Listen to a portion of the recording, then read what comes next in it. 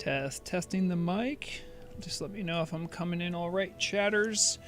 We'll be properly in the game. I'm trying to let my Python script with all the stock market stuff finish running so I can have that available. It should be done soon.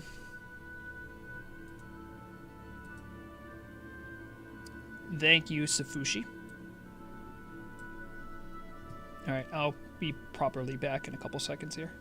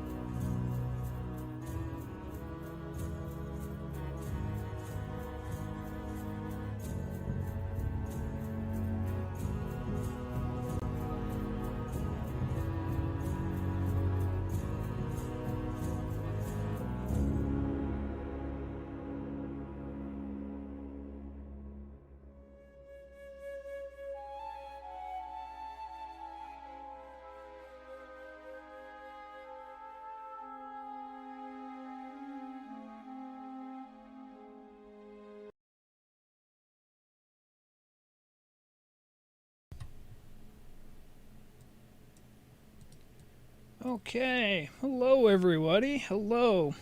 Sorry I have a little bit of a scuff start here. I forgot that today I was volunteering some of my time over at my church to do some cooking. It's not a soup kitchen thing. They do a little fundraiser every month where they make some very delicious meat and spinach pies.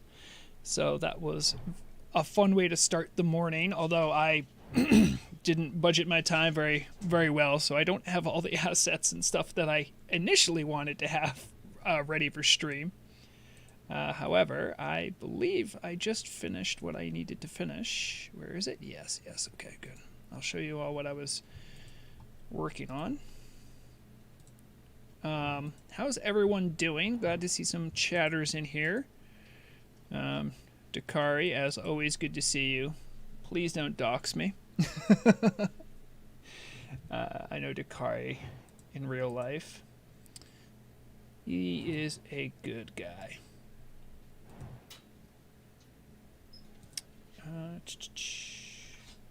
Let's see if this works. Maybe does it? No? Oh, there it is. Maybe. You have pictures now. You should go.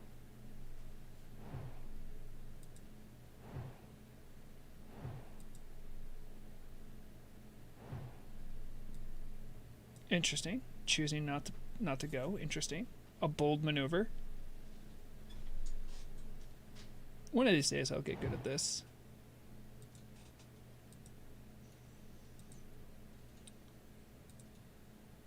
We'll do slideshow.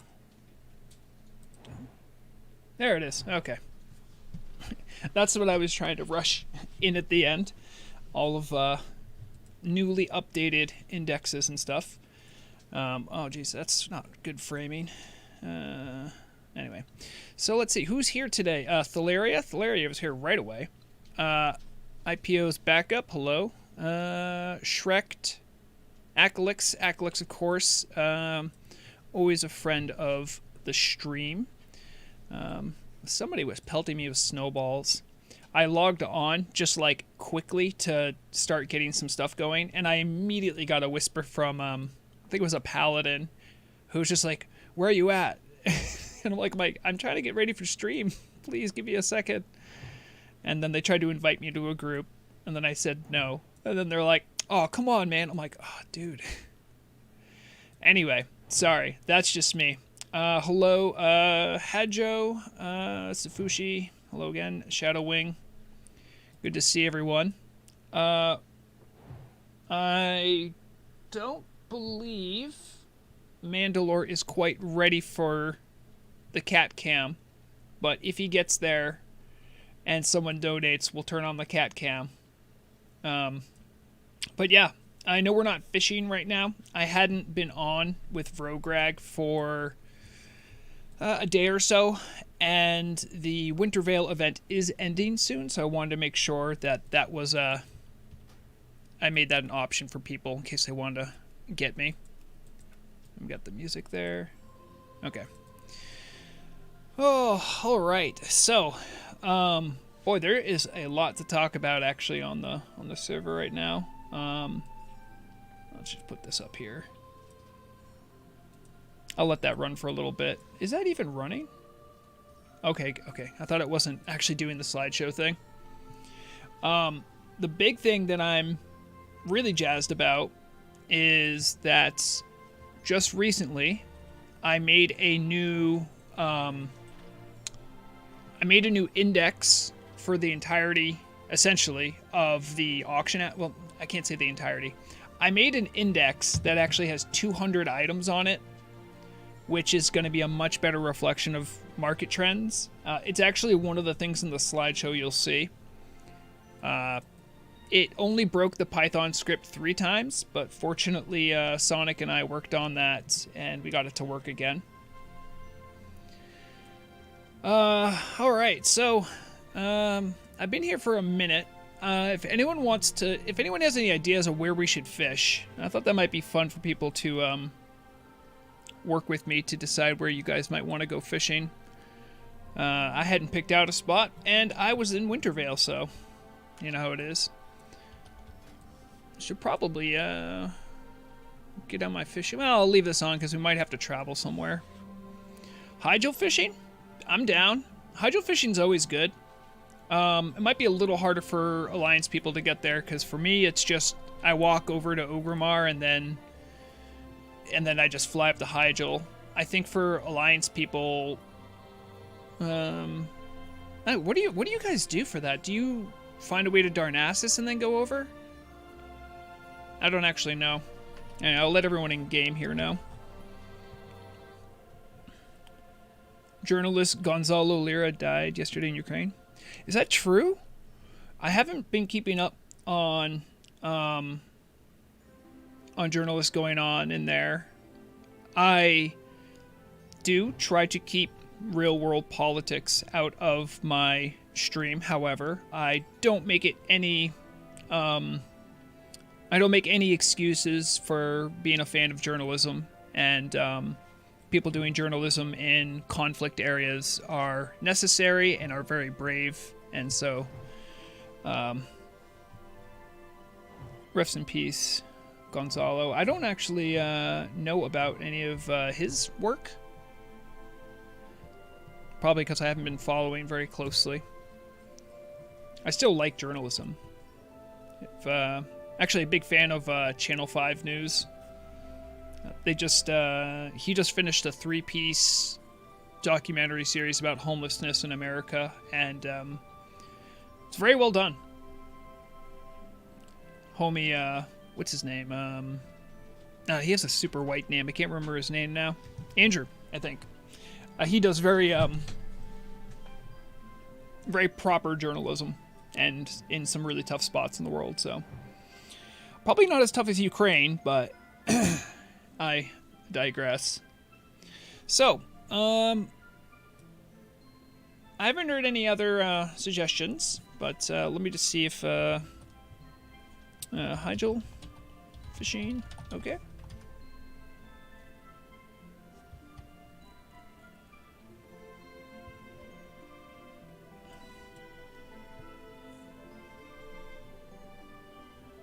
Oh, you know, we could also...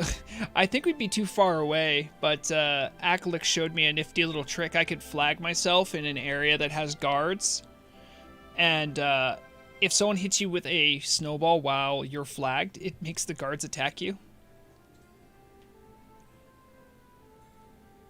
Yeah.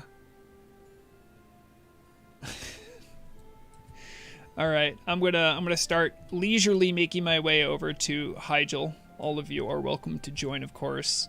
Hello, Lucia. I hope you're enjoying Turtle WoW. I make it no mystery that I'm a big fan of Turtle WoW. I've enjoyed my time here. I love the community.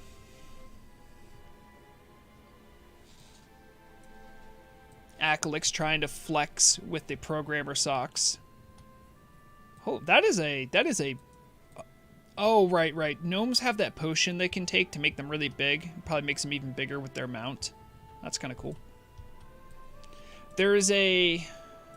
for anyone who does RP, by the way, I try to plug RP stuff. It's been a little tough because there hasn't been as many events. But I do want to let people know, because my stream will be happening during it. Zorazar from the Wolf Skull clan is running a RP event. I believe it would be in a couple of hours. And they do Horde RP events, so if you're interested in doing that, definitely go check out the event page in the Discord. I've actually attended one of them. They're a good time.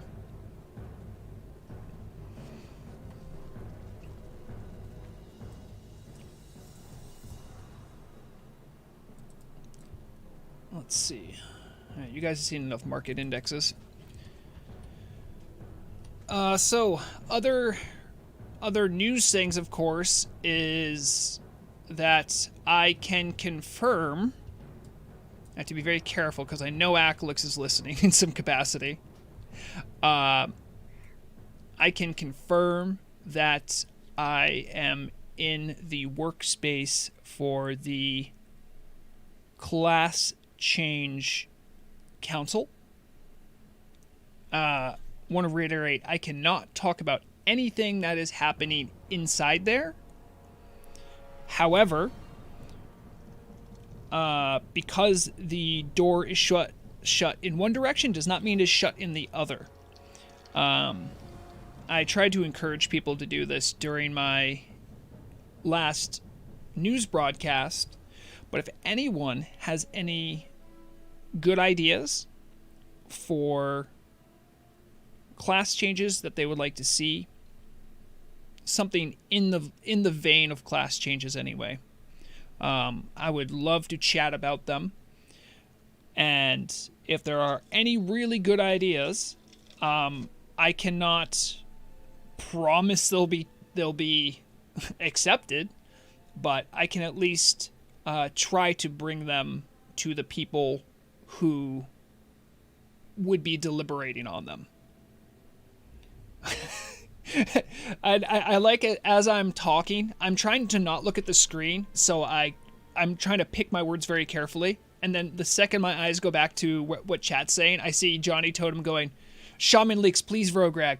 I have nothing that I can leak. And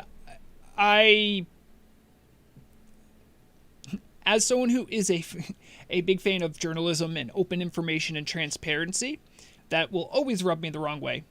Although I don't even disagree with the team that is working on it. That is the wrong call. Because if everyone was public about being in the class change council, then they would get pestered, they would get harassed, perhaps even bribed.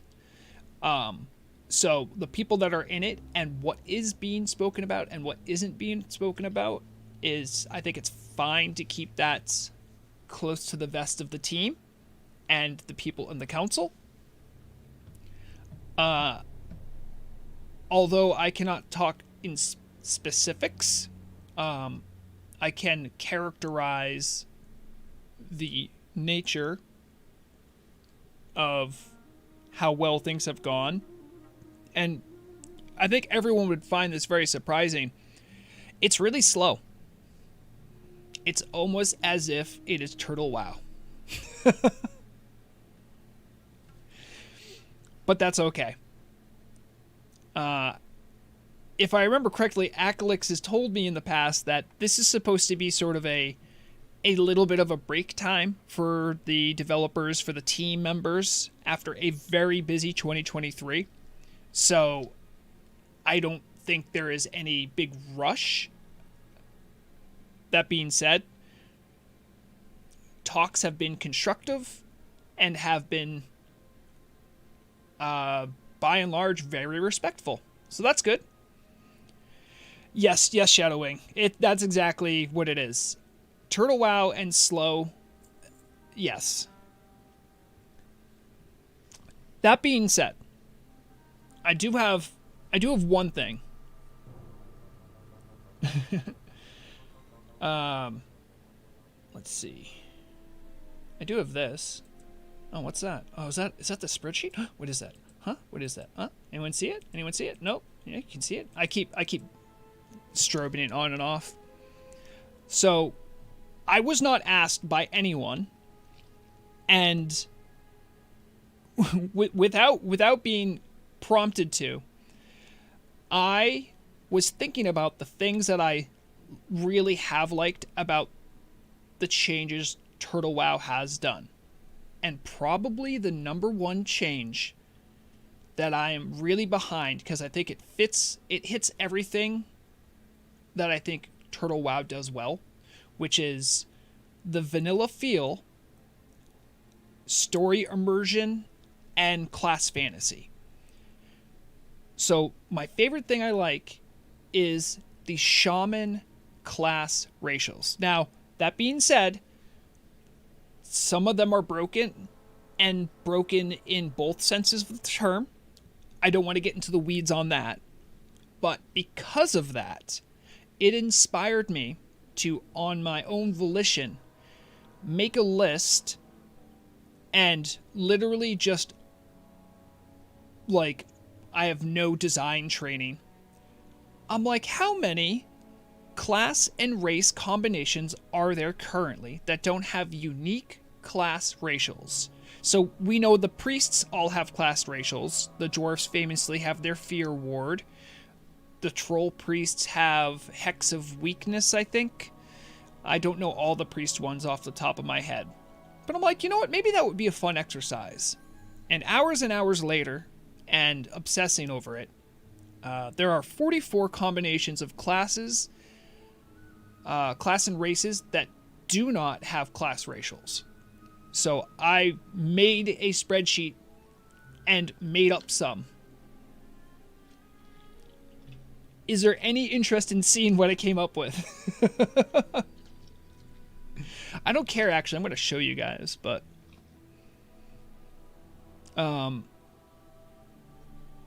the idea behind class racials, I think, in general, is that they should be pretty underpowered, but they should help illustrate what about that class and race combination makes it distinctly that. So again, I go back to the Shaman example, and I'm not talking about how it works in game because this is debatable, but Taurens get Spirit Link, which you do this quest chain. It focuses a lot on the ancestors. It has good flavor. The Orc Shaman get 2 little ghost wolves they can bring out. Also very flavorful with the history of the orcs and being shaman. The trolls get a hex, which of course really fits well with troll shaman. So I'd be curious to know too, what any of you also think about that. Do you think class racials should be unique to certain classes, maybe not other classes? Do you think they should be used as a way to heighten the differences, or do you think that it's not necessary and that it's an overwrought design decision and should be gotten rid of? So Johnny, just to answer your question about secrecy with class changes, the Turtle team keeps all changes very close to their vest. And a lot of it is because they want to prevent people from getting harassed. And another reason is because they don't want to make it seem like everything the class council talks about is going to happen. And I don't know if Aclix is even in chat or is around, but Aclix can probably confirm for people that miscommunication is usually worse than actually having a bad product at times. As Aclix, I'm sure, is more than happy to elaborate on. So that is mostly why there's secrecy, I would say.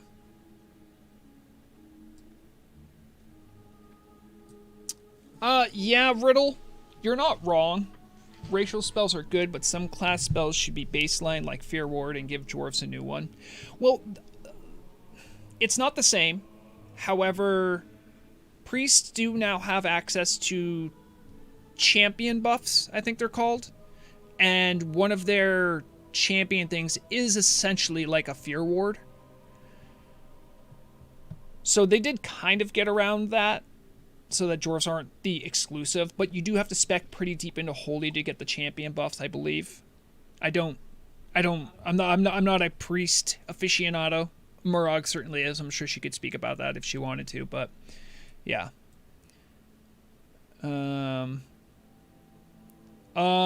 Lizzie Babs, we're not going to make Spirit Link baseline. Not without fixing it. Because I did speak with Zas about this. Zas is correct that at the highest level, people who are using Spirit Link are essentially giving their tank 15% mitigation. That is a lot of mitigation. It does cost a lot of mana, but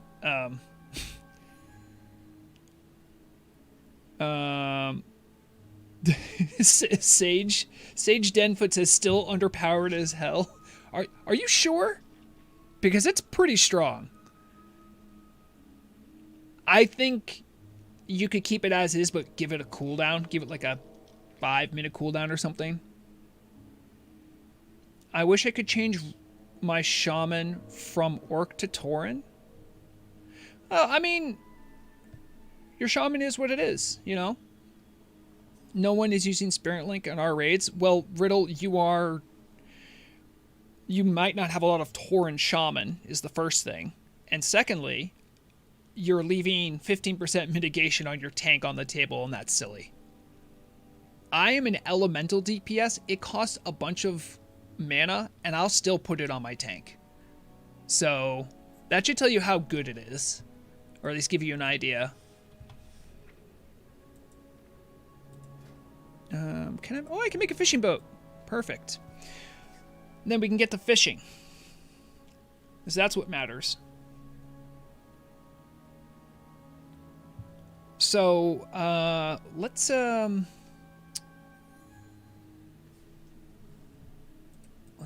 on. Okay, I'm making my boat. I'm gonna go get on my fishing boat here. Thalaria, you're welcome to join me. Also, you're from your Alliance. You got here pretty quickly, so that's good. I thought Alliance might take a while for them to get here, because Kalimdor is distinct. Need to be in a body of water surface? What? I am very much in a body of water. How is this not... Anyone else see that notification? Hold on, let me try going back in the water. They changed something with how water works, and it has been a little janky ever since. Okay, we got a fishing boat out. BB, this is live. However, because it is YouTube, you can rewind. If you see the chat, that means you're probably watching it live, though. But if you miss something and want to fast forward, you can always do that. All right, I have my fishing pole equipped. Beautiful, beautiful. Of course, it's raining. It just makes the fish bite more. You know what, Riddle? My boat has like a 80% chance to look like it's taking on water. I can't fix that. It's just, it seems like each different race has like a different like level their boats get up to. Also, I should probably put a lure on. Okay. Yeah, so I am infinitely fascinated and really excited about trying to convince the team to give more classes class racials, if not all of them. Yeah, I mean, there's only two paladin races, right? It's dwarves and humans. So, like my reasoning for there should be more class racials is because I believe that class racials are something that helps distinguish classes classes within their race. So like, you can have, by the way, 2 stone scale. Let's go. Yes, you are right, Balake. I am a class racial extremist. I believe that it serves every possible purpose that Turtle WoW could want out of that choice. It heightens fantasy. It deepens the connection between the player and the character in game, and can even give great opportunities for really good quests to deepen that lore. Now, leaving baseline racials to the side, right? So let's not talk about weapon skill. Let's not talk about stamina or stun resistance. I'm not even addressing that. But there are 2 classes in the game, in Turtle WoW, where every single race can be them, and that's hunters and warriors. So every single race in the game can be one of those. Now, there are certainly meta picks. There are picks that are like, oh, they have this racial that makes them strongest. So most people on either faction will pick those when usually faction plays a bigger role in choice of class and race oftentimes than just the race. However, I do think that there's like no incentive to be certain races for warriors and hunters.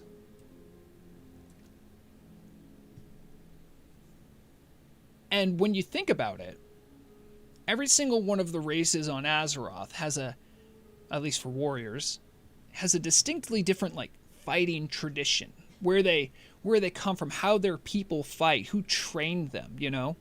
And some of that is represented through things like weapon skills, through things like berserking, right? But every class gets those. So that things like that are like, that's a great design space to make a class racial. For instance, the dwarves in lore are very good defenders, very good at fortifying. The style and the way they fight is different than even a gnome, who they, up until recently, were living with mostly. You say warriors as such, I'm here. Hey Dan, good to see you. I haven't listened to the interview that you had with Akalix. I am excited to do so though. I have some fun stuff coming up for the next news broadcast as well. If anyone is here from Golden Moon, hey, what's up? I had a fun time doing BWL with you. For anyone who, most people don't know this, but I did a BWL with one of the Golden Moon teams. They were showing me openly a method they use to, I don't want to spoil anything, especially if there's team members here, to shorten how long BWL is. And I will say, in my humble opinion, it's not I can also, there's no wall hacks. There's nothing that would be like pretty obviously cheating. This is something like really clever idea, and I love it. and it's going to be in my next news broadcast. I recorded the whole thing. It's going to be awesome. You know, Dan, I had a couple things on the docket that I wanted to do today. One was I wanted to make everyone class racial extremists like myself. Step 2 was talk about what we want to do for our next event. Whether it's like a transmog competition or a PvP event or something completely different. We could talk about that. I also wanted to give... and this is just an open invitation, by the way. If anyone has like an idea for class changes and I'm talking like something that no one else has really said, something that's unique or different, I can promise that I will let people know that you said it. I may or may not vouch for it, but I can bring them to the council. It's not going to change or color how other people react to it, whether people accept it. But I definitely want to encourage people that have ideas that maybe they're worried no one else has thought of. I can at least characterize the council as very experienced and very knowledgeable. And I mean that in both the game sense and also as far as the actual coding of the game is concerned as well. So there's a dearth of knowledge with the group we have. That being said, I think this is one of the best communities ever, and there are people who maybe were too shy to put in an application when they were out, or maybe they joined after applications were closed. And I definitely think those people can have a useful voice in the conversation. Now, am I going to take every single thing I hear? No. No, certainly not. I will say this, though. This was quite funny.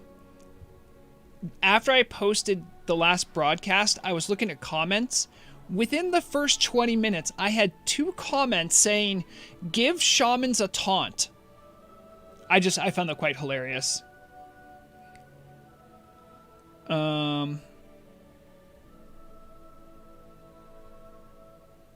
Really? You know, if Dan, I know you said your voice wasn't doing great, but if you or Aklix want to chat a little bit on stream, I'm more than willing to entertain the idea. I'll keep my my private Discord up because I don't have notifications turned on because I'm streaming. But if there's anything you want to say to the people, as long as you're vetted, I'll definitely let people speak. Because it cashes well with my journalism thing. Shamans have a taunt already, oh my lord. Do they? They do not. Paladins have a taunt. Which up until recently, they had to deal with some real spell hit issues. Yeah. Just give me a second, Dan. Let me set things up here. I gotta make sure I actually have... I think it's on. Okay, we'll see. Let me see,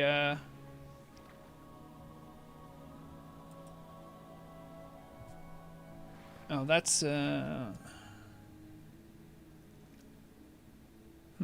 That will... Okay. Hold on a second. Also, Dan, I need to change myself on voice activity.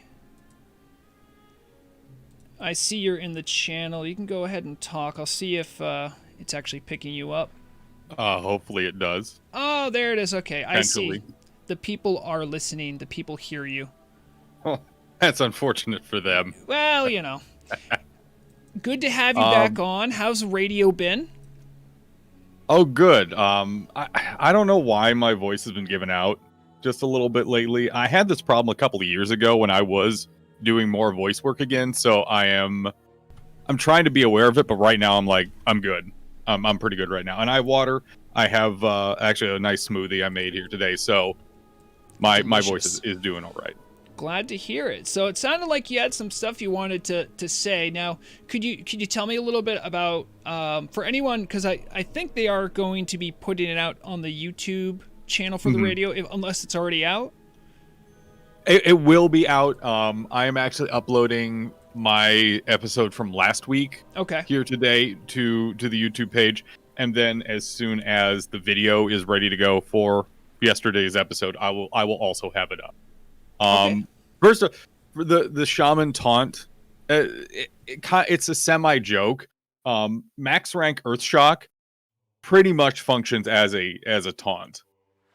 It does. I agree. I will say, however, there are fights where the mechanic of taunt is necessary, and that does preclude shamans from being able to be tanks. I think we could agree on that, right? Yes. Yeah. In those cases in particular, the physical taunt mechanic, that is needed. Like for a fight like for instance 4 horsemen, and I know that's very high end stuff, but my group actually has a paladin who taunts and is able to be a tank for 4 horsemen, and like that's something that shamans just can't do. Sometimes they're tanks on accident, but I will say I do believe shaman tanking is still underrated. There are times, especially in Molten Core, where the shaman's elemental mitigation comes into effect very, very well. And if anyone is newer to some of my content, if you look through on all my live streams, I actually did participate with Shock Warden. Big fan myself of Shock Warden, but he's also a fan of my content as well. We did an all shaman Molten Core run, and it was really fun. It was very unique, and not a single Wind Fury totem was dropped. It was a good time.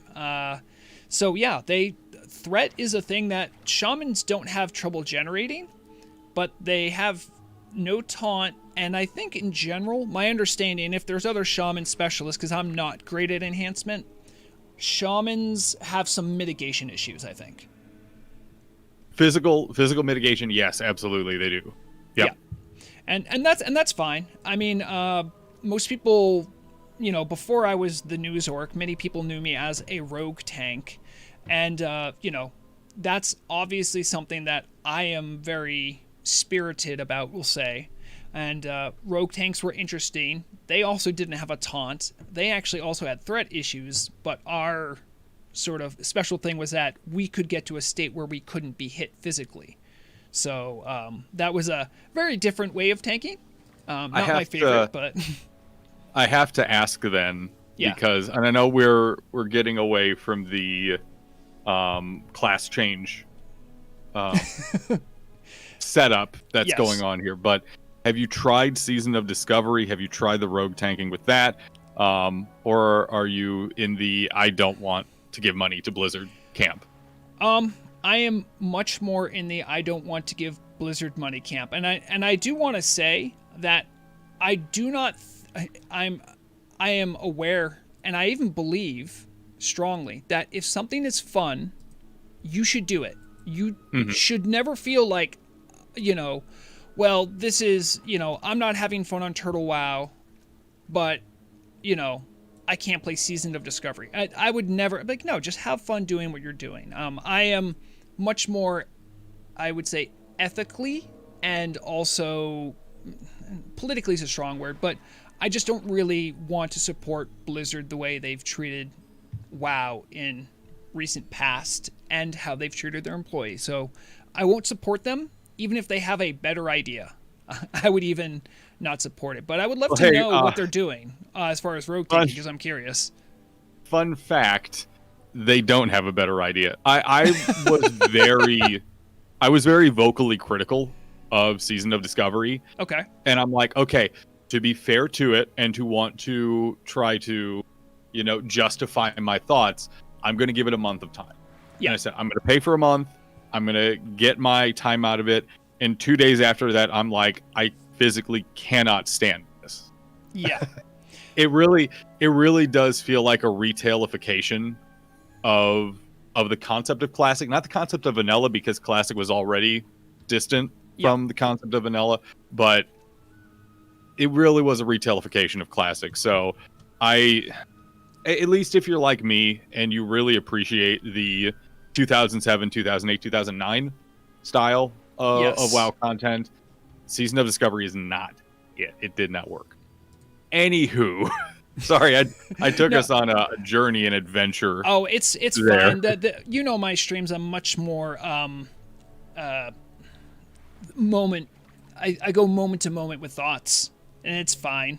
I'm usually talking to myself. It's nice to have another voice in my head. I'm happy to be here. Also, Sage, I am not Zappo. Zappo is actually played by another person on staff.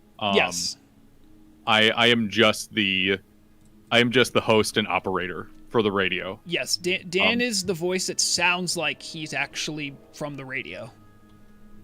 I have, fun fact, I worked in radio for like 4 years. Yes. I was on an AM station. And I do actually miss it terribly. And your advice to me as far as helping me get a better audio setup was very helpful. I'm so glad it worked out for you, buddy. Slowly becoming a much bigger fan of having like a cardioid mic, having a board.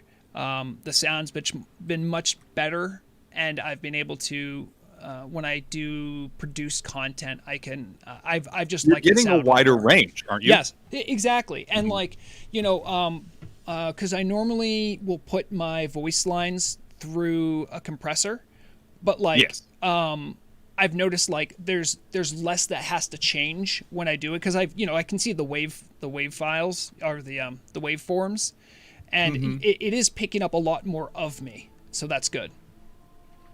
It's just overall it gets you a much cleaner copy of the audio as you're recording.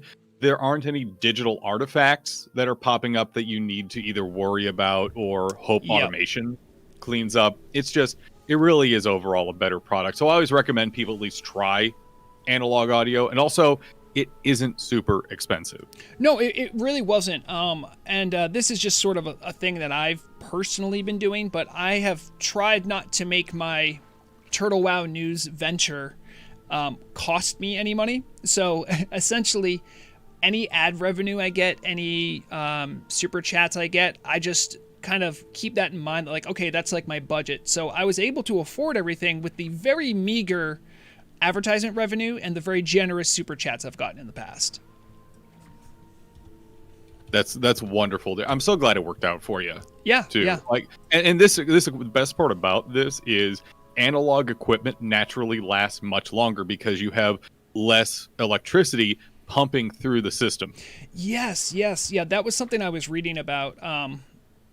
This Fishing Chat just became an audio file. We'll get back to the class stuff because I do want to talk about it, especially with a few things that Acalix brought up that I think were really important, but we're here right now. Yeah. Also, I just see a question I want to answer real quick. Katzenbox, plane striding does not stack currently with carrot spurs or enchants. However, there is something that will be coming out soon, and it was announced by Acalix that there will be quote-unquote horseshoes for Tauren that will allow us fine plane striding Tauren to have a little speed boost to keep up with our mounted friends. I just, the image in my head is a Tauren planes running with spurs that's hitting his own ass as he's kicking his hooves up, and then with a carrot sticking out in front of himself. I feel like the carrot could work. The carrot could work, but like the spurs doesn't make sense. Yeah, it's definitely something that much more niche. But because you can't even use mounts in battleground, you can't use plane striding in battlegrounds. So usually most people end up with a mount, but there's a couple like plane striding purists. There's dozens of us, and we will only ever plane stride everywhere, even if it's a little slower. And yes, block A horseshoes, I know. I did that in the episode too. Cows and horses have different hoofs. So yeah, class changes, right? Right. Yes. So, obviously I was really grateful for Accolix for sitting down and actually taking time to talk with me. And to be fair, the conversation wasn't spurred on by the whole class change council has started. It's actually more about my ongoing discussion on the alternative tier sets. Yes. Because I explained this in the interview at the Open to make sure there's context for this, but when 117.1 hit, it was announced we weren't getting the alternative tier sets with it. Correct. I asked internally, and that was the response I had gotten, and I asked, can I talk about this? I was given the green light to say, hey, this is kind of why we're not getting this stuff. I want to investigate further. So that's kind of what drove on my conversation with Accolix on this, and I was really happy that he was able to take the time to sit down and talk about this. Now, investigation though sounds like you might have been bitten a little bit by the journalism bug. I mean, I've been a journalist for a long time. I've been on and off on that for a lot. So, fun fact: my podcasting career, even though it got started with WoW Radio, I have a much longer history for consumer advocacy. Oh, really? Okay. I have a very long track record of investigating individuals and corporations, making sure they're following not only the letter of the law, but treating consumers with decency and respect, making sure proper channels are followed, let's say. And things like advertisements match the actual product, things like that. Yes. Interesting. And so with that background, what was your opinion about Blizzard again? I am not allowed to say certain words on the air. Okay. I have to be careful. Yeah. The things I've said specifically about some of the C-suits at Blizzard, as well as nope. I'm gonna keep it. That's fine. Accolix has seen me do this as well, where I try to gently bait people to say things they're not supposed to say. Hi, Accolix. But that's fine. I don't generally want people to say something they're not supposed to say. And that's okay too. Like, one thing also about journalism is it's also about relationships you build with the people that you get information from. So you always want to keep those positive. You always want to keep those working, unless you have to burn someone. Hopefully it doesn't come to that ever, but it's never fun. No. Some of the things I've had to say about Chris Metzen, I'm not exactly happy about, but also he's messed up a lot. Yeah. And it's and many people well, yeah, that is kind of tough, because like most human beings, things are complicated. People are complicated. They can both do good and bad things. And it's hard when dealing with group mentality and with messaging to illustrate to people that someone can do good and bad things. And so I understand that difficulty. Metzen is actually a really good example of that, because he has done so much good in the world, and he has been one of the better senior management in Blizzard over the course of its history. But that doesn't excuse some of the very serious errors in judgment, mistakes, and honestly bad choices he's also made. So you're absolutely right. People are complicated. People do good and bad. I've done good and bad. Yeah, so have I. I mean, like, it would be weird if you didn't do something bad. That would just make me want to investigate you more. Anywho, specifically on what Accolix talked about with me the other day, I got a lot of hope out of the conversation, because many times, and you kind of hinted at this with your piece from earlier this week, with how serious and how almost clinical the class council is acting. There isn't bullshit going on. If someone's being toxic, it's being dealt with very strictly. This is about making sure this gets done in the best way for the community possible. And Acalux was very clear on this, extremely clear. And I know there has been a lot of discussion and negativity about not getting the tier sets. And while, obviously I respect that, I'm burdened by it as well. I wanted to see them. I was very hopeful about them. Yes. The fact that this is being taken so seriously and this is having the appropriate time and dedication put towards it, I think we can all appreciate that and rest a little easier and let the council do its job. Exactly. That was really what not my biggest, definitely one of my biggest takeaways from that interview was. Yes, and to also build upon that, although I was told by multiple team members anything that I saw cannot be shared within there, and I did try to at least say, like, can I talk about the rules that council members have to follow for that? Mm-hmm. And I was told, like, you can't take quotes from there. However, I would like to characterize the rules and strictures. And also, this was something that I believe when invitations first came out was mostly repeated. Everything is about being respectful. It is important that there's no what might be called like stuff like that you can denigrate someone's ideas, but if you're doing so, you need to do so constructively. Would be like the closest you could get to being aggressive or angry or emotional in there. Mm-hmm. And I would characterize most of the discussions we've had so far as following those rules. And I would say the only problem I've detected is that maybe at this point it wouldn't even be fair to say they underestimated, but I'm sure the Turtle team is overjoyed with how enthusiastic the team is. And it must be difficult for them to sift through all the things we say and write, because there's a lot of things being said, a lot of things being written, and it's all been fairly constructive. And that's great. And also adding to another point, Dan, about taking time.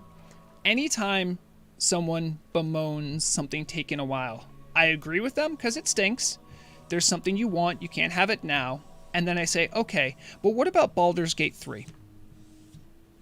Because Larian turned right around to Wizards of the Coast, who they got the license to make a video game for, and those guys are mega corporate. If anyone knows about Magic the Gathering, Dungeons & Dragons, Hasbro entirely, they are super corporate.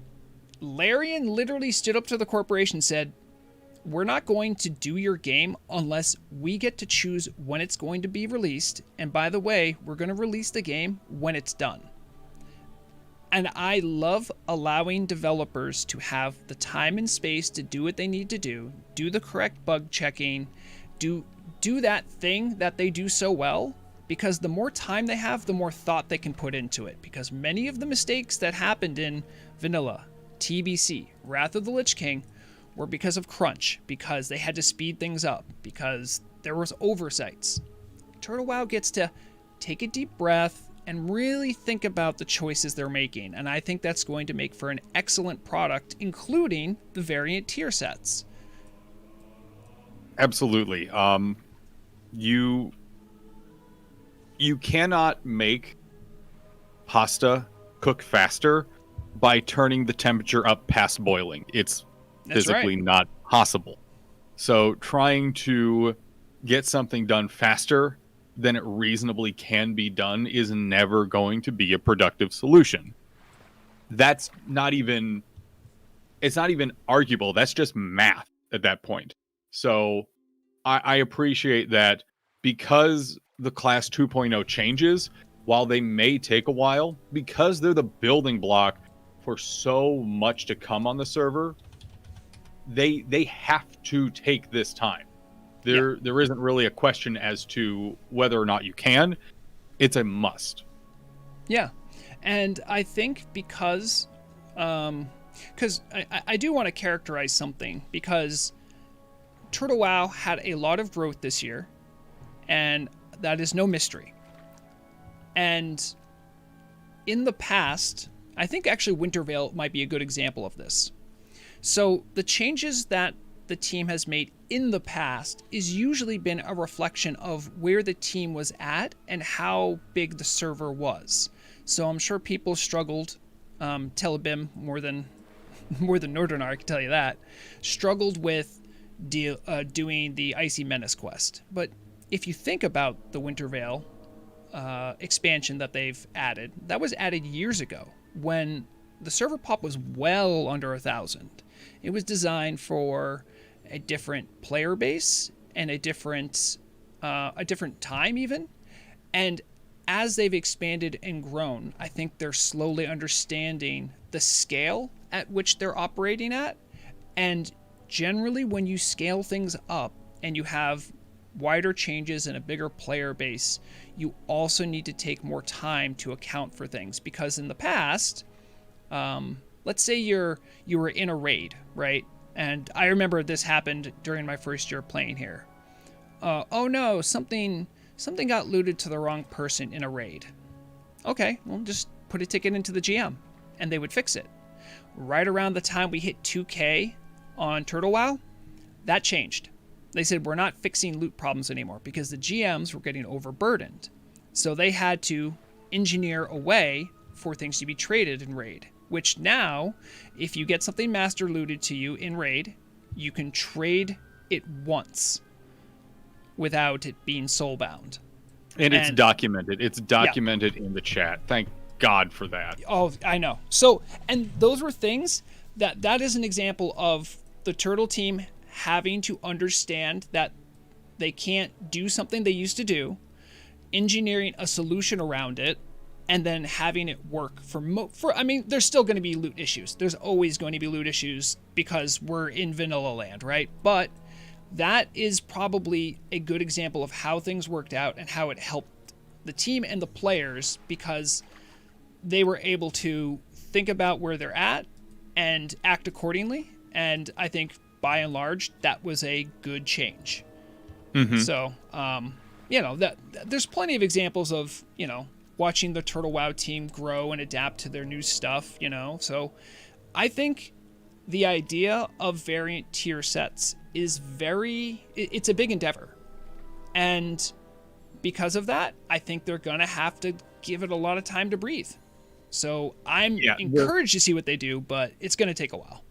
I fully understand why the class changes need to be completed before the alternative tier set class bonuses can be properly implemented. There's no question. Yeah.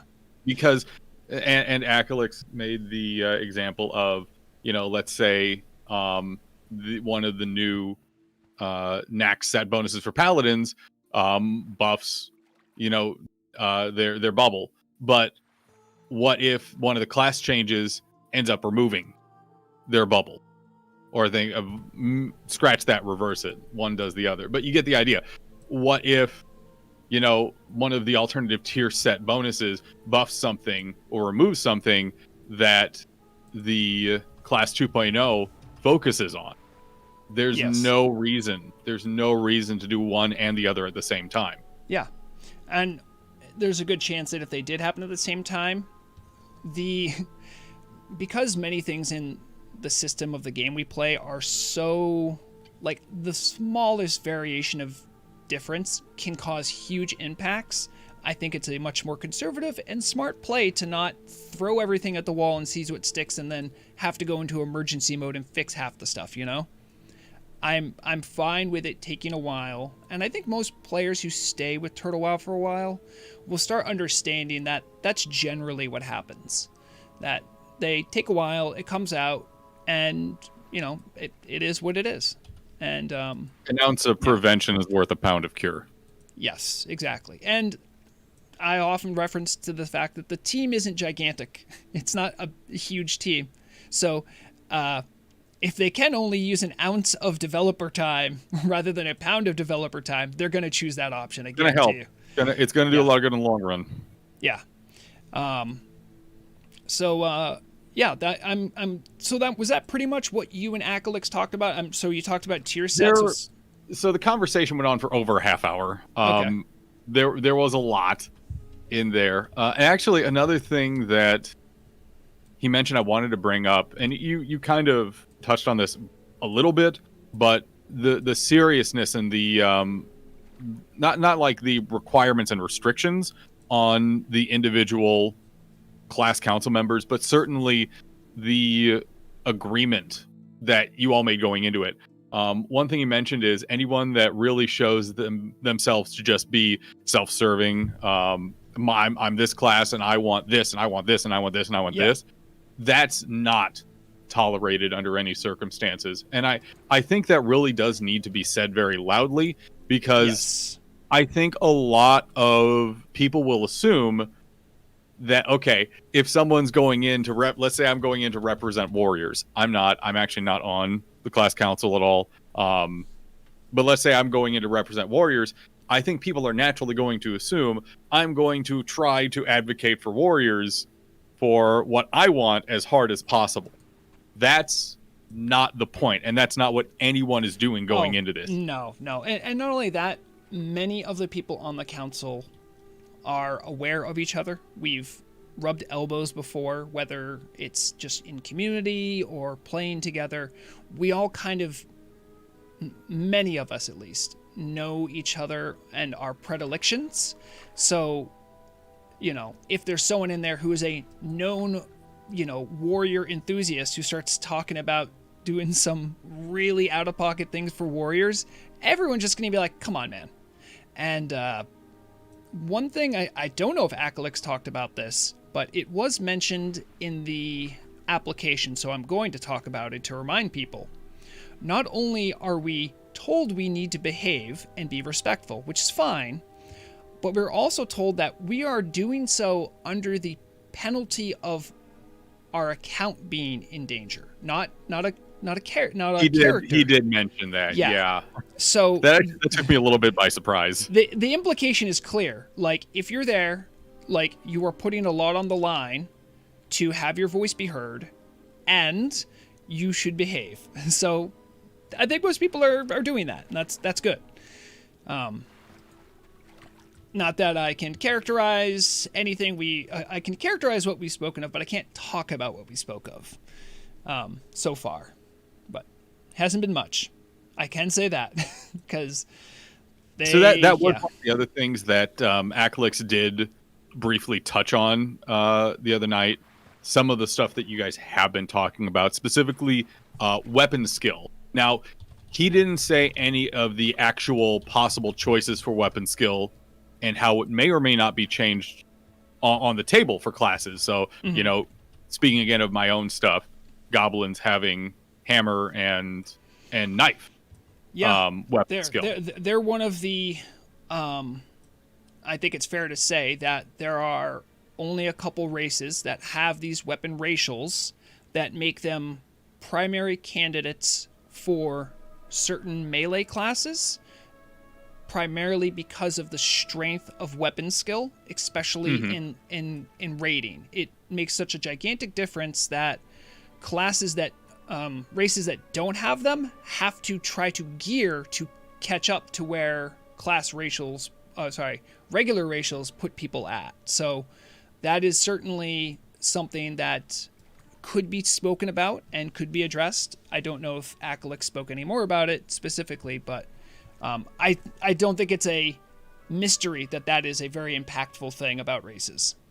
Oh, absolutely. So, again, context. My goblin is 20-man and MC geared, but because I have the sand polished hammer and the dagger out of Ubers, I can out DPS most warriors that are in BWL grade gear. It is especially important if your DPS relies on what are called melee white hits, which are just your auto attacks, because that has to deal with glancing blow, and then glancing blow is reduced by weapon skill.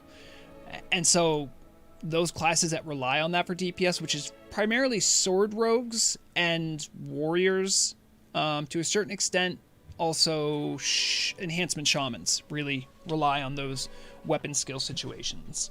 So yeah, very much so. Yeah, it's definitely something that I hope the team can do something about, because it is kind of crazy to me when I think about some of the other races and their warrior traditions that, like, oh, well, you don't pick dwarf because they don't have such and such skill. It's like, but dwarfs are some of the greatest warriors, like, in lore.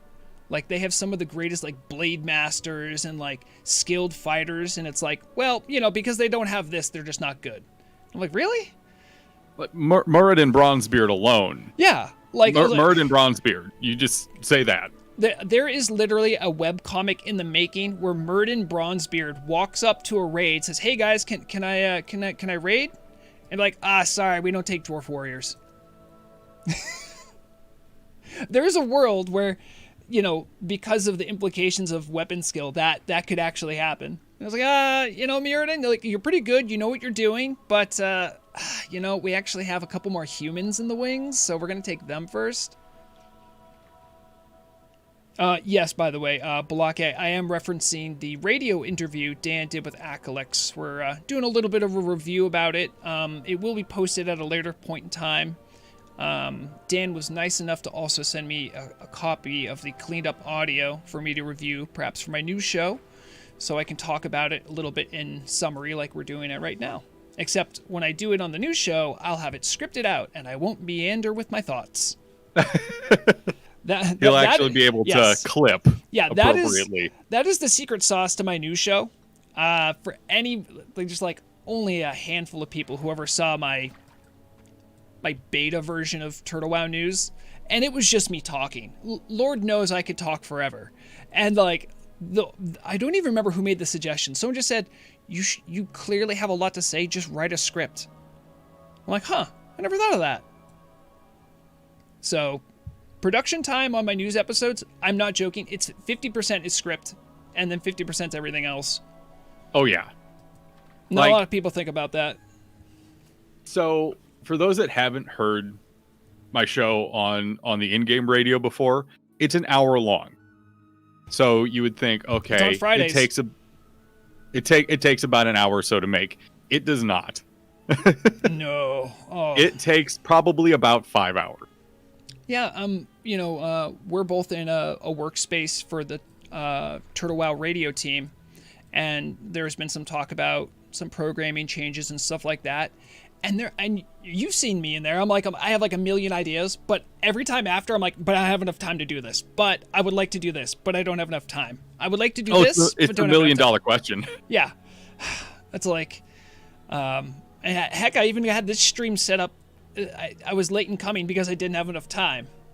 So it is a problem, because creators, I feel, should always want to make good content, but good content requires pre-production. And I'm not going to name any names, but I'm sure people have seen streamers before doing WoW, and they don't have anything to say. They're just going to talk, and, you know, it's okay to have on in the background, but it's as far as content goes, it's not very engaging, you know, to a wider audience, and part of that's because of the production, you know. That's 100%. I tend to be a little critical of people who just okay, they're sitting quietly and leveling. I have done it before. It's not a good idea. No, not at all. I would even say probably one of my biggest inspirations to do like machinima stuff for my news show has been Barney 64, or Barney Beekeeper, with her whole AQ series was just so well produced, so well edited. Everything about it hit every note for like good content, And it shines through, you know, you have a good narrative, you have good polish, like, it's amazing. And if anyone hasn't watched that, I would suggest they do. I think the channel's Barney64. It's literally one of the reasons I wanted to play a rogue, was because of Barney Beekeeper. But she won't notice me, because I'm not big enough. That's the whole goal, by the way. I have 2 goals. One is to get a dance studio, and one is for Barney Beekeeper to notice me. To be fair, a lot of us are still waiting for a dance studio from when they promised it in Wrath. Yeah, I'm assuming, I've had a couple players whisper me about this. They're like, wait, what do you mean a dance studio? So I immediately know they probably weren't around for the launch of Wrath, or if they were, they didn't know. But I was so like, I want the dance studio. I was playing a human female. All you can do is a Macarena. Meanwhile, you have really cool dances from other races. Even the vanilla races had cooler dances. I was like, man, if I can get a dance studio, it's gonna be so awesome. I think they still don't have it in game. I could be wrong, but I still. Oh no, they don't. They don't. It was on the box for Wrath as one of the things that was going to be in the game. Some things just make me. Yeah. This is starting to feel like an old man shouts at cloud scenario. Yes. Well, I mean, we also have to understand our audience. There are many older, for gamers anyway, older people who are playing WoW. There's definitely younger people as well, but there's a good mixing, I'd say. And I like yelling at clouds. You know, the cloud could be like any shape. Why not yell at them? Also, I want to give a verbal shout out here to Thalaria, who has been joining me for plenty of fishing chats, has officially fished all the way from 0 to 300 just on the streams. Because the only time that they go fishing is on my streams. That warms my heart, Thalaria. That's awesome. Now you can make some money. Hydro, there's good fish here. I'm working on a shaman right now. Ooh, yes, brother. Join us. Join the clan. I'm going elemental though. I'm gonna have some weird stuff now to do. Let me ask you a question, because everyone knows I'm trying to radicalize everyone to be. I think this was actually said. I don't know where it was done. Someone said Vrograg is a class racist. Yes, I believe every class should have a racial. Let me ask you, did the future class racial play any part in your decision of race? Do you even know what it is? What race are you? I don't know it. So the honest to God reason that I picked Tauren for my shaman. The correct pick. Go on. Because of plains running, because I do want to experience plains running. Plains running was something that I had heard about, but I wasn't able to get into the early enough alpha to try it back in the day. Oh, really? I got into so I was in the last open beta that they did in 2004. Okay, and it wasn't in there? I got into a previous beta, a closed beta, but I didn't play much, so I don't even know if plains running was still even experimented with at that point. So the reason I picked Tauren was A, because of plains running, and B, because if I did want to switch over to an enhancement tank spec, Tauren are the natural choice when it comes to tanking. Yeah, that's the two reasons. So the Tauren class racial is something called Spirit Link. I don't think I can recite. Okay, like the Warcraft 3 ability? I don't know.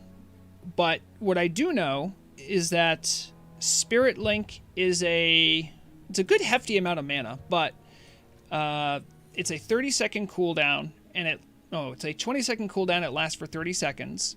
The target of Spirit Link will have 15% of their damage absorbed and then spread out to party members that are within like 5 or 10 yards. And for most content, that's not super impactful, but for raid content, that is gigantic. For raid damage, that's massive. And yeah, that's it.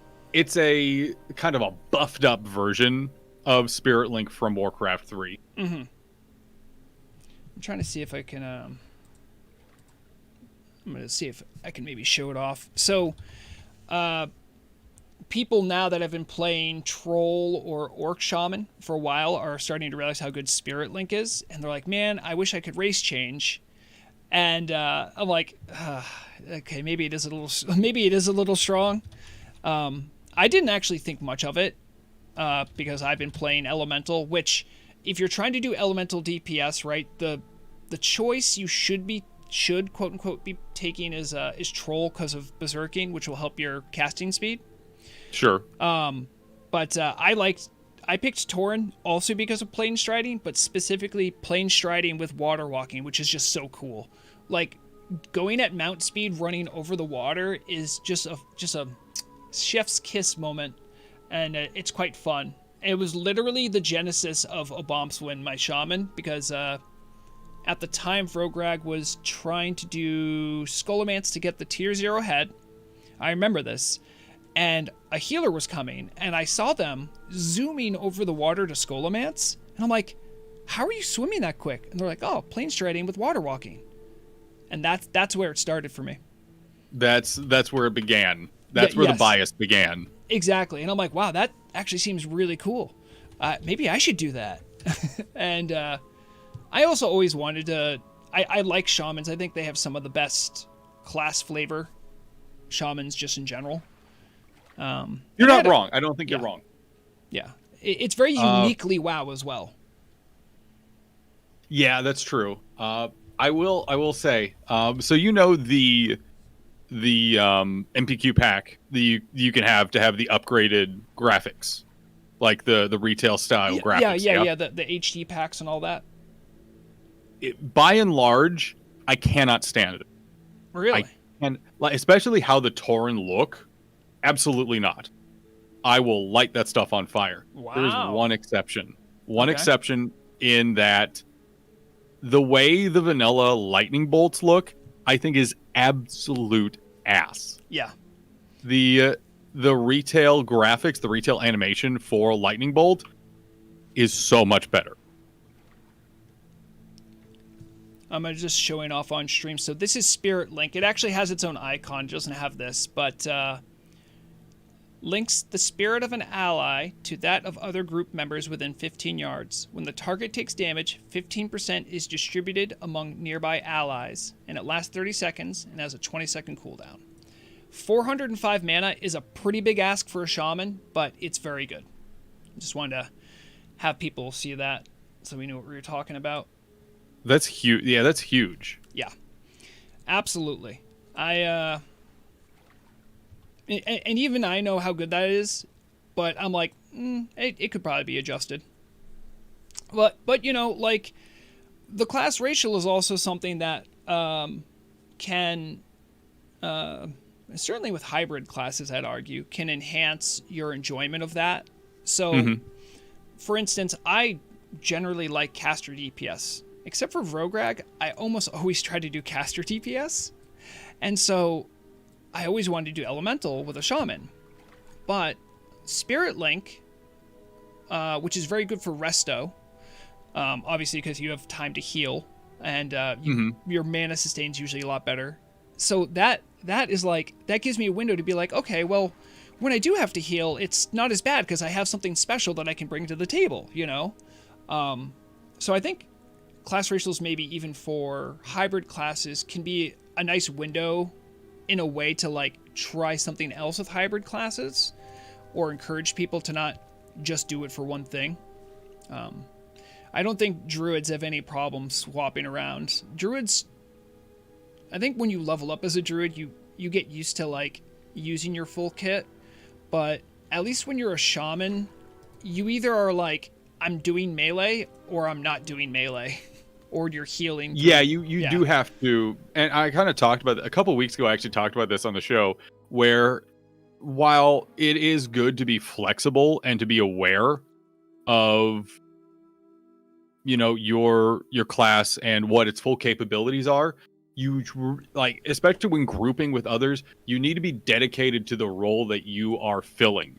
Because if you're running around as the healer, trying to do as much melee DPS as possible, something's going to fall through the cracks. It's not going to work out well, and people aren't going to be able to react to what you're doing appropriately within the group. So it's good to be functional and know your class very well.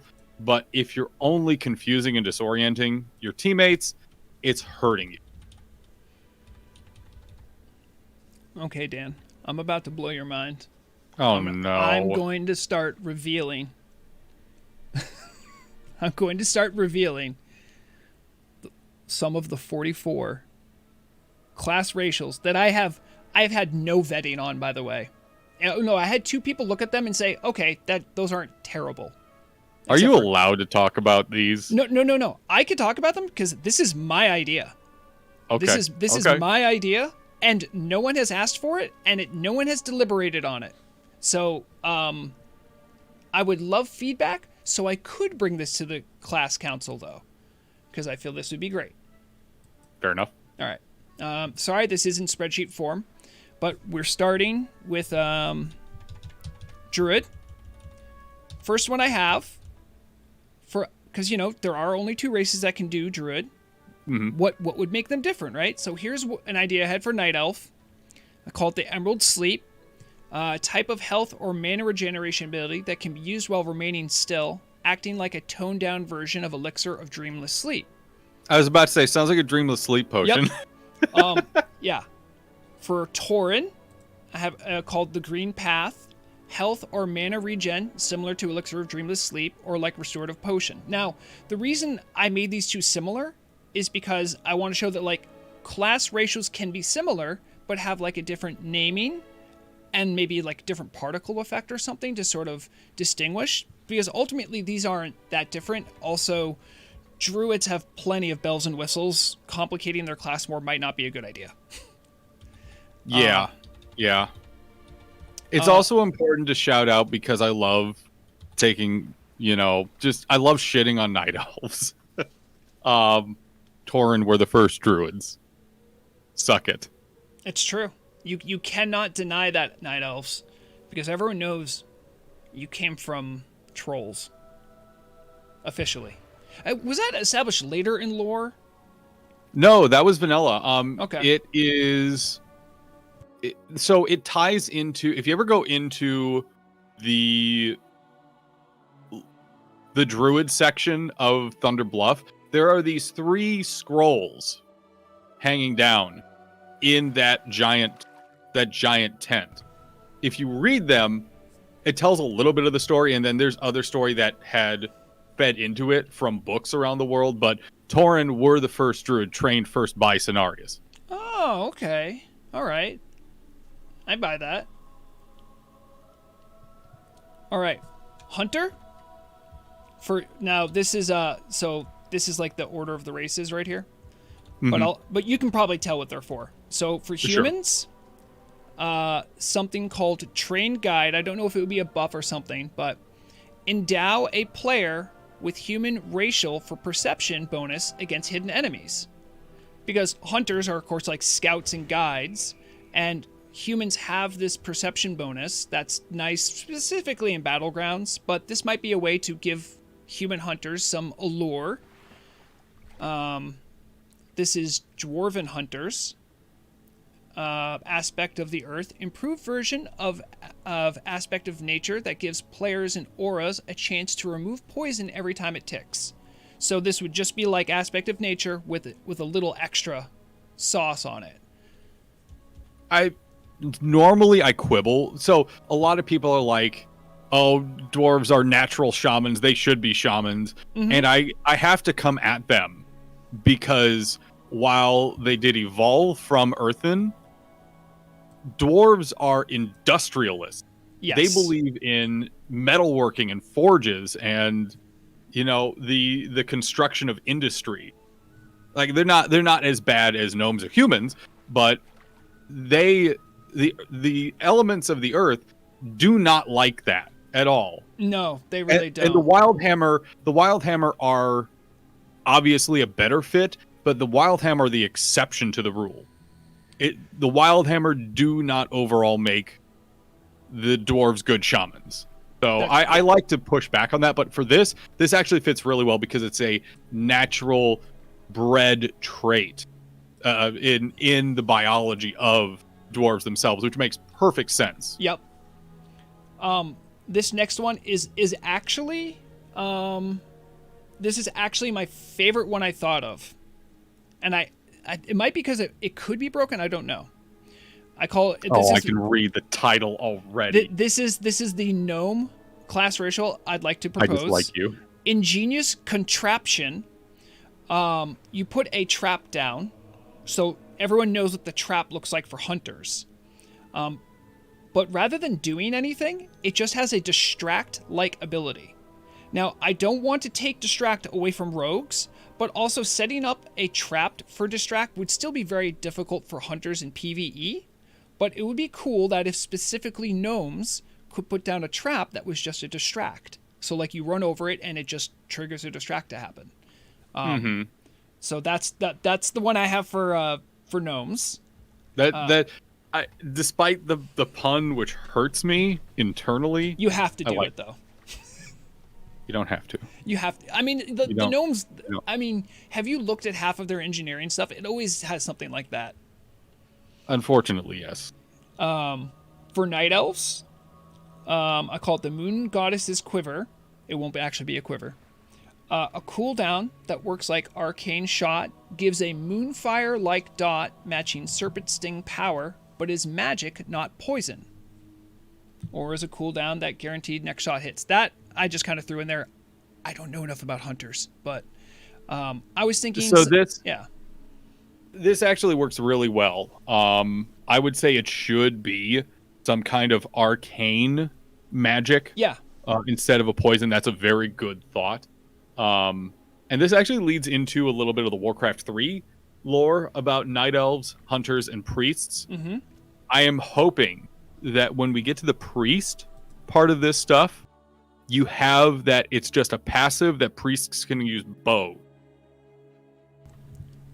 Probably not, and that's okay. I'm going to throw this out. There's 44 because there are only 44 combinations of class and racials that do not exist. So the 3 shaman and the 5 priest races already have class racial. So I didn't put them on here.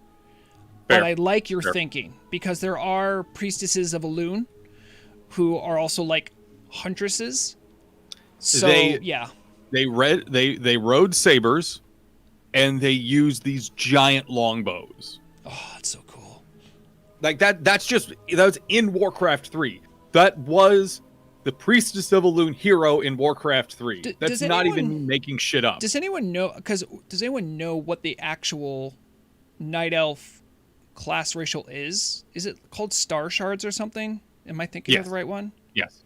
They should just change that particle effect to look like a big old magical bow. Done. Just to fit the lore better, honestly.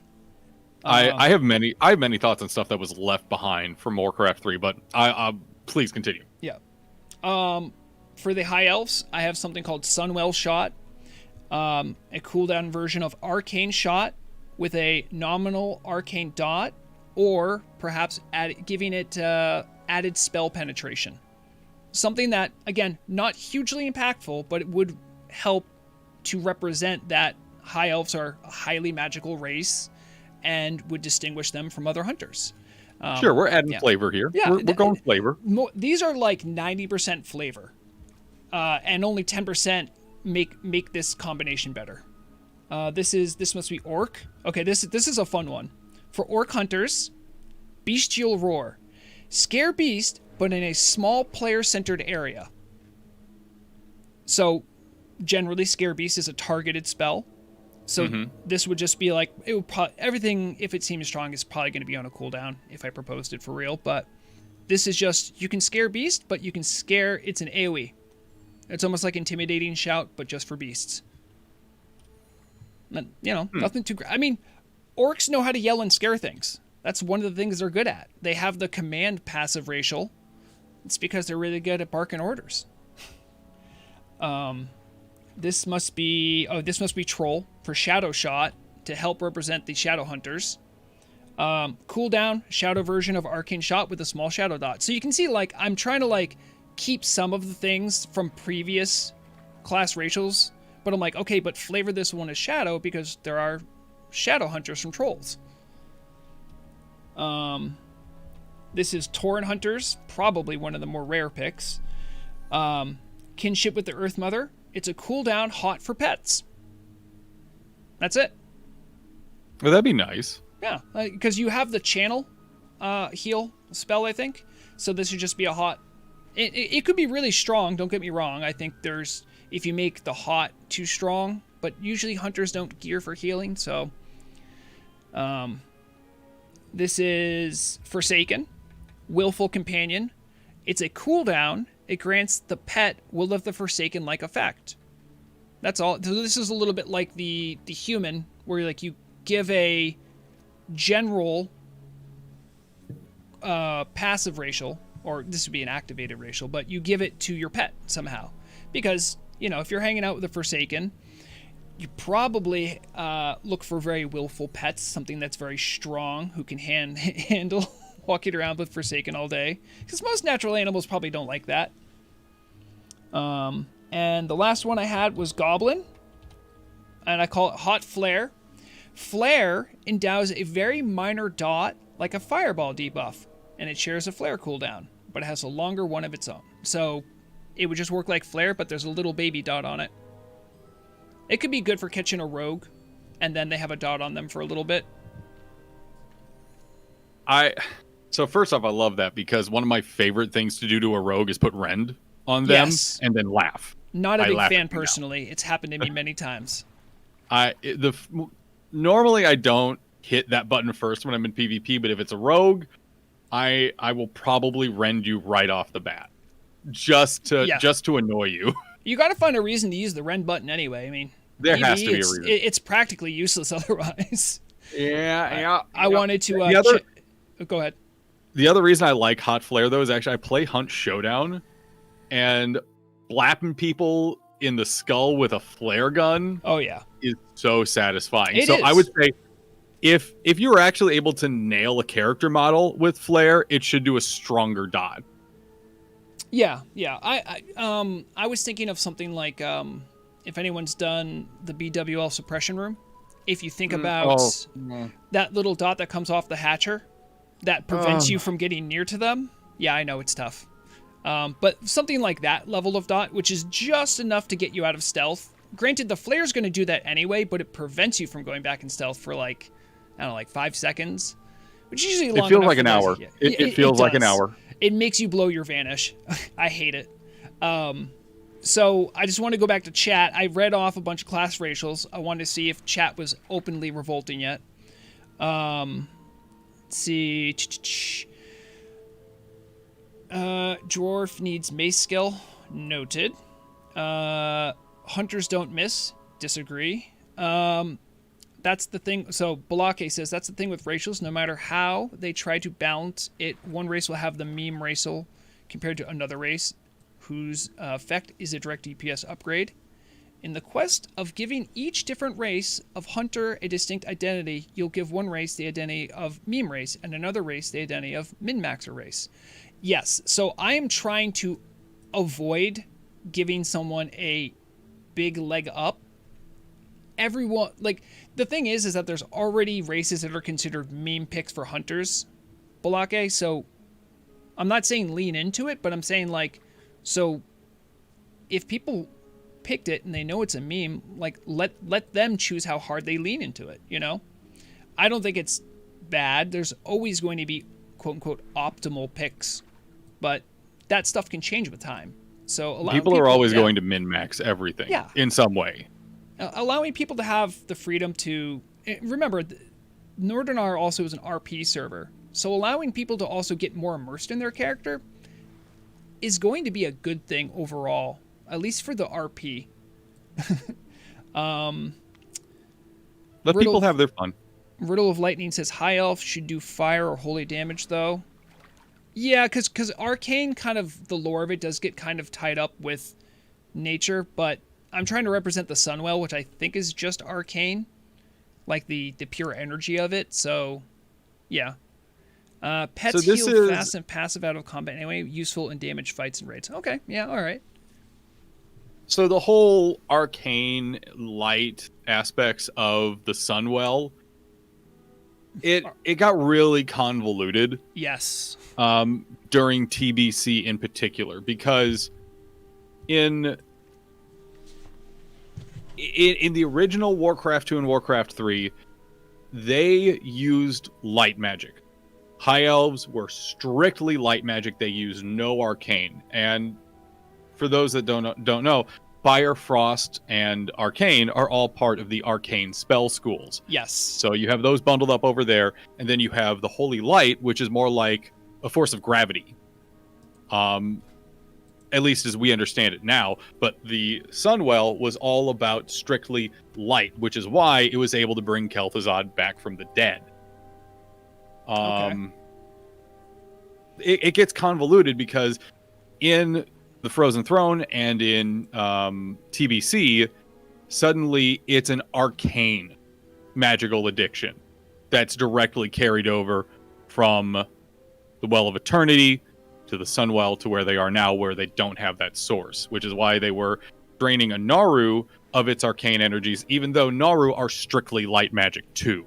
And don't forget that it was long established that before the sundering of the Sunwell, that high elves were the mages. They were the ones that taught other people how to be mages. Mm-hmm. So it's easy to get that confused because it's like, well, why are they such good mages? It's like, oh, well, because obviously everyone knows that the Sunwell is made of arcane energy. It's like, is that true? Because maybe they're just really smart and they figured out magic. There was also a long time where the light or light magic was just another type of magic. It wasn't delineated from arcane magic either. So the water is very muddy on that. I think, and I speak as someone who, in a hobbyist sense, does a lot of writing for tabletop role-playing campaigns. And I play in a custom world that my friends and I have been making over like 10 years, essentially. We've been playing together for a long time. And there's a lot of good ideas. We play Pathfinder, and there's a lot of good ideas in what would be called Galarian lore. And there's a lot of times where people introduce like a new city or town or culture group. The problem you run into as you expand in this way is that you bump into issues where it's like, well, this guy is the god of this, but these guys also believe this. So oftentimes what we've adopted is that the thought or like the essence of something is universal, but the name or the cultural conventions around it changes.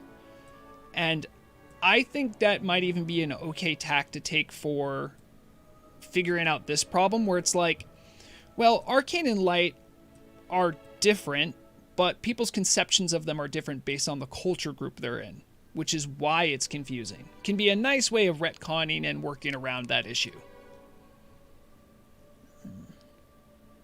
I see Shadowwing saying the Sunwell is supposed to be a ley line nexus. I didn't know that. Interesting. I remember hearing that was one of the things that was talked about in TBC. Okay. Yeah. And then Riddle does not hold back and says, of course the water is muddy in the Sunwell. Kel'Thuzad took a bath in it. Get out. I hope you're happy with yourself, Riddle. Even that Get out. That one hurt even me. I respect it though. I want to. Does chat still want to see more of my insanity with class I want to see the racials? warrior stuff. Okay. So I can be grumpy. All right. Prepare to be underwhelmed. Hold okay. on. Let me just bring it up here. Warrior, of course, at the end. So, Warrior is another class that every single race in the game can play. What I did, I think, with all of these specifically as a proof of concept is take Battle Shout, I think, and then give it like a variant. So you can still use Battle Shout, but you have a racial that may or may not be on a cooldown based on how strong it is, but would just work the same way, but just give a slightly different buff. So, starting with humans, it's called For the Alliance. Battle Shout option that will increase the spirit of nearby party members. It's the same as the orc version too. That also is to help represent the human racial with spirit. Give them no ground. This is the dwarf one. Battle Shout option that will increase block value of nearby party members. This is gnomes. Ever hear this? Gnome Warrior puts a boombox on the ground which does nothing. But the mishap helps everyone learn something. Party members get additional intellect. Battle Shout option. This is the Night Elf one. Strike Swift. Battle Shout that increases party members' agility. Ooh. Mm-hmm. Ooh. This is the Night Elf. Sorry, the High Elf one I have is called Lay Waste. Battle Shout that increases spell damage to nearby party members. This would probably be pretty low powered, by the way.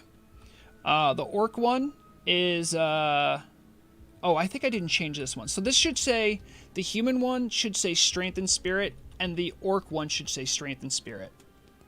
Again, very low level, but a small buff. Because I think Battle Shout as it is just increases attack power. Is that correct? Yes. Yeah. Okay, so this would also help attack power if you are a class that benefits that way. Let Them Bleed.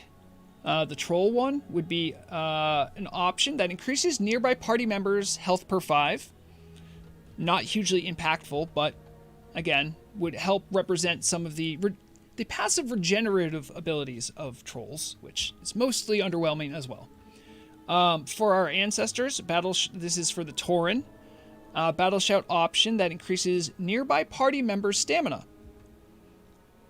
The Forsaken have Never Forgive. Increase parry chance of nearby allies. And finally, Goblins. You're gonna pay. Gives additional damage. Gives additional damage buff to engineering explosives when used.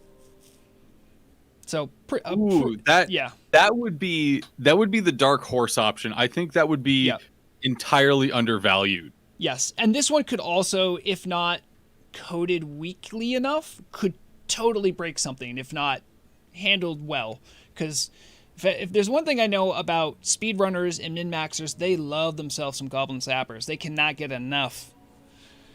But to be fair, though, most of Goblin engineering is about breaking something, so it would be in line. Yes, absolutely. Let's see. Did chat lose their mind over that? Probably not. They're probably chill. Acalix did ask what the hell you're cooking. Acalix, this is something I've been working on in the background, and I will at every chance, respectfully, in the class change council, I will try to bring this up because I want there to be more class racials. Now, I can't talk about whether or not the class council might not even want to entertain the notion. This is my idea, only my idea. And and everyone thinks I'm insane, and that's okay. The boombox is a fun idea. I would have honestly put the boombox as a goblin thing, to be honest. Well, the difference between, in my mind, gnome stuff has a chance of not working. Goblin stuff has a chance of exploding. Thank you, Riddle Lightning. You get the reference. A boombox can change the world. I love Low Lonely Island. The Warrior Battle Shout would never work. Dragoon, if you would like to elaborate on why it would never work. So, my base conception of this is that you're in a group with another warrior. Now, only one of you can do Battle Shout because it's a buff that won't stack. So now, hey, you're a warrior and you're trying to you're trying to give your party something extra, or maybe you're in a group that wouldn't really benefit from additional attack power because of your setup. Well, maybe your racial might help. This is more about giving warriors some extra flavor and some versatility with buffing their own group. And again, these buffs would be very underpowered, very low level. In a raid group with 4 warriors and a shaman. Yeah. Well, exactly. That happens a lot. And this is a general part of a warrior toolkit. The big thing about warriors, what they do better than anybody else, is they're really good at yelling, right? And they can use every weapon. I don't want to even touch the weapon skill bonus problem. I don't. So I'm just going to focus on the yelling.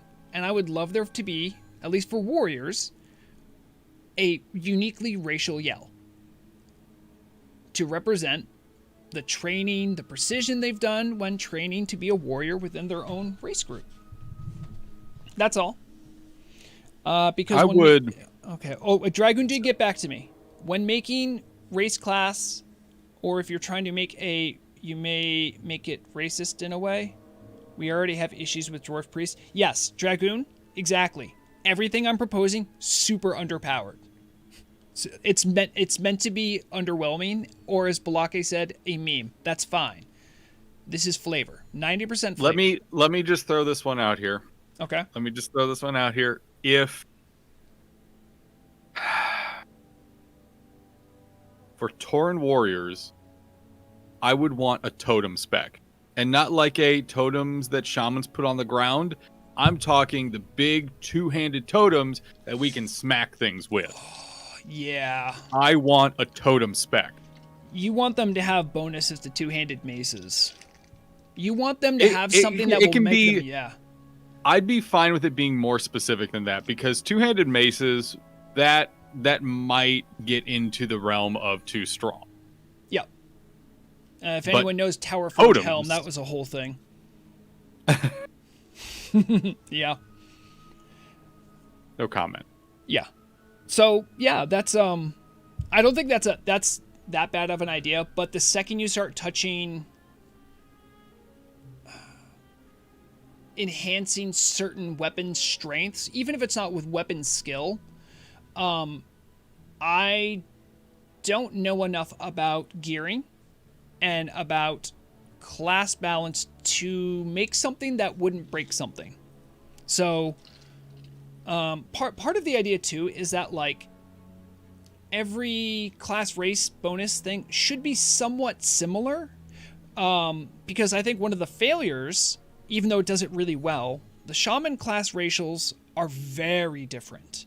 The troll one can do a hex, the shaman one does like a damage mitigation effect, and the orc one summons 2 little ghost wolves that do damage. Those are very, very different. I think most of what I did was try to keep things similar and within the same power level, but whatever thing that is within it helps in a way that represents what that race is. At least that's the approach I took for warriors. Some of the other ones I went a bit more wild on. So wild that I had someone said they can't do that. Stop, don't ever ask that. Hello, Schlendrian. Good to see you. Schlendrian, I see you in a... I realize there's people that I have seen in my... in like my chat or in my streams who like I only later realized I'm like, oh, this person's posting all the time, and I finally connect them to an actual player. Like I didn't realize like Beldrin is like in theory crafting all the time until I just saw Beldrin. I'm like, oh, Beldrin's in here all the time. Cool. Dragoon Doomman. What about just granting weapon appearance racial spell? Now we're cooking. Dragoon, we are cooking with that one. I like the cut of your jib, friend. That is a great idea. Jib, that's like a $10 word right there. Alex, take note on that. That's a really good idea. So it would be so a warrior class racial could be to just make your weapon look like a two-handed mace or something like that. So a Tauren could click a button and the appearance of their weapon would suddenly be a giant totem. Yeah. And then it also... Okay. Dragoon also said, and maybe do a pushback on a 3-minute cooldown. Yeah. Maybe if it didn't... if it also did the cooldown for War Stomp, I think that might be fair. So I do know a little... Oh, gnomes get a step stool. Come on. That is entirely justified. I will say one thing about at least the vanilla and TBC engine. And this is kind of why we didn't see a ton of stuff like Life Grip or Death Grip until Wrath, is that initial engine really struggled with players manipulating the position, like the actual XYZ of other player characters. You can kind of do that with NPCs because there's less checks that have to happen, but when it comes to actual player characters, it's not easy. Yeah, if anyone's done a duel as melee, y'all are just like jumping around each other looking like idiots. Doesn't actually look like a duel. Everyone's just trying to, I just want to be able to be behind you technically so I can hit you without getting parried or blocked. That's all that happens.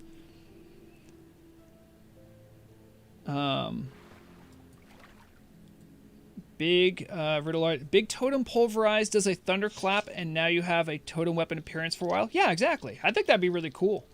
And that's also like a good reference to, again, Warcraft 3 Tauren Warriors. Yes. Where their trained ability that you get as them is called Pulverize.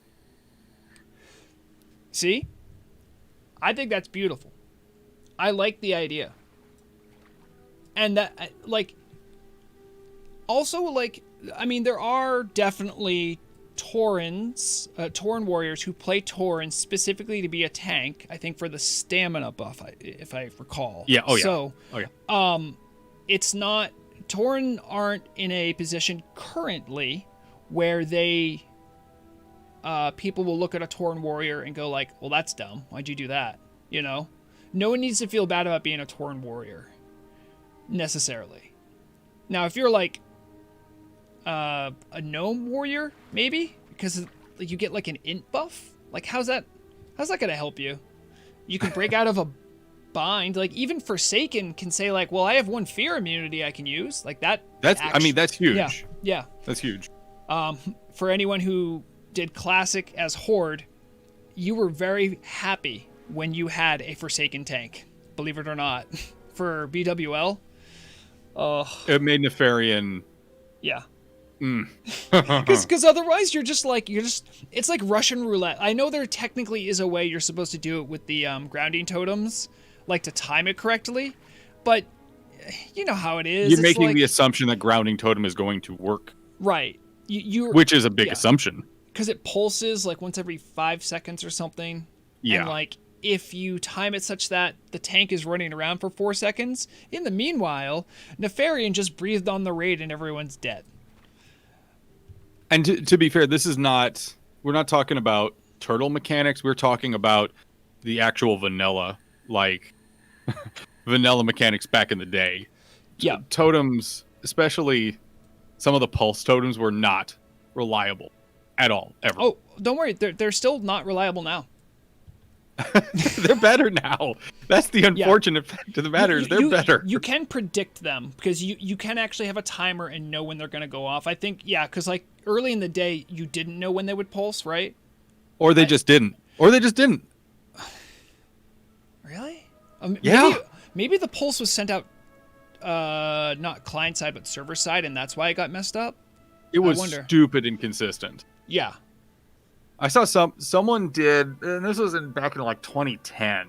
So we're talking like late TBC. Mm-hmm. Is someone did an analysis of how some of the pulse totems function mechanically, and they looked at the actual plane, like the vertical or the horizontal plane that it was sitting on, and suddenly realized that if someone's sitting just a little too far up, that they're suddenly out of the pulse plane of it.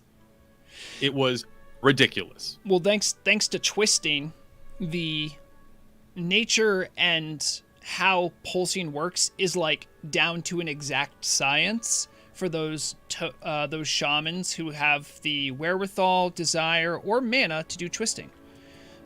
Because you have to get the pulse right so that when you put down the Wind Fury, it pulses right away, and you can put down agility right away.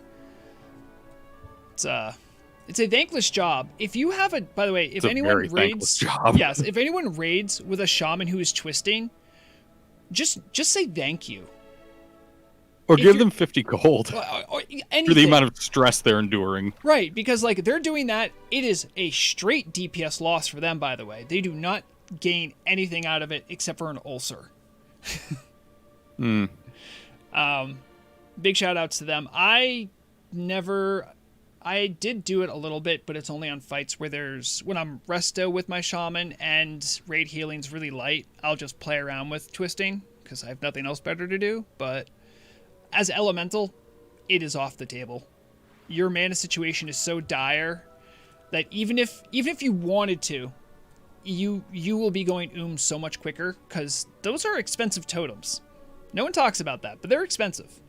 Oh yeah. It's not like 5 mana like grounding totem, the one that absorbs spells. That one is like actually something like 10 or 15 mana. But like a max rank totem of Wind Fury is in the hundreds of mana. It is not cheap. Just eat a flask. Sure. I want to respond to BG Phantom there. So we are not representatives of the dev team. Correct. For Turtle in any way. So obviously, we really can't say whether or not there are going to be transfers. But on a personal opinion level, I highly doubt we will ever see character transfers. Yes. Obviously, that could change on a moment's notice. That is my personal opinion. But I don't see transfers ever happening. I would characterize our role perhaps better as we would be Turtle WoW ambassadors. We're media. We're media. I think the best term to use is media.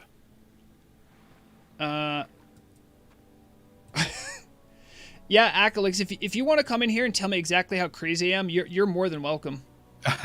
I do need to slide out of here anyhow. Great. I need to make some lunch here before Karazhan here later this afternoon. All right. So. Everyone, make sure on Fridays at, is it 5 p.m.? 5 p.m. Right. 5 p.m. EST. You can listen to Dan's radio show, Living in the Past. It's a good time, and older episodes are posted on the Turtle WoW Radio YouTube channel. It's not the Turtle WoW YouTube. It is the Everlook broadcast. Yes. We actually made a separate channel. Unfortunately, sometimes the Turtle WoW YouTube can get targeted with DMCAs, etc. And because all of the material we're putting up on the Everlook broadcasting channel is ours, there is zero risk for takedown. And so that's a good archive if you ever want to listen. Dan, thank you very much for dropping by. I appreciate you giving your voice to some of my insane ideas. I love spending time with you, buddy. Yeah. I'm always happy to. So hey, keep us posted on what event you do, because I know you talked about this briefly, that you wanted to actually talk about what maybe event is coming up here. Yep. So keep me posted. If you do have room for me and need my assistance, I'm more than happy to. A talented announcer I'm sure I could always use, because I just don't got it like you do, Dan. Oh, that's really kind of you. Thank you. You give a guy one interview, he gets trapped in there for over half an hour, and now he runs anytime you show up. Yep. In utter fear. All right. Good to talk to you. Echo, it's good to see you. Thank you again. Have a good day, both of you. Yeah. Oh, I wonder if I still have my Accolix scene up. Hold on. This might break stuff. I don't. Why isn't that not there? Oh, I know why it's not there. Hold on. Let's put it above the actual game. Ah! Look at that. Look what I still have, Accolix. I still have it. It's back from when we did. I'm waiting on the stream delay. Yeah. Waiting on it. Oh, there we are. Yep. So now everyone knows Akalix is in here. You have an official Turtle WoW voice, head of PR. How did you like my intro for you during the last news broadcast? Did you like that? Oh yeah, I was sitting there and I'm like, yep, that's me. Yep. Thank you for answering Dragoon about character transfers. That was a question asking about going from Telebim to Northernar or Northernar from Telebim, I'm assuming, no? Yeah. I believe there's been a few people who've asked about transferring from Telebeam over to Northernar, and we don't plan on adding that as an option. Yeah. There could always someday be there's always going to be, I'm not going to ever say never, there's always going to be the ability that something could very drastically change in the future, like, okay, it's down to 5 players online at any given time, the last raiding guild has ceased to raid, like, okay, the server is dead, we will open transfers and allow people to play on Northernar. But Turtle survived as our main realm on Northernar for years in the hundreds of population. So I don't think that just because it's not at 5,000 every day, it's... I don't plan on letting it die that easily. And I've been working on getting more stuff for Telebeam pushed. I want there to be more attention and more focus put on it now. I want there to be more urgency in that, because I do think that it is a matter of we act within the next month, or we will not have the opportunity to act.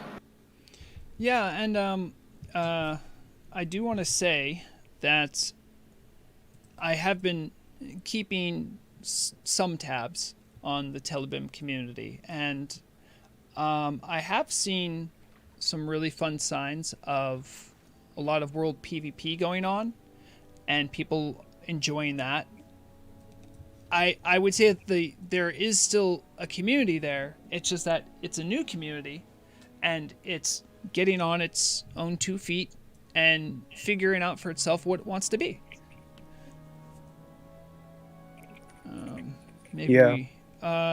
Dan is still in chat. Can't get enough of me, obviously.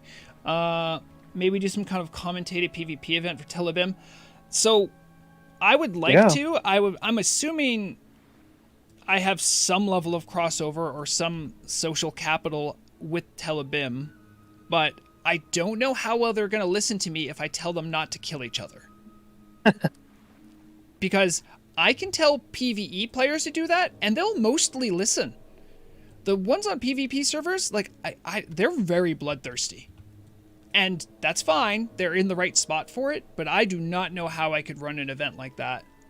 Because, like, I mean, you might know better than I, but, like, I don't know how easily I could herd those cats. So the thing is, there could be a certain level to which it is done as a more of a official event where I can take a couple GMs and tell them this will be your primary focus. You're going to come help me do this event here. Right. GM chats can be seen cross-faction, and it can be done in a lot more of like a RP server type way where you can see the GMs. They are morphed into the appearance of guards and like very much a experienced, lived-in roleplay type thing, which is ironic because originally Telebeam was seen as less of a RP server than Northernar, and it doesn't feel like it's panning out that way as much. I'm sorry, John Sarkis, that warms my heart. It says Vrograg is accepted by the Alliance. I have tried to be as neutral as possible as I can be. If only some of the older players would even remember this, but there used to be something called diplomatic papers that would allow you to the ancient days. Yes, that would allow you to team up with people on the other faction, and you used to have to go get those. And so sometimes, even in my shows, I'll make reference to the diplomatic papers. So I try not to get involved in the faction war. I try to represent everyone as best as I can. But wouldn't you believe it? Every time I try to go broadcast from a Alliance City, I get attacked by these guards. They do not listen to me. They ignore my papers. I'm the Garona of Turtle WoW. I don't know how to feel about that. Garona's a conflicted character. At least you're not Madame. Exactly. Accepted and liked by both factions, and also hated by both factions. Yeah. Your wormhole generator is broken. I think they changed something with it, but I didn't see the change going right away, so... I know... Are you on the Telebim server, Riddle? Because I think they had to change something about it for people abusing it for certain reasons. Oh, okay, I gotcha. Why not on PvP server? Special to have Dalaran? Huh. I don't know what you're asking, Dragoon. Adding like a unique. Oh. So we don't want to add unique. So there can be very minor differences between the servers, but we don't want to add the minute that it has to become two separate code bases where we're adding completely different areas, completely different like features to the different servers. That's when it gets a little bit harder. Like stuff like a whole custom city, or like we've had ideas for things that we could do with Dalaran, right? But and like Wrath of the Lich King Dalaran. So what would we do? It would just be like a capital city in the middle of Hillsbrad? Well, first, why would we... What reason would the Kirin Tor people there who are an Alliance faction have to allow the Horde there? Yeah, you have to remember, anytime you have an ask, you also have to deal with a bunch of people that love RP, and they're going to ask questions like that, and they need lore answers before they do anything. And then on top of that, we're then considering, okay, we're putting a major hub up there. What is that going to do with the game? That's going to make getting to Anchorage suck, but that's going to make getting to Nax very easy. Same with any other stuff that comes up in the north side of Eastern Kingdoms. If I'm correct, I believe sometime next month there is a phase change coming. Yes. I'm actually working on getting the announcement post for that. Yep. I've had a couple people ask about, like, are you going to say anything about it? Are you going to try to hype it up? I'm like, it's a little far out, because I think we have a better part of a month till it happens, but I'm excited for it. I might push it a little bit sooner, just because it's very much there's a couple people farming Molten Core, and then otherwise it's not, like... Yeah. I think this is probably the worst patch to just drag our feet on. I didn't really agree with the idea of making the phases longer, but it was sort of done as a matter of, okay, the community wants it, sure, we'll make the phases longer. I think that making the phases longer sort of just makes it drag on a little bit more, especially with this isn't to confirm anything or make any sort of suggestion of anything, but think about our release cadence for content in the past, and think about the schedule that it has right now for when the different phases are scheduled to be. It gets us to like the end of this year before they're caught up to current phase, right? In theory, what if there's something else that they're going to be locked out of by that point? Nobody would want to be blocked from like Upper Karazhan or Grim Batol, that sort of thing. Answering John Sarkis, who doesn't seem to know who Akalix is. That's okay. Akalix is the head community manager and head of PR for the Turtle WoW team. They are not a developer, although they do have access to developer areas and can comment at their own discretion about those matters. You were asked specifically, though, about bringing back the ZG farm, but increase the HP of trash mobs like panthers and zombie priestesses, so farming can be possible again for mages with healers. While you answer that question, I do have something I can show, specifically evidence-based, around how the coin and bijou market has been going, because not a lot of people are insane like I am and think that Showing off this stuff is important, but I can't get enough of it. I love it. I love market economics. Let's try and change it to that one. Okay. Oh, does that show? There it is. Oh, hold on. Let me fix that a little bit. So, you were asking about coins and bijous. This is, oh, hold on. I need a little bit further out. This is an index that I made that tracks every single bijou and every single coin used for making Zandalar honor tokens. It weighs the coins at 1/3 value and the bijous at 1, because 3 coins to a bijou.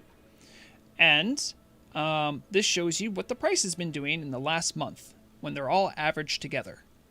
It does not seem that there is a shortage of coins or bijous. Now, this is probably because other forms of farming are happening, so that doesn't answer your question directly, but I don't think this warrants there being a coin or bijou shortage. So, a majority of the people don't come at it from the perspective of, oh, there's a shortage of them.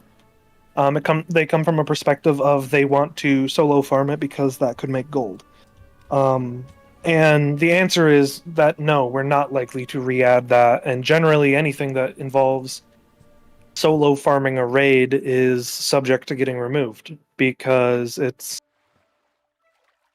that is a fundamentally flawed game design right there. If you are able to be running around this area that is designed for you to need at least 19 of your friends to help you with, and you're able to run around in circles slowly killing things there, that's flawed. That is, as much as it might be over the many years of Vanilla's life observed as a great way of farming, we are not going to stick ourselves in place and say no, it has to be the same as on Vanilla here. And that's just a fundamentally sort of flawed design. Is, oh, the most economically efficient way of farming is get a mage alt and then level up Frost into Blizzard and run in circles for 30 minutes, slowly killing down all these mobs. Like, that's just not the idea behind how it's designed. That is certainly been the case, and I want everyone to pay especially close attention, because I have learned in the past that the more I pay attention to Acalix, the more sometimes I think he might be slipping up or trying to surreptitiously gaslight me. But either way, if you notice, Acalix did say in mentions about in the future and current farms are not safe, which could mean that there might be changes coming in the future. And most people who and don't get me wrong, I do understand that there are players who actually enjoy farming, and that's okay. Like, I get that. There actually are people that enjoy repeating the same thing again and again and again. That's always going to be a gameplay loop. People like the challenge of Mage Croc farming. I also understand that. But a lot of people oftentimes will be like, well, they allow this, so why is this banned? Again, if you listen to what Acalix said, that might mean whatever your whataboutism is might not be safe. I don't know, though. I haven't been told. But I guarantee you when they change something like that, we'll find out soon. And I would probably mention that about the ZG Mage Croc farm. I think the reason some people were upset, and maybe you could speak to this, Acalix, a little bit, but was that it wasn't really announced, it just happened. And I think some members of the community who did do Mage ZG Croc farming felt a little jilted by that. Do you know why that wasn't brought forward? Was the idea for it just to kind of happen and then see where the pieces fall, or was it communication breakdown? Because I've been curious about that. for lack of a more graceful way of saying it, it's because our devs are not great at thinking about what the community's response is going to be to a change and then just throwing it into the changelog. Some things require a lot more explanation than is given, and I think that's a great example of one of them. I love our dev team, however, they have a tendency of just, okay, this is what we need to do. Let's do this. Okay, move on, and they skip the step of, okay, well, there's a step to be looked at there real quick.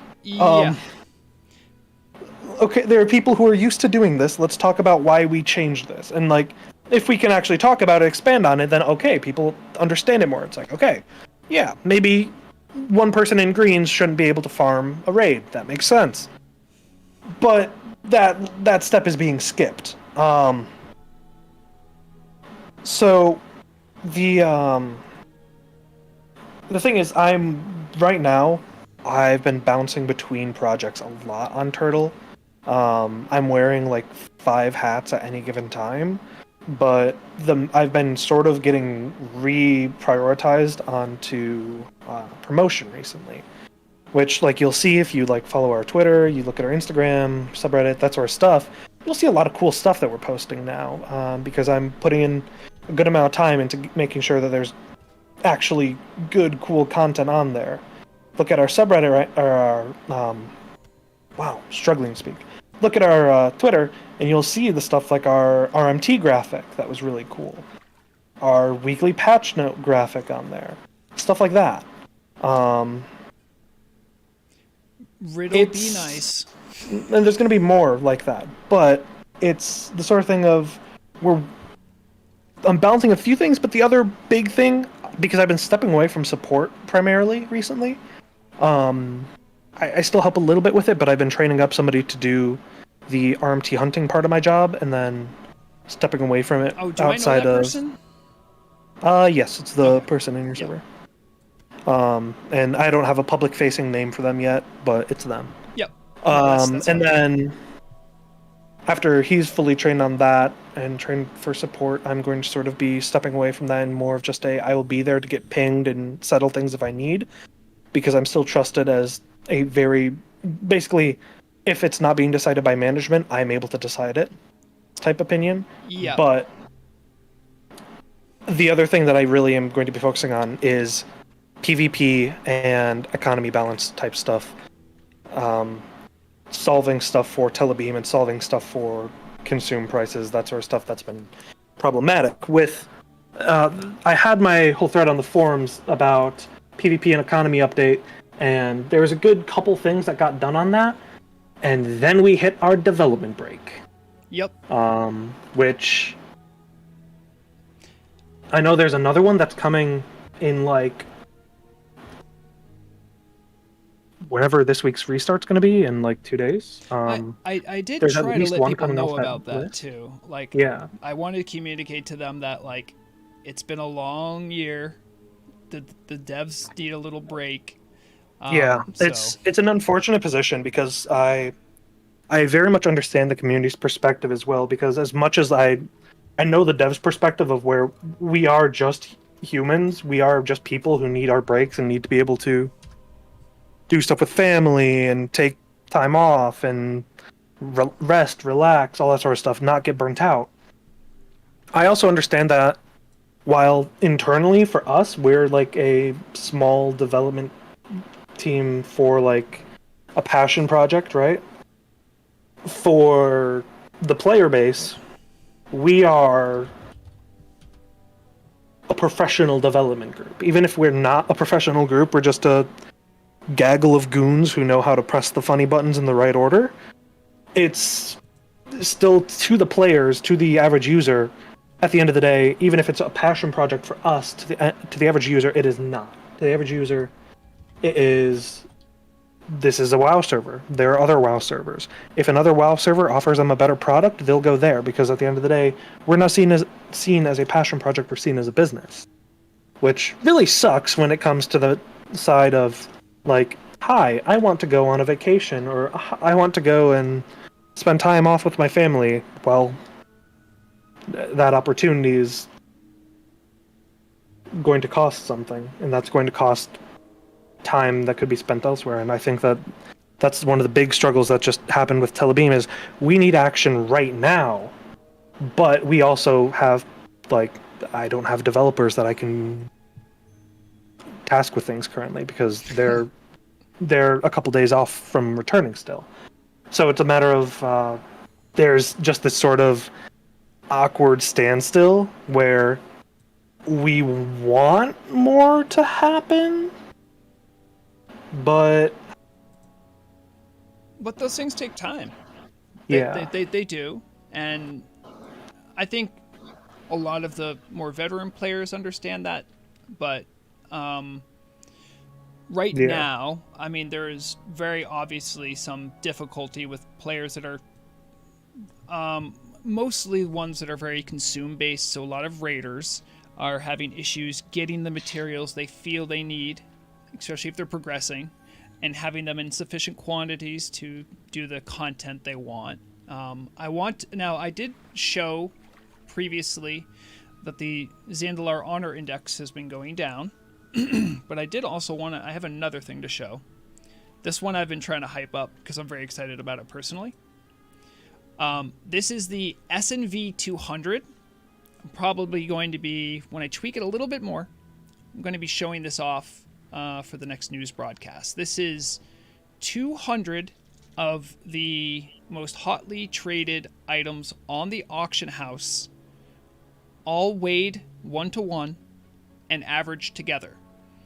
Over December, now this includes stuff like flasks, this includes stuff like Plague Bloom, this includes stuff like Grom's Blood, it includes all of it. Things have been trending lower, which means things have been getting cheaper. This also shows that there is some level of deflation, which is good, because if this number is going up and things are getting more expensive, that means there's more inflation. Now, the problem is most, if not all, of the upward trajectory of stuff here is from consumable costs. When I go to more specific things like herbal indexes, which can you actually have that one? Skinning.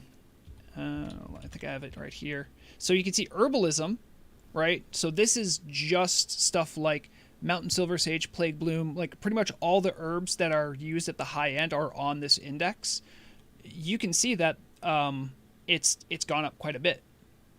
So I think it's fair to say that, like, while overall there has been less inflation, the spots that are having really big rises in prices have been pain points for people that are raiding. So, Aclix, I know, definitely hears that, but it's a very complex problem. And just making there be tons of supply doesn't solve it necessarily. A good example of that is what's happened with Plague Bloom. Plague Bloom became in higher supply, and that dropped the price of Plague Bloom. Meanwhile, Mountain Silver Sage nearly doubled in price to almost match what happened to Plague Bloom, because market fixing is something that the team won't interfere on, and players are aware of which herbs don't spawn in instances and is hardest to farm, and then they'll start manipulating the market on that. So there's a lot of things at play. I mean, I'm struggling to get my elemental shaman. My casters have less consumables than melee, but more than healers. But like getting all that stuff together for raid while doing everything else is really difficult for me. So I definitely feel a lot of the complaints are very warranted, but not much can be done right now. It sounds like it's what Aclix is saying. And I am not at all going to tell people that it doesn't suck, because I don't consume when I raid, because I am not an active enough player to where I'd be able to sustain that. I don't have the amount of gold income to where I could consume reliably. And that means I don't raid Nax. I just don't. as much as I'd like to. Yeah, It's definitely a doable. very broken system right now, and it it it sucks. And I'm trying to find good things that we can implement. I know there has been. I've brought up a couple things that I've heard bandied about. I don't think any of them were in. I'm trying to make sure they weren't said in the class change councils, because otherwise I couldn't talk about them. But I'm pretty sure none of these, because these are more economic based, not class based. If it's economic, you can just say it. Yeah. So these things have been talked about in theory crafting, which is always an adventurous place to go. But sometimes you do actually hear from people on the Turtle team that are devs or item designers who will talk about it. And I think I mentioned one of my news programs during Conspiracy Corner about the cauldrons for protection potions being a thing, potentially, or at least Dragonovi was asking a lot of questions about it. I definitely think there is a will within the team to alleviate some of that pressure. But like most things in Turtle WoW, it will take time and development, and we'll know it's 6 months out when Aklik starts hyping it up. I mean, it's not a 1-to-1, but it's pretty close for you. Yeah. Yeah. So I feel the pain, but I'm trying to think, like, so there's situations where one interesting one I heard about that I'd love to know what chat's opinion is on is artificially capping the cost of some consumables. So if I like actually, grabbing a vendor. Yes. So if I walk over here, actually I'll show people. Not many people know this. Rod? Yeah. So if you're to do, I'll be right back. If you go to do the attunement to get into Emerald Sanctum, one of the penultimate step, it's pretty close to the end. You need an Arcanite rod for the quest, which is made by blacksmiths, I believe. It's usually used by enchanters for their stuff. Now, right around the time when this first came out, there was a mad rush on Arcanite rods. They got up to, like, I want to say, like, 900. Yeah, but that was 300. Yeah, it was very expensive. Someone, like, last minute, one of the devs, I think, put in Arcanite rod into this vendor. This guy is just supposed to be a repair vendor. This effectively caps the price. Now, that's still pretty expensive, I think, because what? That's 3 Arcanite bars. So if I go here, Arcanite bar. So they're about 30 a piece. You add on maybe another 5 gold to thank the blacksmith to do it. You're still way under 150. So this is a very conservative cap, but something that could be done could be having consumables that are quote unquote needed or necessary for a lot of raids be capped by having vendors who sell them. There's a lot of solutions. There's very much in consideration if the next round of changes that I plan on doesn't work.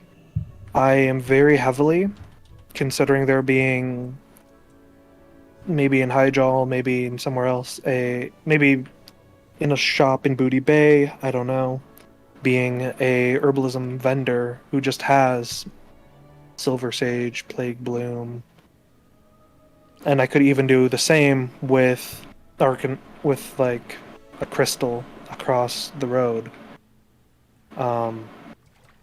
If it's to the point where it is entirely unplayable and it is just not getting better, I make another change and it moves it 5 silver, then I might do that, and I might figure out, okay, what is the point of being completely unacceptable in price?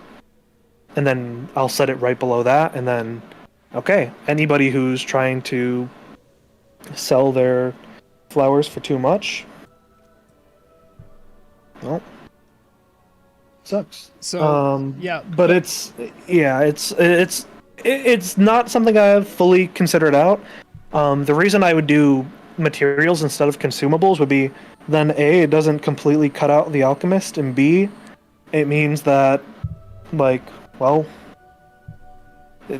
there's still going to be it balances out better because consumes will be made and then put on the auction house to bring those down, but that also means that alchemists making something that isn't sold there also will have the reduced herb prices, which means that then you're not going to find like, oh yeah, okay, these all consumes are good, and then there's just the one random consume that's not in there, and it's 1,000 gold for no reason.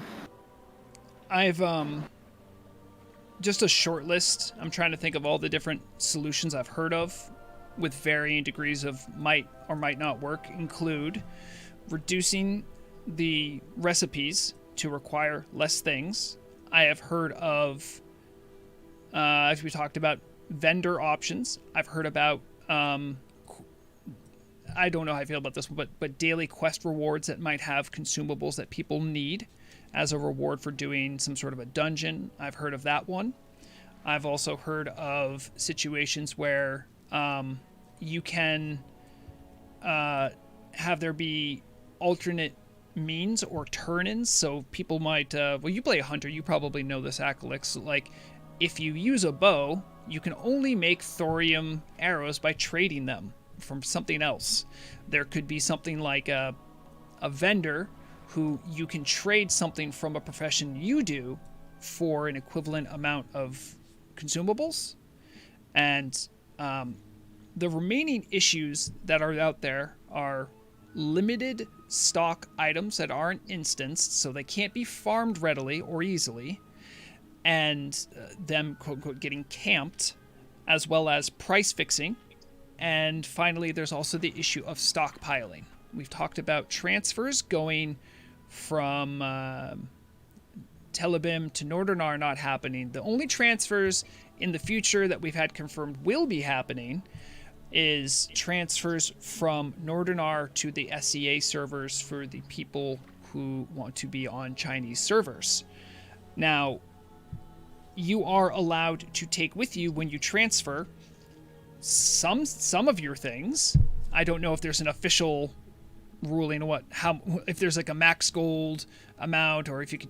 I'm assuming you could take most things in your character's bank, but some people do worry about stockpiling, which can happen because maybe on those servers the economy is tougher than here.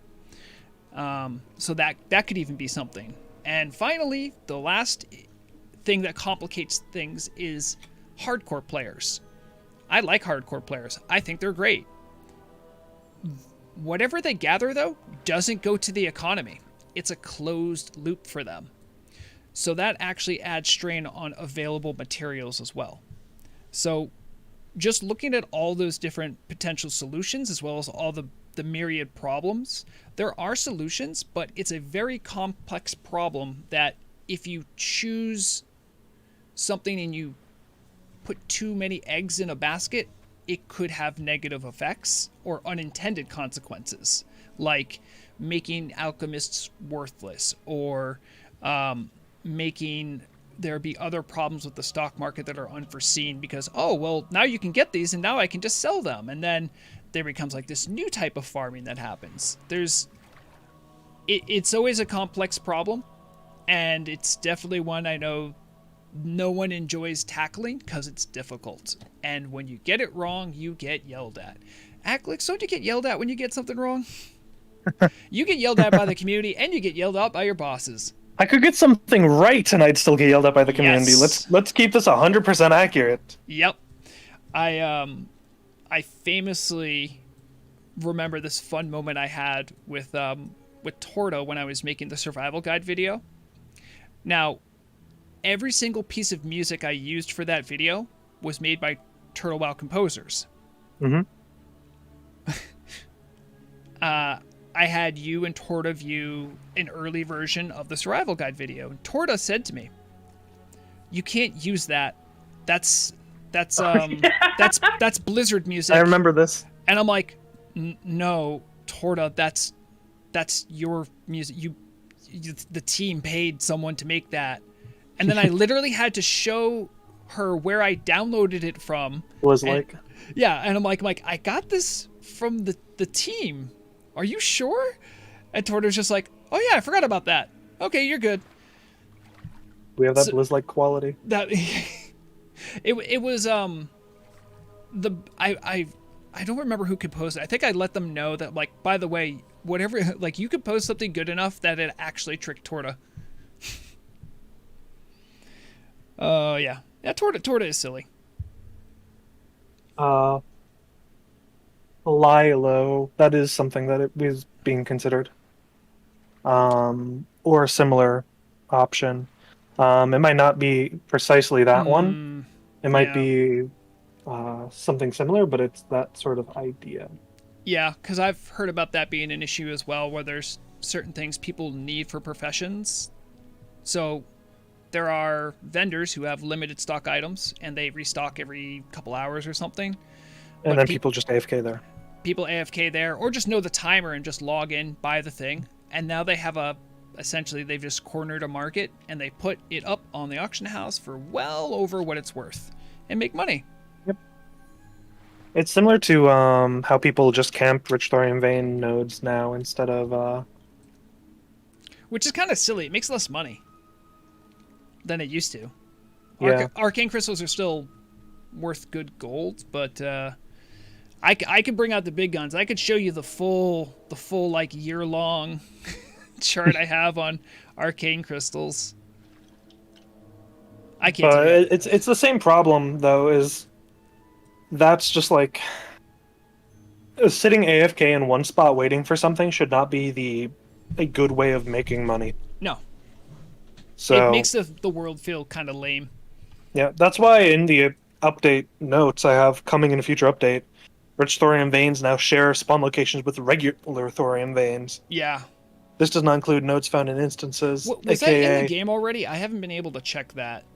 I don't think so. It's okay. Not. I was not told that it was implemented at least. Yeah. The proc rate I've heard. I haven't been able to test much from Arthas Tears becoming Plague Bloom. I've seen it somewhere, I believe, listed at 10%, but anecdotally, I'm hearing they're getting Black Lotus on Dreamfoil levels, not 10%. But I don't know what was actually... You probably don't know what was implemented, but something was, because it's worked, but not in such a way as to make more of a noticeable impact on Plague Bloom. There has been an impact on Plague Bloom, by the way. Plague Bloom has gone down in value, but... Problem is there are too many things that need to go down all at once. Yep. Where the bear plays, I am in Hyjal. If anyone wants to join me, by the way, right up here by Nordris Hill Glade, you get right off the flight point, bada bing, right by the dock, you got it all. And you have Akalix here. Akalix, the player, not the GM. There might be a GM somewhere, but you usually can't see him. I saw one swung by a moment ago. Yep. Oh, I'm sorry. I just looked at my guild chat. There's it's probably someone I know, but they have an alt paladin. Their paladin's name is Croc Farmer. And they said, Plague Bloom 2 gold each? What the heck? Yeah. So, another solution I heard about that I thought would be interesting would be certain consumables lasting through death. Persisting through death like flasks do. That would certainly lower demand because after you and your mouth-breathing friends wipe on something stupid in BWL, you don't have to reconsume again. Yeah, that's one that I'm thinking about. It's like... I don't know on that one, and I feel like I would probably get overruled if I wanted to make that change, just because there is sort of the built into the game aspect of you consume, you lose consume if you die. And that's sort of how consumes go with it. I actually got a very unique suggestion about getting herbs, which I find interesting. suggesting evergreen pouch. I'll actually link it in Say Chat so you can see what I'm talking about. Yeah, I know exactly what you're talking about. I use my evergreen pouch religiously. To make it's like a special kind of herb, only it makes it, right? It makes the use the seed packs, and you can make a little evergreen herb casing, and then open it and get some things. I use it for morrow grain farming. Can I tell you what the best idea is? And it's one I say best because it's the one I think the Turtle team might actually do. What? I'm gonna do by showing. It's right here. Here you go. Simple wood planter. Man, if seeds dropped off of herbs, would that change things? I don't know. But what if seeds could just be found? You get a plague bloom seed. Okay, go do gardening. Gardening is something that is a Turtle WoW exclusive. Makes sense. All you need some Ungoro soil, much like the evergreen pouch. You throw some bad boy on that, and maybe whatever you're doing during the week, you get a couple seeds. You throw them down, you plant them, you get some herbs, easy as. You don't need to be an herbalist to do it because it's gardening. Now, Vrograg is an herbalist, but I could not be an herbalist and still get my sweet mountain berries. All you need to do is find the seeds, which are in hinterlands, and you can get berries that are as good as grilled squid for a buff food. So that it is an idea. However, that could make there be a gigantic run on Ungoro soil, so that could be an issue too. Yeah, I'm looking at the numbers for some of these right now, and I can see, for example, with Plague Bloom, it's a little bit lower than it was a month ago. Yep. But then I compare that to the one that's really weird for me is Dreamfoil. Dreamfoil it's gone up and down religiously, where it's kind of down from the beginning of the month, but it's very, very jumpy. And then I compare that to Mountain Silver Sage, which has gone up basically an entire gold. Black Lotus has gone up 10 gold. Let me I'll do a daily graph of some of the likely things here. So Black Lotus, Plague Bloom, Dreamfoil, Mountain Silver Sage, probably throw an Ice Cap in there. I'll get some of the best hits. And I'll do it for about a month. Some of these I don't have further out than a month, so you just have to deal. I'm literally making these graphs in the background with my nice little, very exclusive Python script. And okay, it looks like it's working. Do we know anything about the new profession? Nope. The only thing that's been publicized about the new profession is that I have said to consider how many base materials go into which professions, and then consider which one you think we need to put a new one on. And then save up on whatever that is and hope that you rolled the dice right. You'll love to hear it. A little bit of gaslighting. All right, I have my graphs up here. So this has been the Plague Bloom average for this month. Right on the left side is where you can see this is around when the changes happened. It's gone down, and then people figured out how to farm it, how much was really going to be available, I'm guessing, and then it went back up, or something else happened, I don't know. Grave Moss has been steadily down after some spiky early on. Plague Bloom, Grave Moss is farmable through instances and not hard to farm. You just do Scarlet Graveyard. There's other places too, but just this one's not terrible. I'm wondering, go back to the Plague Bloom one. I'm wondering how much of a coincidence this is. I'll be the one to do a little bit of schizoing here. Okay. January 10th is when it spikes, right? Yeah, that's what it looks like. At Turtle WoW Team on Twitter, January 10th. The Southeast Asia realms are scheduled for the maintenance and update to the patch Labor and Legacy tomorrow evening and will be ready to play by midday Friday. This marks the full project migration to patch 1.17.1. I smell what you're stepping in. How much of that is people buying, thinking that there might be a transfer window opening up? Yep. So again, I've often brought this up, but that stockpiling is a thing that is probably pushing up prices more than we could imagine. So let's see if we can find any other 10s right here. Which is big spike on. Mm-hmm. Which is one reason that I really want to get them pushed out. Big spike. Because I think that making any big changes right now before what could be a decent-sized exodus would be... Dreamfoil's down at the sunken place. But that's readily farmed in Lashers. Yeah. So that's, I thought did I have Black Lotus in here? I thought I did. Maybe I didn't. Oh well. But yeah, that's, oh, I did. Can I, if I add that? Oh no, sorry. I can show the Black Lotus. Let me just switch it over. Right here. All right, there's Black Lotus.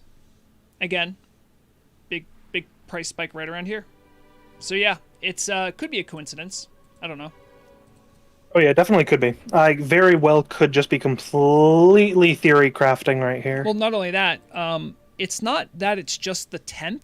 It's also, that's the beginning of, like, for people in that time zone. That's like when the weekend starts too. As well, yeah. For some people, so it's like prices are just higher on the weekend. That also happens.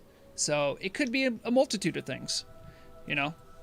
That's why I'm really always engaged with doing Market Watch, because there's just so many, like, you have the numbers, right? And it's like you're trying to tell the story of what's going on in the background. Meanwhile, I have this heavy junk box that is still in my inventory that no one can open, but has a epic item in it. This is the one that no man, woman, or GM can open up. Not even Acalix. Because it will, because it's broken. How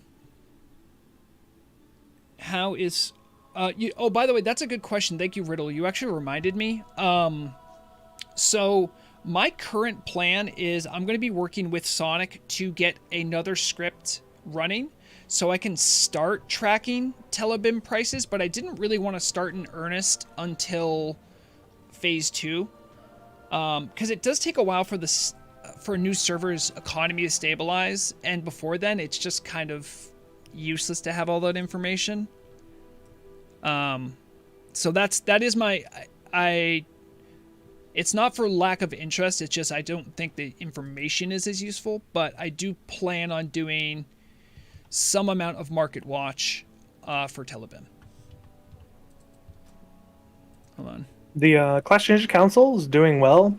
It is not a theory crafting schizopen. As was mentioned on the stream earlier. Yep. I saw that you two had talked about it a little bit when I was listening in a bit. Yeah, it is enforced. It is required that you are respectful and polite and productive. It is not a place to go to just, like, yell at people and be like, no, your class sucks. No, your idea is shit. No, go away. This, that, and the other. No, it's like, it is very much a, I mean, like you guys said, it's productive because A, the people selected are people who want good things to happen, and then B, it is a very strict rule of you are expected to be civil and respectful. If you opt to insult or attack other people, you not only risk being removed from the Discord server, but also removed from the Turtle WoW server. Because this is a place of productive... It's behind closed doors for a reason. It's to be productive and to be useful. It is not for people to come in and flame and schizo post and all that sort of stuff. So if people want to be toxic, they will be removed from this channel, and if it's extremely toxic, they'll be removed from the server. And that is what everyone was told before they accepted, and as well as once they accepted and joined the server, it's still posted in there. So they have it both in their DMs from me. Yeah, it's part of the application, part of the rules that you get when I DM you the invite, and it's in the welcome announcements channel. So if you, after all 3 of those stages, still decide, you know what, I'm going to call that guy a slur, then congratulations. Find a new server. Yeah. It's, I know I've bemoaned the lack of transparency. I completely understand why it's there. I just literally can't help myself because I like free and open media. But I think in this particular case, it makes a lot of sense. And I think there's a lot that can be done from people that aren't in the council. You can communicate your ideas out loud to, like I was suggesting, places like your class channels. Start getting the creative juices flowing. You know, make there be good ideas that are being spoken about. Make lists, because the people that are in the council are not omniscient, and there are ideas that are out there that are good. And like, for instance, just during this little event, right? And this isn't class changes technically, but Vortex mentioned using the evergreen pouch, something I hadn't considered for the purposes of herbs. That's a great idea. I would have never thought of that. That's one of those things where it's like, talking about good ideas openly will start a discourse, and the class council can take extracts from that and bring that forward when the time is right. So even though it is not transparent, it doesn't mean the dialogues can't be happening. And the reasons for it not being transparent are perfectly valid. I'll do what I can, but I'm not going to violate the trust of the people that got me in there. And I'm also not going to gaslight you like Acalix. That's my promise. I will do neither. I'll do both. You will do both. You're like, guys, I can't talk about it. Then all of a sudden you'll be like, by the way, they're gonna give shamans wands, and then just disappear. One idea that I personally have spoken about before class council, and I will also defend. You can actually check this to Aclix if you don't believe me, because I did post about it a long time ago in Theory Crafting. I think rogues should have wands. It could certainly be broken, but the class fantasy of rogues being Dungeons and Dragons thieves and being able to trick magic items. Also, there would be a spot for all those agility wands that exist, somewhere for them to go. No on the range, no on the wand. I'm expecting... It's something silly. It's something silly that I think would be fun to have. If it becomes like a meta thing, I'd be like, no, don't do that. It would just be nifty for dragons in BWL that have vulnerability to be able to do more than physical damage. That would be a fun thing. And maybe have a way to use a wand on fights where something's super physical immune. There you go. That's it. It just shows that rogues are usually very self-sufficient in class fantasy, and they have a big toolkit. So why not give them wands? Could still be a bad idea, but range warriors It's funny because there are hunters that want to be melee hunters, and there's warriors that want to be ranged warriors. I'm like, you guys have each other. I don't know how I personally feel about throwing weapons. I would like there to be more for throwing weapons for rogues personally. I can show it off here. There is Deadly Throw. This is something that was added in the original class changes. It's a finisher, and it requires you to be using a throwing weapon. Aclix, am I crazy? I could have sworn Deadly Throw had a silencing effect on it, or an interrupt. I have no idea. Maybe they took that off. I just had a really funny idea, though. Those are the best ideas. A wand that has a taunt effect on it.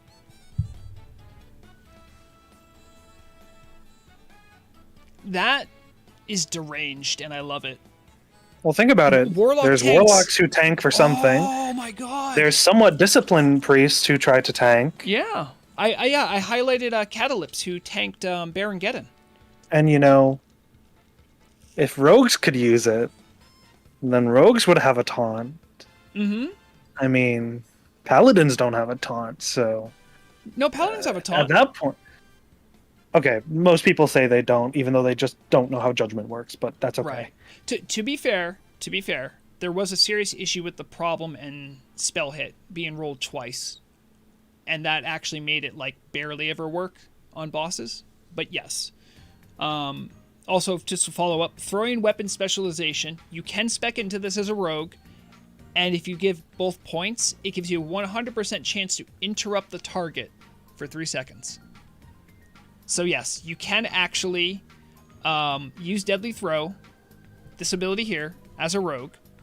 So we do have some things added to the ranged capabilities of rogues, but not that much. BRD Shadow Priest tanking. Yep, absolutely.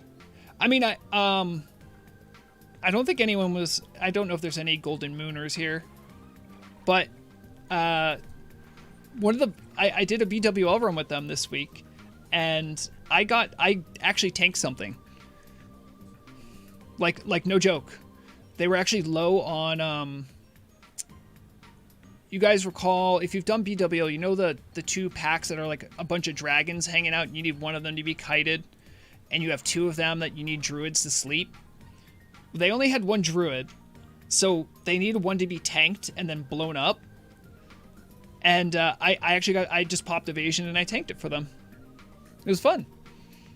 I miss rogue tanking. Maybe someday it'll come back. Warlock getting better end talent tree. One can hope.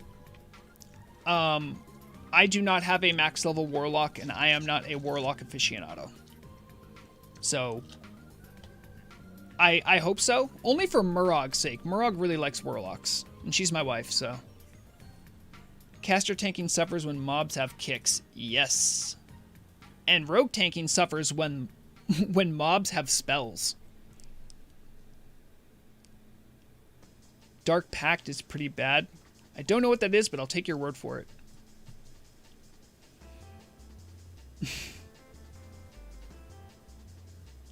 TBC fixed Oh yeah, they fixed Warlock all right. They fixed it so good they broke it. What's this? What's that AoE spell? The Seeds of Corruption? That thing was broken good.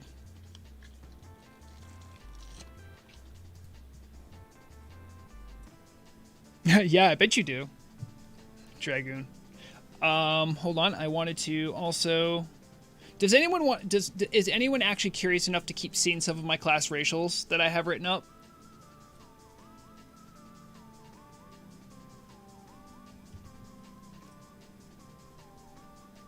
Also, I have an idea for tomorrow. Okay, Alice. Alessandro? You said yes first. So, Alessandro, which class do you want to see me crazy man post about or talk about? You get to pick. I do have the stream set to low latency or ultra low latency. If any of you feel like you're behind, like your chat's behind, try refreshing stream. Sometimes that happens. I'm actually hitting refresh on my own chat. Shaman or Rogue. So Shaman's already done, Alessandro, because every Shaman already has a class racial. But I'll do Rogue. Let me get it up here.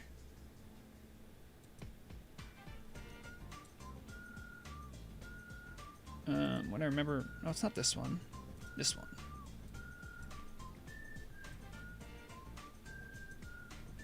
Okay, that looks good. And we will go to...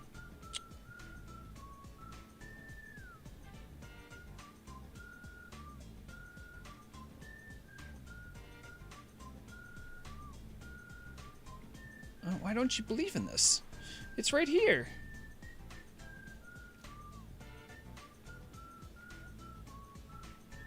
What the heck's... What is going on with my... Okay, well, I'll move you then. How about that? One of these days, I don't know how I've been muted, how long I've been muted for, but I just figured you were taking a break or something. I wasn't gonna. It's a sad thing to realize. I stepped away for like 1 second to answer something my roommate said, and then, the classic.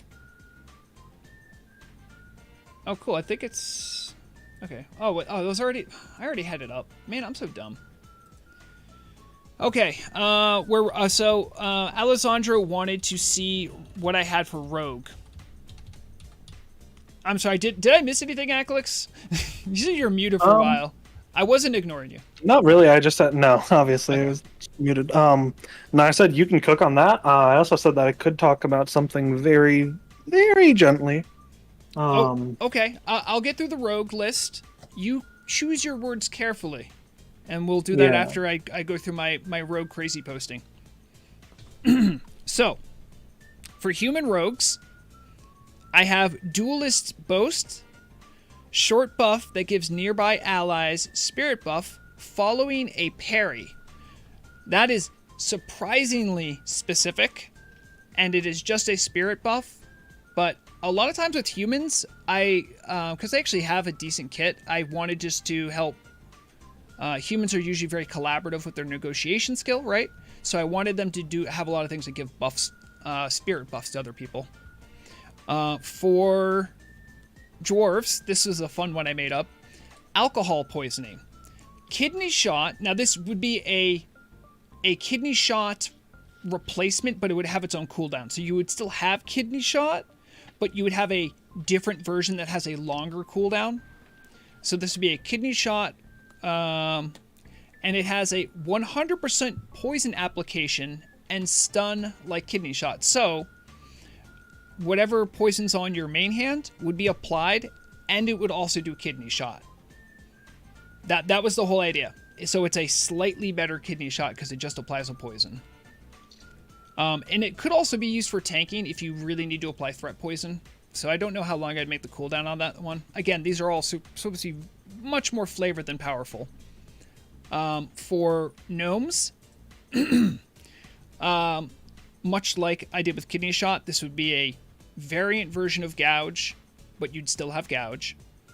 And rather than gouging, it grants a stun that is like the ZG Spider Boss debuff for twice as long. So if you remember, if you actually, it wouldn't do the visual effect, but sometimes you will drop your weapon or just fall over. Now, that's not actually as strong as being gouged, which you can just do nothing. But with this one, it would last twice as long, but you could just sometimes randomly drop your weapon or just fall over. So that's my gnome version. This one is the Night Elf. This one might need some work, but it's a cheap shot, but you can only use it while you're in Shadow Meld. That one might need work, but for High Elves, Magic Cunning. A poison recipe utilizing magic of some kind that lowers enemies' arcane resist. Again, not many things would even need that, but it'd be interesting. There's a lot of poisons you could add that I think could make good class ratios, so that's something I was playing around with. I have Glory of Slaughter. This must be for the orcs. After an honorable kill or one worth XP, you get a cooldown for a minor move speed boost. Rogues will know there's like a talent you can get that will give you like bonus crit. This would just be like that, but it would just give a minor smooth move speed boost. It could even be something that might even have a cooldown. I don't know. For trolls, a thrown weapon ability that applies a small bleed. That's all. From the shadows, this would be for Forsaken. A cheap shot variant with its own cooldown that applies a small shadow dot on the target. And finally, for goblins, there's gotta be more. A cooldown buff that will be used to allow a goblin to pickpocket an eligible corpse. to show their avarice, it would definitely have to be a cooldown. I could see pickpocket runs being like, oh, you can only use goblins, but those are more of my examples.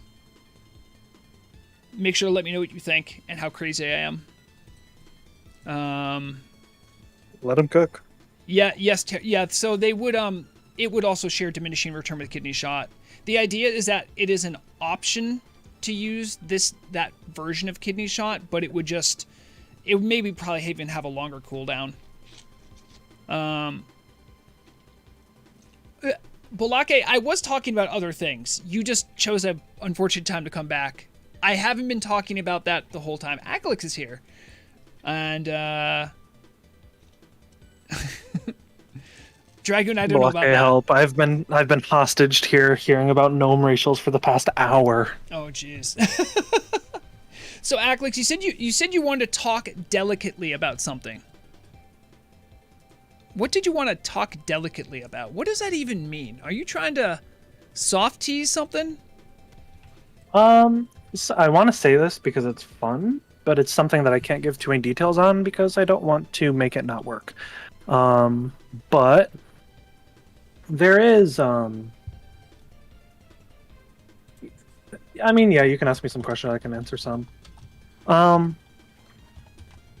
There's currently we posted recently, where is it? The RMT bans. I'm pulling it up so I have the exact numbers. I really could have done this in any of that period that you were talking, but it just came to me.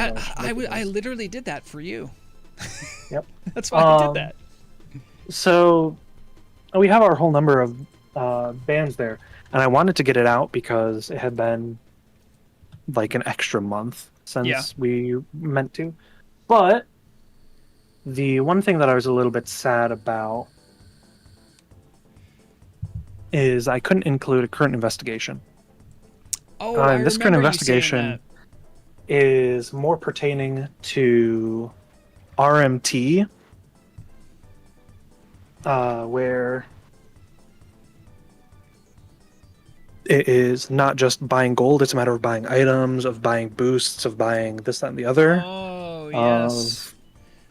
Not necessarily GDKP, but just straight up buying items out of game and then having that be how it's decided. And we're investigating a lot of stuff like that.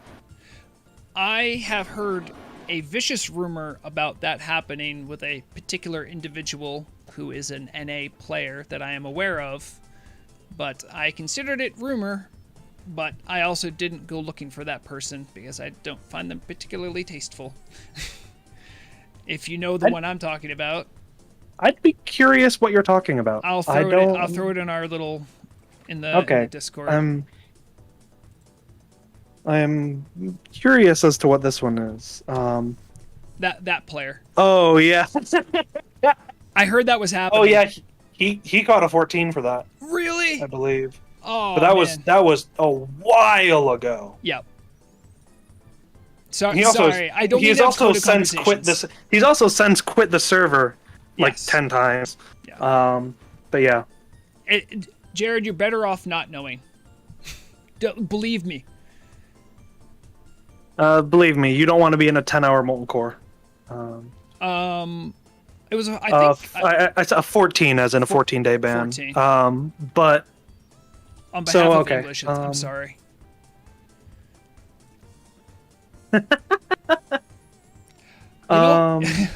Balake, it's interesting how. What makes you think that? I see a couple good guesses in the chat here, but anyhow, to answer your question, will 1.17.2 happen before or the dev break or after it? The dev break ends in like 2 days, so it is starting to look a lot like after. I'm sorry, Balake, I misread that question. That's why I wrote rude. I thought you said, will 1.17.2 happen before or after the devs break it? Oh no, the bug development team will make sure that something spicy is cooked up there. I want to say, thank you, on behalf of all the players. I'm just glad there is a team that dedicated to developing new and unusual bugs, because that's part of the quirk and charm of Turtle WoW, isn't it? Yeah. But yes, the development break is right now. It ends in in 2 days, I'm going to have some developers assigned to some tasks for me. So, and then we should be back on the grind then. But on what I was saying, yeah, we have a list of, I believe it's over 100 people already,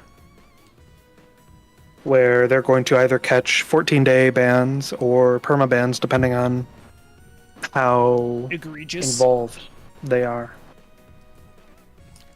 So, what you're talking about is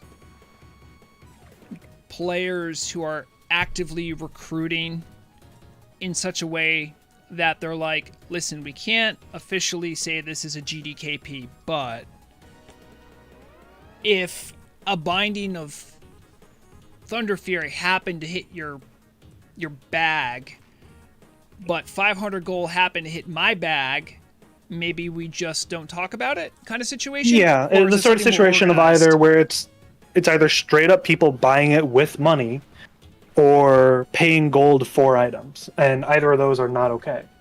So, okay. I'd consider public shaming, but I don't know. So, Blub Blub, you have to understand that I actually assume that the team would always be against public shaming for the same reason that they try to prevent harassment. Because, first off, Aclix, I'm sure you can admit this, but, like, you guys have made mistakes before, right? Yeah. Okay, so could you imagine being mistakenly punished for something that you didn't do, and now the entire server thinks you did it? That's one angle.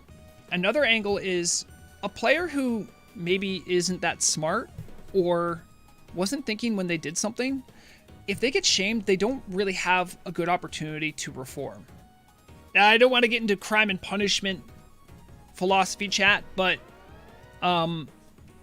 harassment's good, I feel, if it's someone that, like, the Turtle WoW team is completely cutting ties with and they're never welcome back.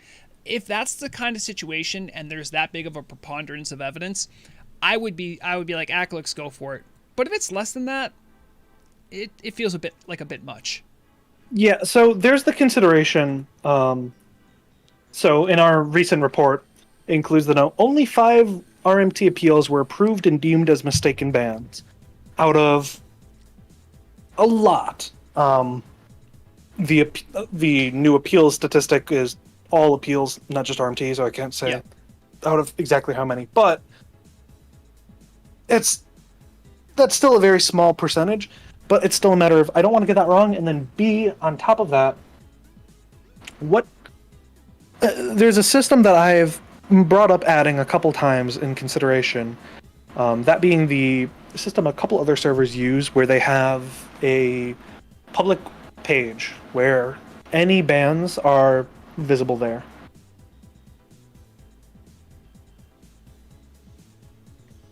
The repeat offense rate is extremely low. I remember it was allegedly, because they could do stuff to hide themselves, right? Yeah, but at least from what we have seen, where, and by repeat offenses, I mean, like, people that have been banned for RMT once, we ban them again. We've had, like, a handful, maybe, of people who bought gold and then ever bought gold again after getting banned. Generally, that is a very low rate. I know that I included the number before. I didn't this time because it would have been a hard number to get, and just getting any of these numbers was a bit of work because the person who would be giving me them was on holiday, so I had to bother him like, hey, I kind of need these, so give me the stats, please. And he was like, I can give you this. I'm like, fine, sure. It sounds like our normal interactions. Yeah, somewhere in the announcement history, scroll up. Jared, that's just GDKP with extra steps. Yeah, the previous time it had been 7 re-offenders that got banned out of 600 or so, so pretty low. Can guild use shellcoin to bid on items? That's GDKP. That's SGDKP.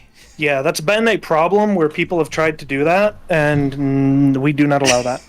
That is Jared. Basically using gold to buy items, so no. It is that there is some like gray area, I understand, where people are like, hey, like, do you need a raid tank? I could sell my services. Okay. Like, that's actually confirmed to be okay. Like, you can sell your services with gold as a mercenary. That is okay. But if you start going like, you know what? I'm going to charge 200 gold, but you know what? If I get a binding of Thunder Fury, I won't even charge you. I think that might also, well, that actually, that's a gray area one. I don't know. I mean, at a certain point, it becomes a matter of like, are you just like right there? It's sort of an idea of, okay, here's the deal. I won't pay you. You won't have to pay me for my tanking services. Oh, is that true? Every week. Dragon might know the rules. I don't know. You can't charge I think so. For raid tanking? I think so. I think that's the case, but like, no. It eventually becomes a matter of, okay, yeah, every week we have this deal where you come to our raid and then you get to take the binding, but then we don't have to pay you for the consumes, and at that point congrats, you've just become a raider for that group. Yep. So it's a bit of a blurry line. I don't like EPGP because I feel like it's the bastard cousin of GDKP, but I understand why people use it. Just because it gives the same pressure that GDKP does, which is, well, if I have a whole bunch of gold, I can do this thing. So then it creates more demand for buying gold. Maxim, I get that reference, and I also agree. The only GDKP that should be allowed should be a Peace Bloom GDKP. Yeah, but imagine if you go to a Peace Bloom GDKP and it sucks. Imagine what a waste of time that would be. Imagine you go there and they actually don't want 1,000 Peace Bloom. Yeah. You'd have to drop group immediately. Yes, but Get not out before it goes tragic. Not before getting a couple licks in and making fun of them. Of course. I hope you didn't. I don't know how much time you spent on the Turtle WoW Twitter, but I did that thing that desperate creators do when they have a creator they really like and they're like, notice me. I did that with Barney Beekeeper. To be fair, she did say that she is interested in making a video to share some of her tips and secrets about machinima for WoW, and it's kind of like a dying art. And I'm like, God, please, yes, please. Look, I do it. I do this already. I had to teach myself everything. What are your secrets? If I could get any person to come make videos on Turtle, it would be Barney, because some of the best classic WoW videos of all time have to be the Barney Beekeeper series. Yeah. Surely this year we will get another one. Surely. I'm a proud owner. Well, sorry, I co-own a plushie with Murag. Every now and then we'll move it to mess with each other. Yes. It's haunted. Yeah, Balaki. It's Barney. I think the channel's Barney64. Barney64. Yeah.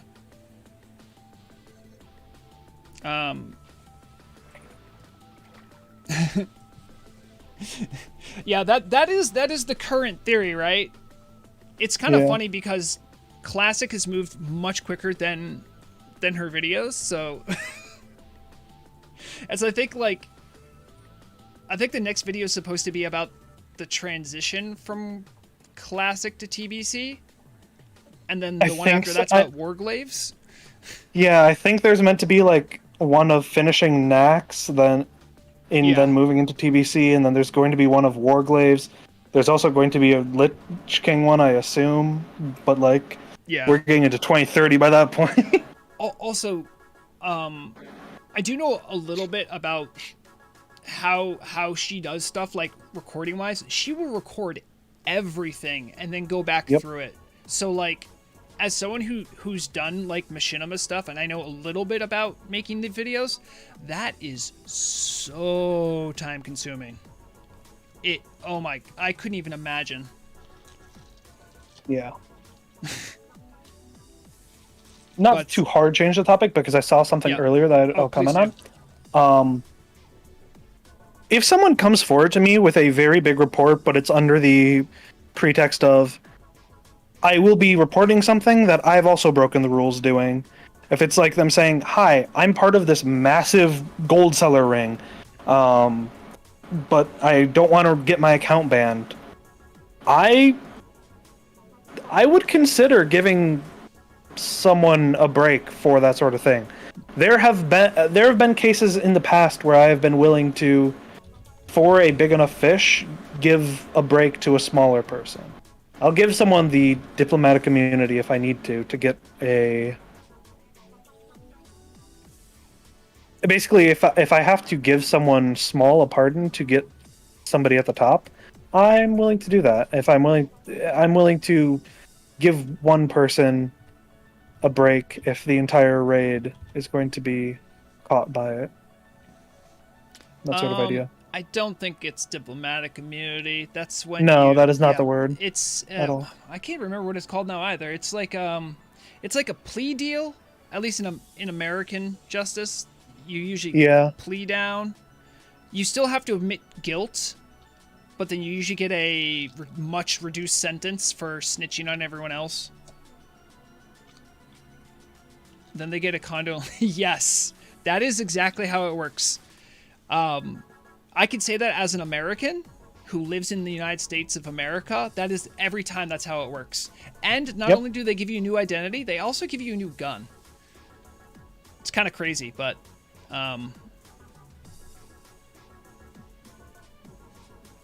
you know, I've noticed Europeans feel very weird about tipping because they don't have tipping in a lot of Europe. Mm-hmm. You know what's crazy to me though? Like, we give them the toned down version of tipping. Like, tipping in America, you usually shoot a gun in the air before you actually give the monetary tip. We're not shooting guns. So like, I feel like if anything, you guys should be more thankful that we're even talking about tipping in a peaceful way. Instead, they're like, "Oh, tipping's dumb. Just pay your wait staff a livable wage." Boring. I know, right? These EU people. I'm over here just desperately needing a surgery. Yeah. But I don't want to go bankrupt. And just work another job. Easy. Yeah. I don't want to talk about Murag's personal stuff too much, but just dancing around the issue. She just needed an antibiotic. And it took essentially 3 days. And we have very good health insurance because of a comedy of errors. And the whole time I'm like, cool. So you're just slowly getting sicker and sicker. Yep. Can I rob a place? Is that an option? I was going crazy. I completely get you there because my girlfriend, who obviously not been around for as much of her lore as you have for your wife's lore, the Murag lore, considering there's a very real chance that you guys have been... How old are you? No, you're not that old. I'm going to message you and tell you how long we've been married. This one might hurt us both. It's going to hurt you and me quite a bit. Hold on, I have to do the math. Good thing Murag isn't actually here.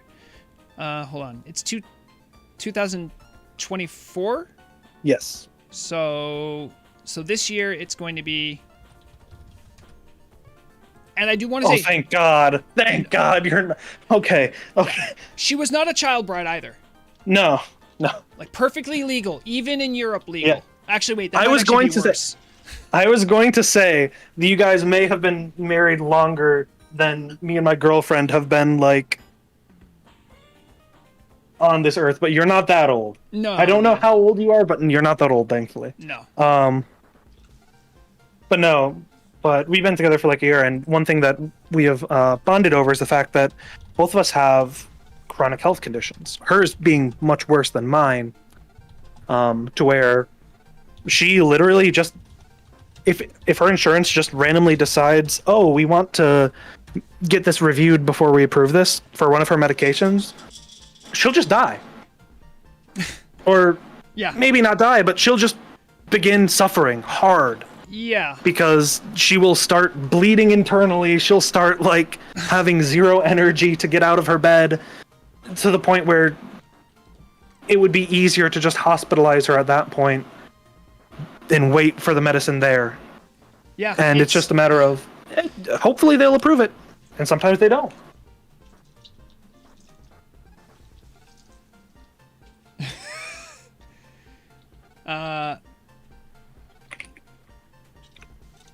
Blub. I am literally almost crying at your innocence. I wish it was that simple. You have to remember, this is America, so actually you need to involve a gun.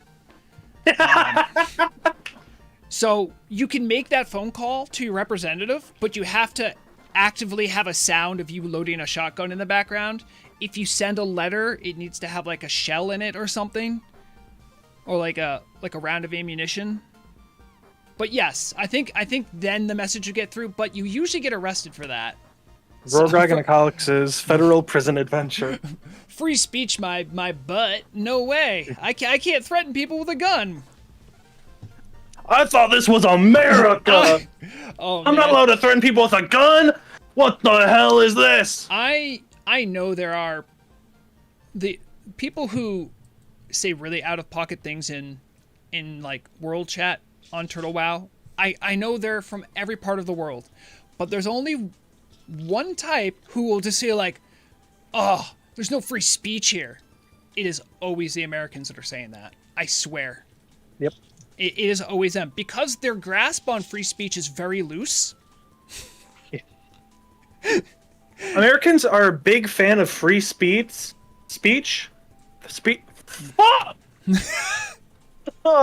My American kicked in. I can't speak. Deep breath. Americans are a big fan of free speech. Not a big fan of the consequences that come with it. Yeah. I say that as also an American. Yeah, many. And also, when we say American, we're not necessarily counting Canadians, but sometimes Canadians too. But not necessarily. They're usually nicer. But free speech does not synonymous with say anything you want at any time forever. Even in the US, that's not what it means. There are things you cannot say in the US, believe it or not. One is like you can't go into a crowded theater and yell fire. That is actually a court case. In America, they had to have that court case. Because that actually happened. Whereas, like, sensible people would be like, yeah, that's stupid. You shouldn't be able to say that. Instead, it got to the Supreme Court. Yes, terrible. The EU does have free speech, but it looks and feels different. And there are actually some things they literally cannot say. Regardless of intent, even for parody purposes, which most parody and satire is like protected speech almost always in America. But in Europe, sometimes that is not the case. I won't speak because there's a lot of different nations in Europe, and I don't know all of them, and I don't know all the rules and regulations. But I'm sure the people from the EU who want to share can probably back that up. At least, Murrock did spend some time in Germany. She said there are certain things there you can't say. You just cannot. Like, it's actually a crime to do it.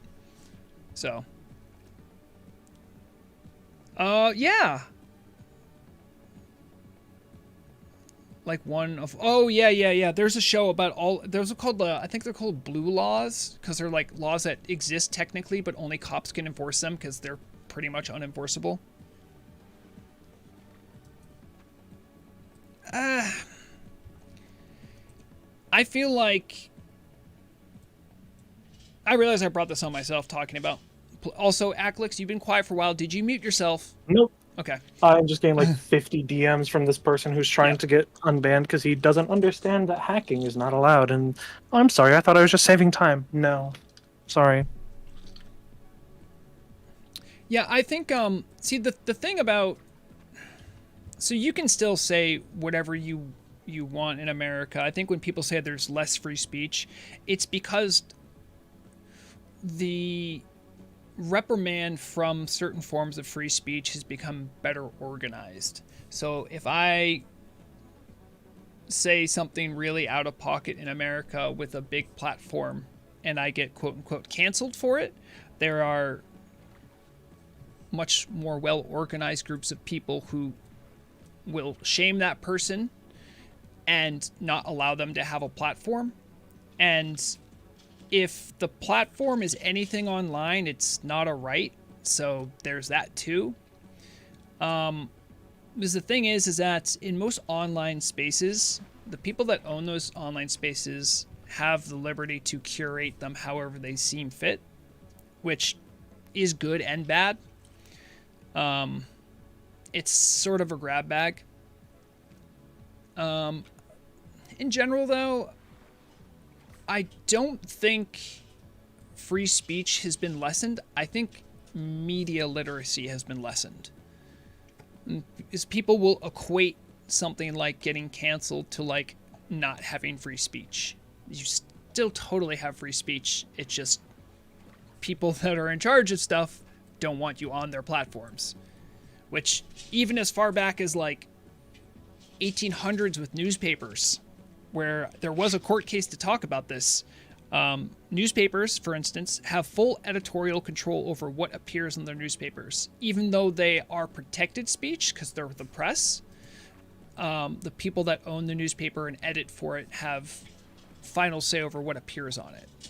So there's a lot of nuance to it.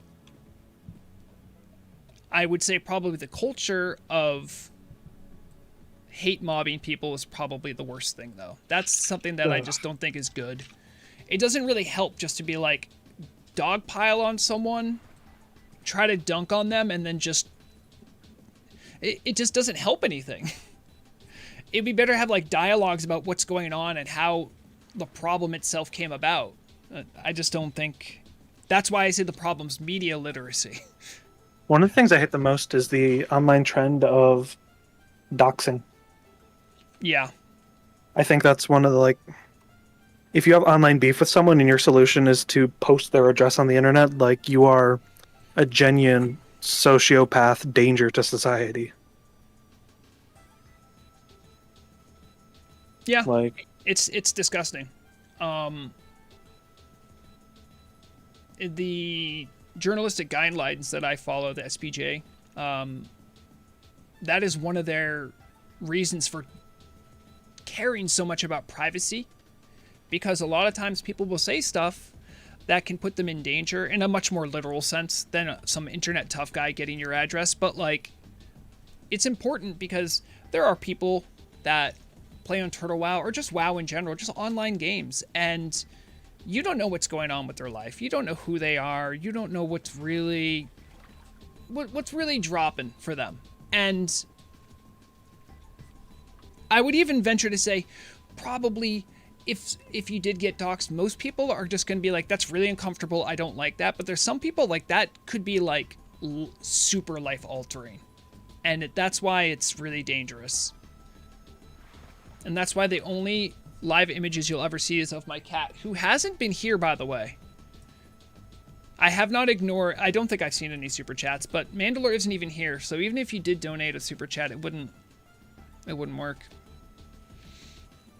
What is not good is they closed a German journalist account in East Ukraine for covering their side of the story, but they didn't stop there. They went after their... I'll have to read into that story. Someone mentioned that a journalist, a war correspondent, I think, in the Ukraine conflict passed away. I'll have to read up on that. In general, I try to have my streams and media be neutral and try to be apolitical, but I will always be political about being a free speech advocate and promoting media literacy. Yes, exactly. Was that you who mentioned? No, someone else mentioned it way at the beginning, Blub Blub. Yeah, I have actually gotten a couple IP trackers. Not really any of significance, though, recently. Just because the ones I've had recently have been very much just like, send me a random link, and okay. I'm not going to open that. I'll open it on a VPN or via Tor or something like that, but I'm not going to open it just blindly on my computer. Unfortunately, that's the downside of becoming sort of the face of Turtle. And the downside of the fact that I know that some of my information is definitely possible to be found. Is I have to be very aware of that, because I even did some stuff, like I took certain accounts out of my Discord link bio sort of thing. And if I could go back and I could use a completely separate Discord for Turtle, I would. If I could have done that the day that I became a GM, I definitely would have. You're right, Terrible, because usually most doxing is done by giving information through like phishing style. Like you just say too much about yourself and then people can suss it out that way. You're absolutely right. But VPN Tor is a good starting point. But covering your bases, stuff like having separate emails, separate Discords, ways of contacting you, it can be a pain in the butt. I think having a Discord that is just at Vrograg and having email accounts for my YouTube and all that stuff being separate actually been great. I don't have to worry about it as much. Although, I had an idea, Akalix. It's a bad idea, but I still want to say it. I still want to say it out loud. So I know the Turtle team is rightfully paranoid of Microsoft, Activision, Blizzard sending the Pinkertons after them. Yes. However, I'm not a developer. There are some people that because I've been on the server for a while now, there are some people that I actually want to meet in real life. But I don't know, is that just not advisable? Would someone just like be like, okay, so you've spoken to this person, now I'm gonna like take it and you're gonna tell me all their information. But the thing is I don't have information on them, but the Pinkertons might not know that. I mean, at that point, to that level, I think it would be fine. My advice is just always don't meet up with someone who you wouldn't trust to not like try to blackmail you with like a photo. But if you think that they're not that type of person, I'll come out for a drink. Don't worry. Yeah. Yes. No, I think it would be cool though if at least for people in my region, like if there could be like a US or like a US Turtle East WoW Coast meetup. Turtle WoW meetup. We all have to like see if we can figure out who each other is, some of the voices. This is when I show you all that I have experience as a voice actor. I use a completely different voice for the meetup.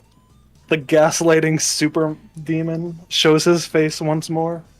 I actually have met one player that is in my guild in real life. They happened to be at some work thing and were like very close to where I live. And we're talking to Murog, and Murog's like, hey, do you want to meet so-and-so? I'm like where? Like Hyjal or? And Murog's like, no, like real life, they're going to be in town. I'm like, oh yeah, sure. So there is actually one person aside from Murog and technically Filthstar who actually know me, who've actually met me in real life. And yeah, exactly, Darian, you're not even wrong, because a lot of people don't have great mics. I might even sound different. If I didn't end up getting sick, like later on last month, I was going to meet with Torda, Jamie, Gior, Bowser, all sorts of people, most likely. So it was a real bummer, but I ended up just being a bit too sick to go out to Europe. It would be cool though to have like a, I don't know, like a hotel, a small convention room. I have like a separate meet up Discord. on the Turtle WoW yacht. Yeah, exactly. Oh yeah, we'll use all the Spectral Tiger mount money to rent out a yacht, because everyone knows I'm getting money from that. I wish I got money. I wish I was corrupt. Oh man, if I was corrupt, I could make so much money. Oh. So many things. If only you were on my payroll. Well, didn't you know that well, so here's the thing. I am apparently, well, first of all, you're on my payroll. Second of all, apparently I'm Krog. I thought I was Krog. Nope, that's me. Though pay no attention to the fact that guy is a like middle-aged German guy or something. I couldn't quite tell from his accent, but I've heard him speak, and like you are not Krog. Dan has a better chance of sounding like Krog than you do. Yeah. The funniest part is like the fact that for me to be him, I would have had to have been in the private server scene actively as a middle school student. Yeah, but I graduated high school in 2020.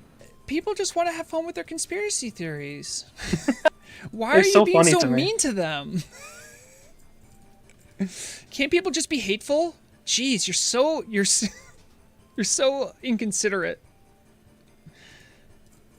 Is Torda nice? She's always been very nice to me. I will say there was very much a point in time where I was considering leaving the Turtle team, because I had a lot going on in my life, IRL, to the point where my girlfriend basically, and this is very much not like her because she's very much the you do you, I'll do me, and you can do whatever, I'll trust you to do yourself and handle yourself. She basically confronted me and was like, you need to stop.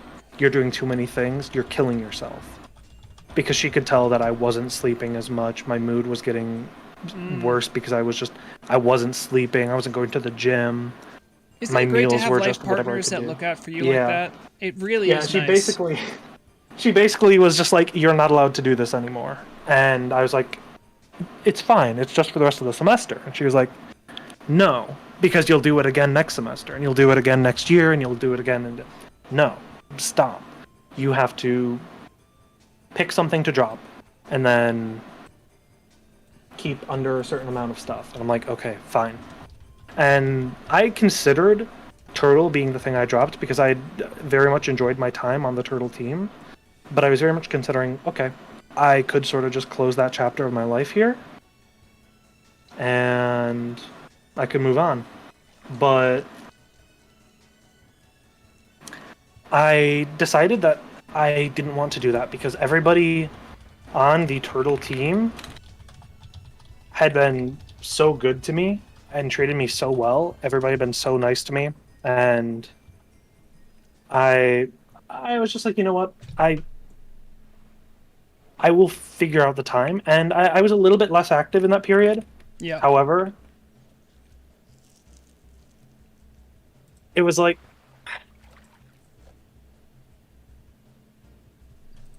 I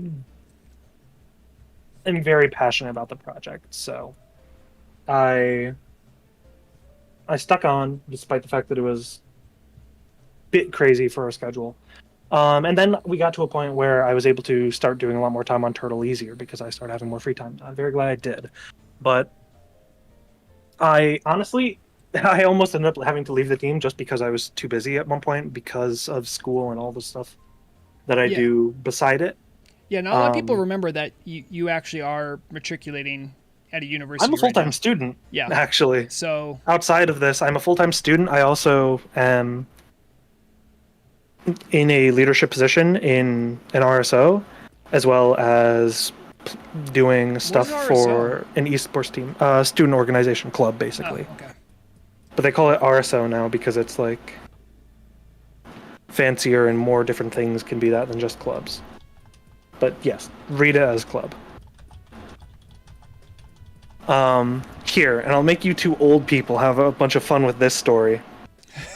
Yeah, me and Valeria are just chatting about like, oh yeah, one no, of he's a my baby. earliest memories is of my dad during vanilla WoW sitting on his lap as his warrior was in Ironforge just selling stuff on the auction house. I woke up in the middle of the night and I would sit on his lap until I fell back to sleep and he'd go put me in bed. It's in your DNA. My first character was a hunter that was a copy of his main. And I didn't understand how pets worked, but I just loved getting the animals and stuff. I didn't really basically play the game with more sentience than that until Wrath of the Lich King, when I started actually raiding.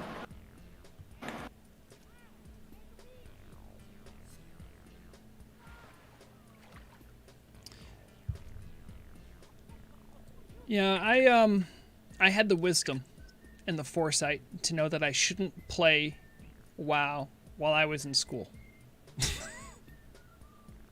And I avoided that. And it was a good choice. I didn't start playing till I was done college though. And that was when TBC was out. People can do the maths. But I'm pretty old. I'm certainly not the oldest. Bernardo, I don't know if my age is young, but I'd like to think so. There's a lot of good memories in the game, though. It's a, you know, so I have I have an idea for a video, not a news video, but you guys know how I'm always soft on the community and stuff. One of my, I would almost say like, I wouldn't call it formative, but like it informed a lot of how I see online communities. Was back in TBC. I was with my guild, Zentarum, and there was a player who was like always online. And back then I didn't have a lot of responsibilities. I thought I was always on, but they were always online. And I had like a decent friendship with them when I was playing. I remember their tag was Totem, Towtum. And, you know, generally I didn't talk about much personal stuff, but I was curious. I'm like, man, like, what do you do for work? Like, you're always on. And this was well before there was like, you know, commute from home. I work from, you know, I do an office job, but I'm at home playing WoW all day jobs. So, and I found out that this person was, and later, like, I saw like pictures and stuff, but they were, on dialysis a lot. Their kidneys had just about given up working completely, and they were on like a 2 or 3 year list to get a kidney replacement. And I ever since hearing that story, and like they have since passed away, and they were like my age. Well, that always stuck with me because it reminded me that, like, for some people, WoW is just a game, and that's fine. And then some people, it's a community, and I think that's good too. And just something about that story just kind of stuck with me and always made me want the best for the community. Because for some people, like, this might be the most socialization they literally can get. And you don't know what everyone's situation is. So that always colors how I react to things. Like, I can think about that, and like I can get mad at someone who's online all the time. I'm like, I don't know, man. Like, maybe they're having it rough and this is just the best option, you know? I've always thought about making a video about that, but I'm not sure I have the narrative strength to do it. But yeah, that's always something stuck with me. That reminds me of why I actually joined the turtle team. Oh.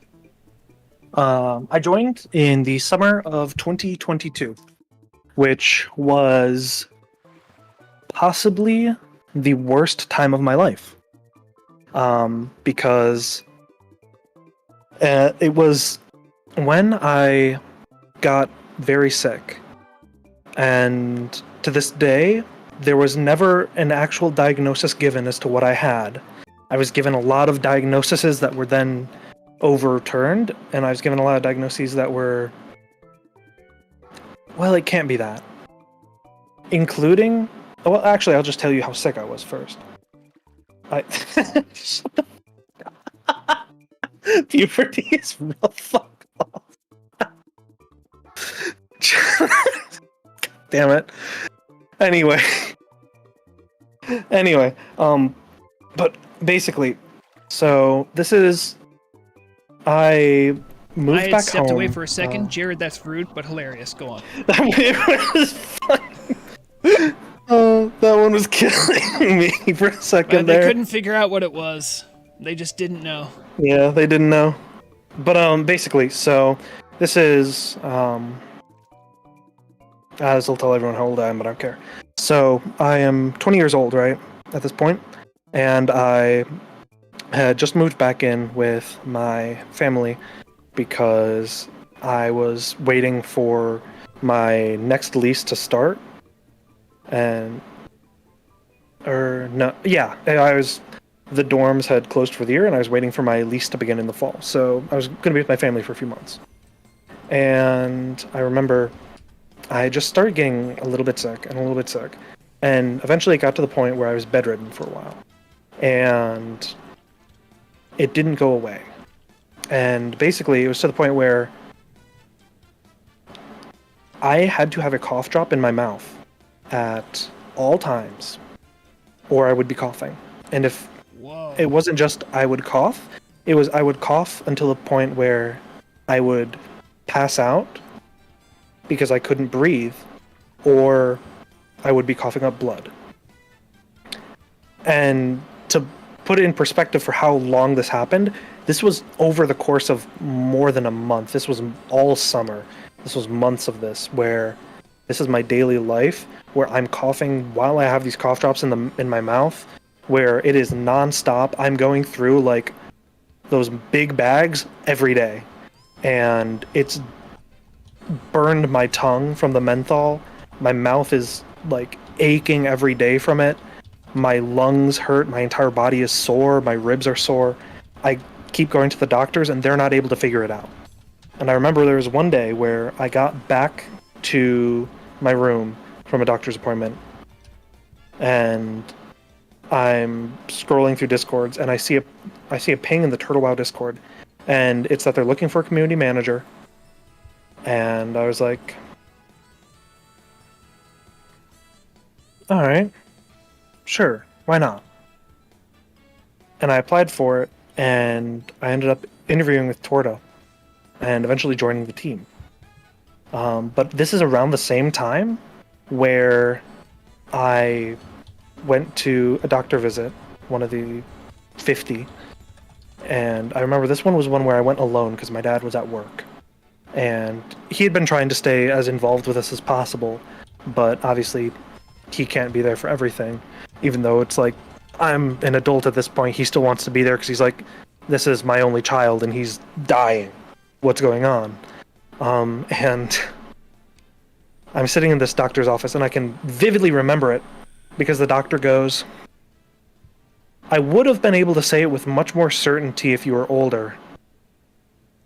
I'd be sure if you were older that you had cancer. Yeah, based on but the I'm not sure. Tell me, yeah. And he's like, but I'm not sure. And I'm just like, that I remember going home and just sitting there and thinking like, wow, I am 20 years old and I might have cancer? I ended up, it's like a week or so later that he says, okay, I can rule out cancer because the x-ray came back with no tumors or anything. And I'm like, that's cool. What? Hey, thanks, Doc. Well, why don't Thanks. you just keep saying more like life-altering stuff before you... Why don't you just do a couple more tests and just shut your mouth? Yeah, Jeez. that was one of those. Thanks. I'm glad you said that now, not before that. But I remember thinking that, and I'm like, damn, wow. But this is when I got involved with Turtle because I was bedridden my entire day. The only time that I wasn't in bed is when I would crawl downstairs to get on my computer.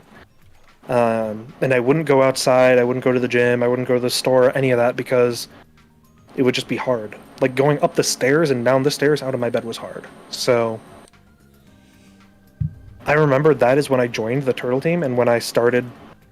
I just got involved off of a random coincidence of just seeing it when I was bored. And it ended up going from... I basically was brought on to be community manager, and then I got put into... I got basically told I couldn't actually be a community manager, and I would just be posting on Instagram. And I was like, oh, okay, cool, whatever. And then I would just help people when there was no support online. Yeah, the old bait and switch, because of a certain situation that isn't around anymore, but there was a bit of a situation where there was someone who didn't want conflicting voices. But I won't go into that. But I'm glad the situation resolved the way it did. But I slowly over time I was very active and I was very involved, and I was motivated, so I would see something needed done internally and I would go do it. So it was it was the irony of coughing now. I still have a chronic cough. That is a constant factor. But yeah, I remember I joined on in like 2022, and yeah, to answer that question, Torta is very nice. Everyone on the team has been exceptionally good to me, and that's why I've stayed on as long as I have. That's why I've done as much stuff as I have on Turtle. Yeah, I love the team behind it.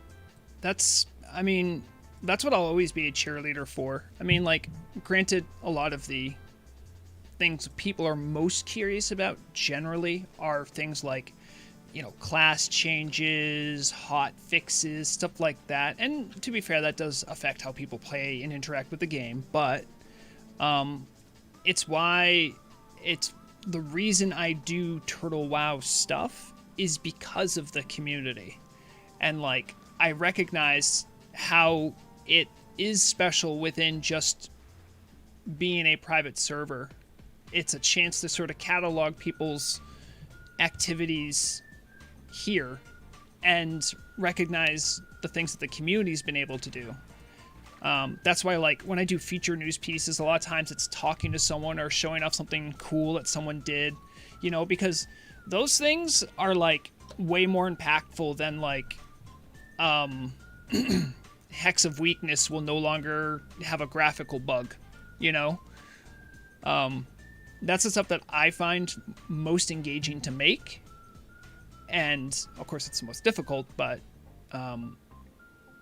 yeah, the community is great, and I haven't had prolonged work experience with a lot of the team. Aclix is the one I normally rub elbows with the most. I have had some private conversations with a couple of team members, and Torta, outside of being always very nervous about stuff, has been perfectly fine to work with and discuss things about. Torta is my favorite schizo. Torta...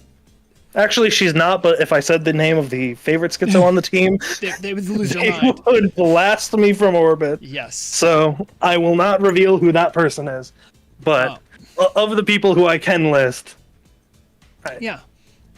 I mean, some of the stuff, like Torta's been on my case about some things, and it's usually because I'm doing annoying journalist thing. Yep. Sometimes I just want to turn to her and be like, Torta, you're ruining my RP right now.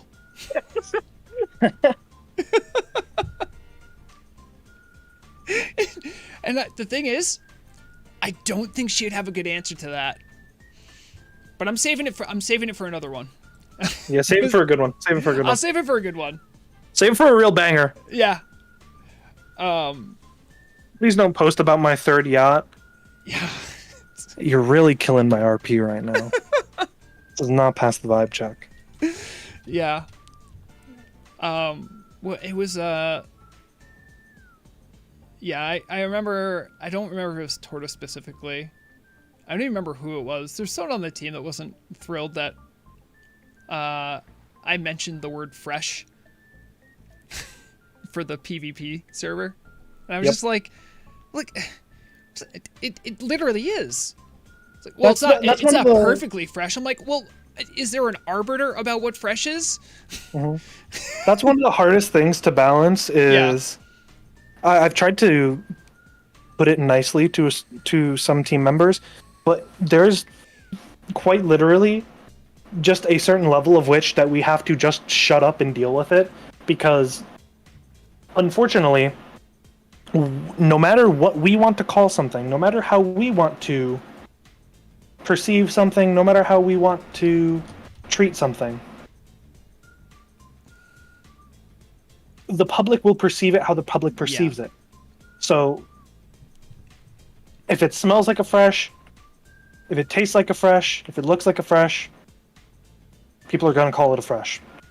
Yeah, and that's where, like, as a advocate in that capacity for the community, I also need to try to reflect the attitudes, thoughts, and opinions of community members. So it's like, a lot of people are talking about this being fresh because it is. So, I'm going to reflect that in my reporting. Like, it's not that there are definitely tons of connotations about fresh, and I understand that. So it's like, I feel you.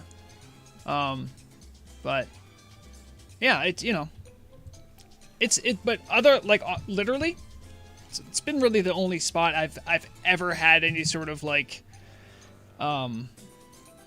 really even issue with anyone working on the team. There's always I can think of another. Yeah, I can think of it too, but it's usually most drama is stuff that I'm probably not going to report on anyway, because it's just drama.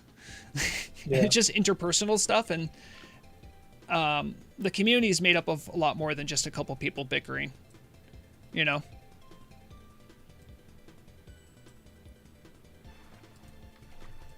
I will say I remember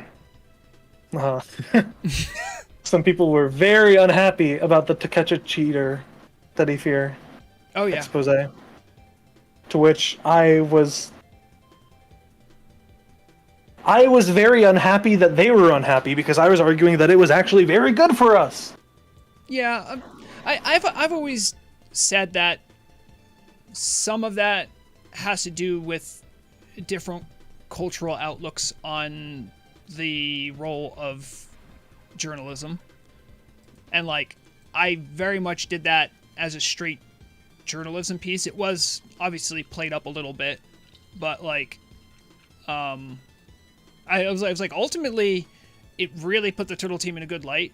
But, like, yeah, I'm writing it as a narrative, so to keep tension, because when you do journalism, there's what's called like really dry news pieces, where you just say the biggest headline right out front, and then you slowly work your way back to less important stuff. And then there's soft news pieces where you're crafting a narrative. So Teddy Fear, I crafted like a soft news piece. If people are like, why can't you just start with the Turtle WoW team didn't do anything bad? I'm like, because the entire tension of the narrative is that I was figuring that out. There is, unfortunately, if you were a Turtle WoW reporter in the terms of you are Turtle WoW's reporter, yes, that would have never gotten out. That's what you would start with. That would have never gotten out, I don't think. I would have probably push to approve it just because I think it was a very good content piece. Yeah. But the thing is, there's the balance between, because you are not Turtle WoW team, your first priority is not PR for Turtle WoW. That's mine. Yep. Your first priority, you are a content creator. Your first priority is creating content. So it is? Oh crap, I should play a different game. Let's play Dangerous Company. Crap, I forgot I'm a content creator. But I had that argument with people where your job is to create content, so it's to create a narrative. It's to create sort of a story out of something and be able to tell a tale. And yeah, that might be sometimes a bit of a pain for me or whoever is trying to shape a narrative in a certain way. But I like to think that Turtle is in a place right now where we do not have our life and death defined by the opinion of the WoW servers subreddit or anything like that, that we stand on our own I hate that 2 place. feet. Man, I've been called so many people on that subreddit. I've been called people there too, and I barely go there. I'm like, how do you guys even know me? I don't even know you. Well, of course, because you're my sock puppet, and because I am them, and if they're them, then that means that... Anyway, so basically right now I'm in Montenegro on a yacht. That's where I'm calling you from, and that's why I haven't been able to go to the store today because of all the snow. I want to show you something. I have an idea. This idea, better than my last idea. I have an idea. Low standard, but I'm here for it. I'm here. I have an idea for... This would be a soft event. This wouldn't be like a huge event, but I have an idea for something that I want to do on stream, and I think... Hold on, let me show this. I've talked about this with some people in my guild, so it might not be a surprise to them. What does this look like to you? Does anyone know what this is? You probably know if you look for a couple seconds. It looks like a Zul'Gurub. That does look like a Zul'Gurub. Now, let me also let me just get rid of that for a second. Let me turn you guys on to something right now. This is about to be Mario Kart. Hold on. Open. All right. Now I'm going to show you this. You see that? That is the map of the route people do when doing Zul'Gurub. There are a number of ways. Does anyone see the difference between this and this? There's not lines everywhere here. There is a lot of Zul'Gurub that no one has ever seen in their time playing and is never done. My idea is to get a bunch of idiots like myself who actually want to see all of Zul'Gurub and clear everything. No evil troll left unturned. Every snake dead. Satire. Everything must die. I can't tell if this is satire. Have you never been on a full ZG run? Even if you've done... No, listen. I've killed every boss. Are you telling me on your ZG runs, you don't do trash skips? Because I'm sure you do trash skips. Do you fight every single thing in the Tiger Boss area? Or do you just have a hunter pull one? And then you just fight the boss? Mandakir? People will just fight the raptors, a couple packs of the guys. They don't clear out this back area. What is even in there? I don't know. In the spider area, yes, you have to kill all the spiders. Has anyone cleared out the entire pyramid? Did you know that there's an area inside the pyramid, the main one that has Hakar? There's an internal area. I didn't know that. I want to have a ZG where everything dies. Now, the coins, bijous, obviously that's an advantage. This wouldn't be for loot. This would be for exploration. Bernardo, I'm afraid to say level 30s cannot go because there is a level restriction on Zul'Gurub, I believe. I think it's 56? 58, I want to say. I'm going to try to get together one with my guild.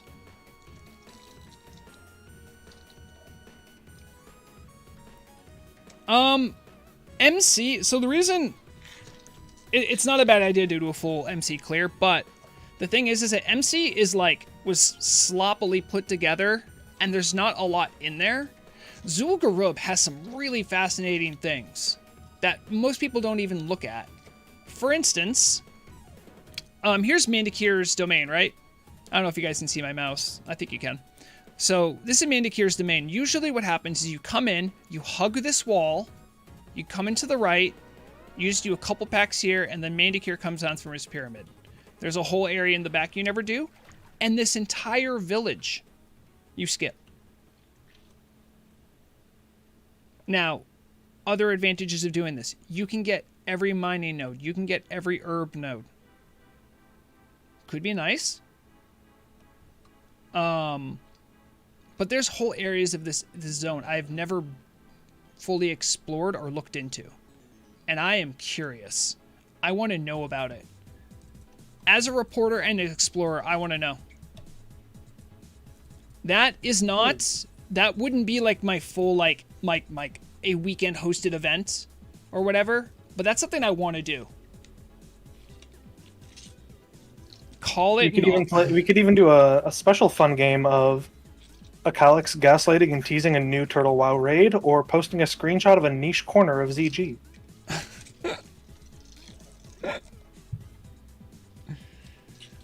Balake says, call it an honorable run. What, did he really do full clears of ZG?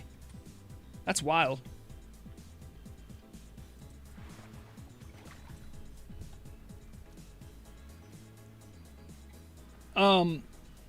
So as far as events go, next weekend, my IRL job has, we'll call it inventory, happening on the weekend. So I may not be available, so I probably don't want to plan for an event next weekend. But I would like to do some brainstorming for if we did a transmog competition or a PvP event. I would love to hear ideas on how we could maybe change those, switch them up, maybe keep them the same, or any other events that someone else might want to think of. I heard some people say do a PvP event in Telebim, and I said, that sounds insane. Akalik said you can make it an event. I'm like, yeah, that could work. Well, I'd love to hear any other thoughts. What about being a crow in the raid and just I would like to do that. I don't know if I could. I don't know if Akalix would let me. Yeah, sure. Just completely voyeuristically watch a raid. Don't tell them. Just stream them and just watch what they're doing. Turn off nameplates and sure. Yeah, there could be. You know, I was actually initially intending on doing that for the Golden Moon thing, but when I was talking to my Golden Moon contact, you know, they're like, yeah, we're gonna do it at such and such time and blah blah blah, and I'm like, oh, is it gonna be full 4? He's like, no, we'll have a couple slots, and that's actually why I took Vrograg, because I'm like, you know, I have a tier 3 geared rogue with Thunder Fury and DFT. Could you use that? And they're like, yes. I'm like, oh, okay. So rather than just being a voyeur, I actually got to like participate and help with the raid. So that was actually pretty fun, and it felt somehow better than just watching. Hi, I have near abyss. Is that at all useful? Yeah, is that useful for you guys? Like, do you want that, or do you want me to just watch? Also, Akalix, probably when I wrap up here, I'll let you know about the the skip thing they figured out.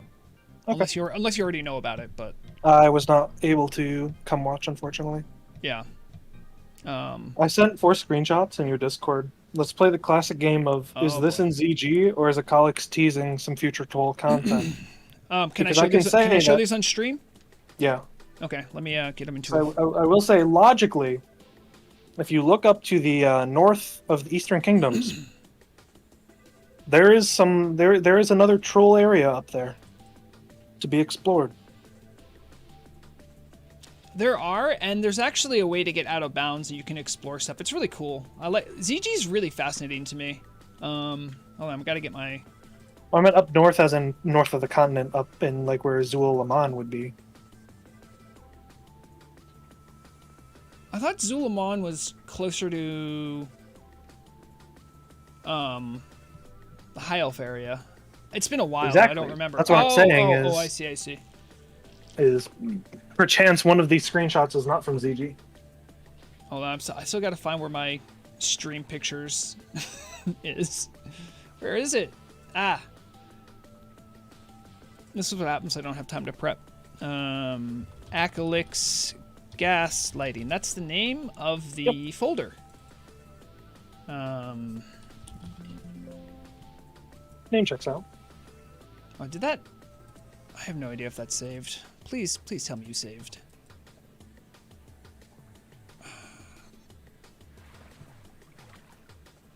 All right, we're just gonna have to do that then. I'm actually curious myself about some of these. I'm excited about showing them off now. Image 2. Now, will you actually answer the question? Truthfully? Sure. I do not like how you answered that. Yeah, sure. Sure, why not? Hee. Okay, we're getting these. Open these. All right. I always get really paranoid about showing off Discord. Yeah. Okay, let's see here. We got this one done. Okay. Let me just center that a little better. All right, so this is a picture that Akalix sent me.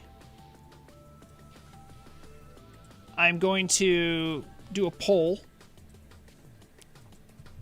ZG or something new? ZG. Now consider, if that is outside of ZG, then where are all the players that are always there? True. Okay, polls up for this picture. Let me take a good close look at this here. I don't know if I can zoom in. Enhance.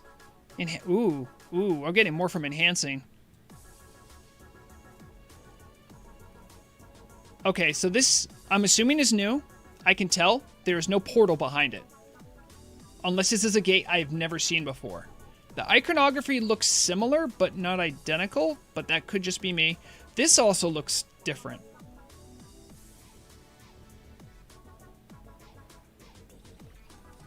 We're not answering what it is, Balake. We're answering if it's new or not. And I'll also do one more just for the fun of it. Okay. We're going to see what the chat thought. 56% said new, and I would agree with them. What say you, Akalix? That is not new. That is inside of ZG looking into the portal from out of bounds. So basically exactly what you said, how you can get out of bounds and explore. Yep. I went out into Stranglethorn Vale within the ZG instance and looked, and, well, there's no portal there because I was inside. Okay. So the portal didn't show from that side. All right, here's another picture. I do not know where that is. Do a little enhance. I'm looking around.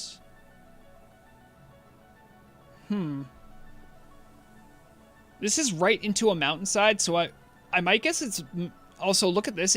Like, you can see the mountain there.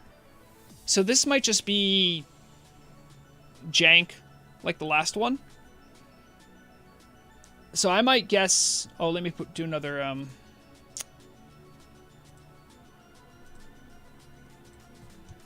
New or old. New. Okay. Polls out. Tell me what you think. Tilladon says these look like they are from the hinterlands. That could be true. I will say that is not from the hinterlands. Isn't that from the Carrot on a Stick quest? That happens in, I thought the Carrot on a Stick quest happens in Tenaris, in ZF. Zul'Farrak, yes. My personal guess is that this is also old. Let's see what chat says. I'll give him a couple more seconds.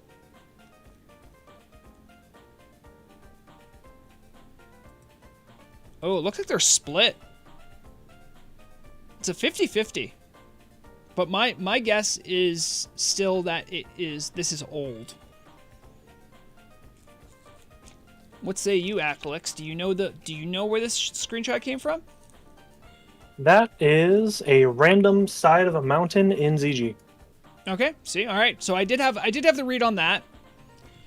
Okay, this one has actual NPCs. I will zoom in a second.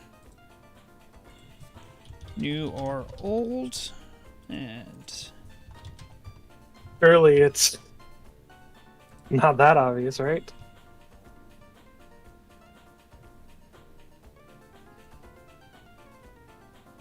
I will say this. Do they look like that?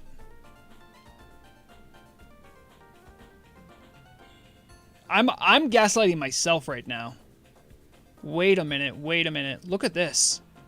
Skull Splitter Speaker Troll Ambassador?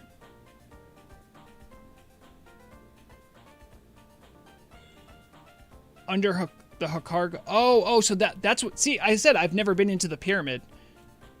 So there's maybe some part of the storyline where they're underneath the pyramid. There's like an envoy of Skull Splitters and Blood Scalp. I don't know the lore that well, so. Right next to every boss is an ambassador NPC that gives additional reputation. I didn't know that. See? More stuff I don't know.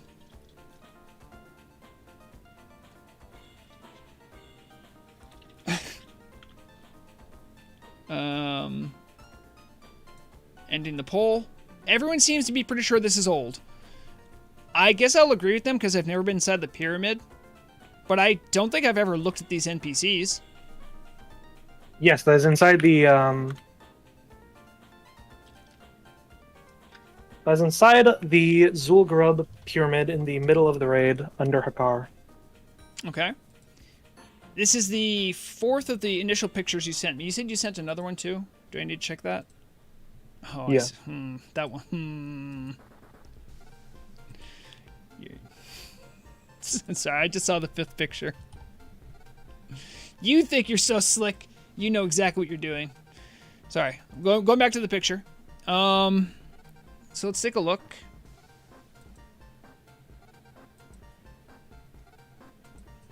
New or old? Let's see what people think. New, old. You can go ahead and let me know what you think on the poll. I don't know if it's just me, but the texturing on this looks odd. Do you use any like weird things on your client that might make I am textures using look completely like this? base client right now. The vines make me think it's new. I don't know why. Maybe I just haven't looked at them enough. These bamboo shoots. Huh. Do they always look like that? I don't know now. I'm really good at gaslight. This is the reason why I do journalism also, is that I need to verify stuff for myself. Let's see what chat's saying. Oh, Balake says, I have a test server in the palm of my hand. I can cheat if I want to. Respect. It looks new because of the green are new. Yes, true. Green is the color of new. It's the regular tree texture. So this is... You can't argue with that sort of logic, right? I just don't remember this vine. Everything else, I mean, from an outside look, like, yeah, that's some abandoned corner of ZG. Yes, Danaeus, you get it. This is probably used to throw us off. I get it. All right, let's see what chat finally voted on. They're actually saying new. I helped gaslight them to this conclusion. Although Balake seems relatively certain this is old. It is. Okay, well, there we go. That is just another side mountain corner of ZG. All right. Oh, I didn't. I have to actually get the other picture because that one came in late.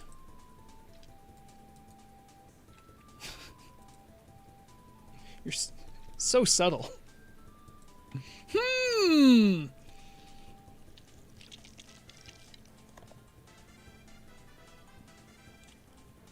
I wonder what people will think.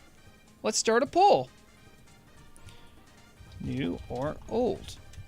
New. Now, even though Balake has a test server, it is not connected to the PTR. So if there's anything new, let me take a good look. The lack of mobs is always a bit of a bummer, but you know what though? I'm not gonna lie. You don't like getting like the Zul'Farrak hammer? That is not Hinterlands. This isn't Hinterlands either? That is not Hinterlands. Balake. Balake, we're both wrong.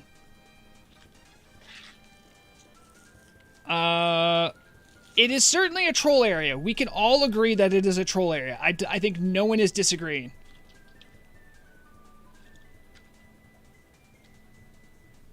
It's Stone Talon. Oh, I didn't think of Gilligim.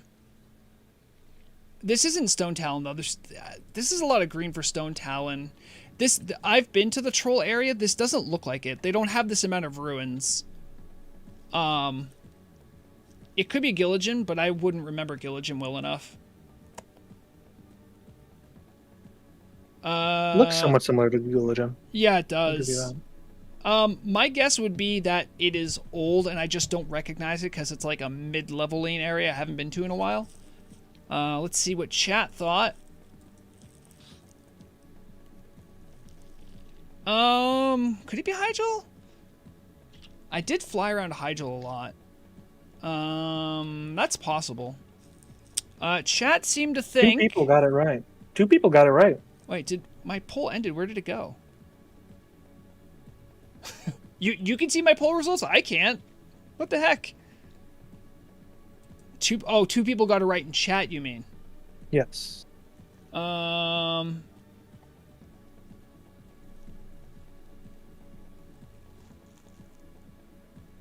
Yeah. Eastern Arathi. I think the closest one that I would feel would just be Hyjal, just because it looks vaguely like it, but I don't feel too good about that guess. It was Arathi. Arathi. That is me being a little bit of a bastard because it is right on the border of the Hinterlands. It is the custom area. It is. Right at the top there. Yep. Zul'Razaz. Yes. When I first saw the picture before actually really looking at it, I thought it was just clearly Zul Aman. And I'm like, oh, that's not subtle. And then I looked at it, I'm like, wait, actually, this could be subtle. Hold on. I sent you another one as well. Oh. This one's just going to be... Oh, this is what I know!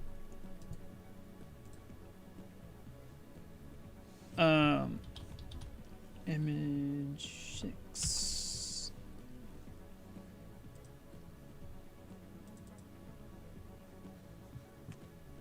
I requested one person to send me a screenshot as well. I'm going to see if they're able to send me the screenshot. You should see it now, Balake. Hopefully you see it. Yeah, you should see it now. Let's take a little zoom in, see what we can see. Rosari Tribesman, Rosari Guardian, Rosari... Now, I actually know... I'm like 100%, I think I know where this is. I want to see if anyone else gets it.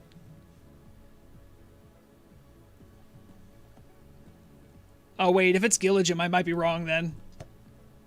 This looks very similar to the STV troll area. Like, very similar.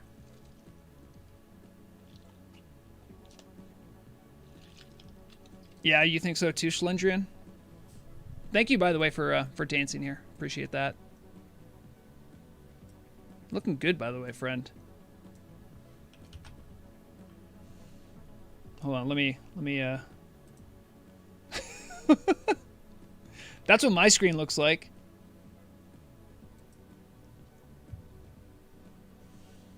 Yeah, I think so. I'm just going to say what my gut said. My gut said this is the troll area in northwestern STV. Los, it is the Gilligim. It is Gilligim, okay.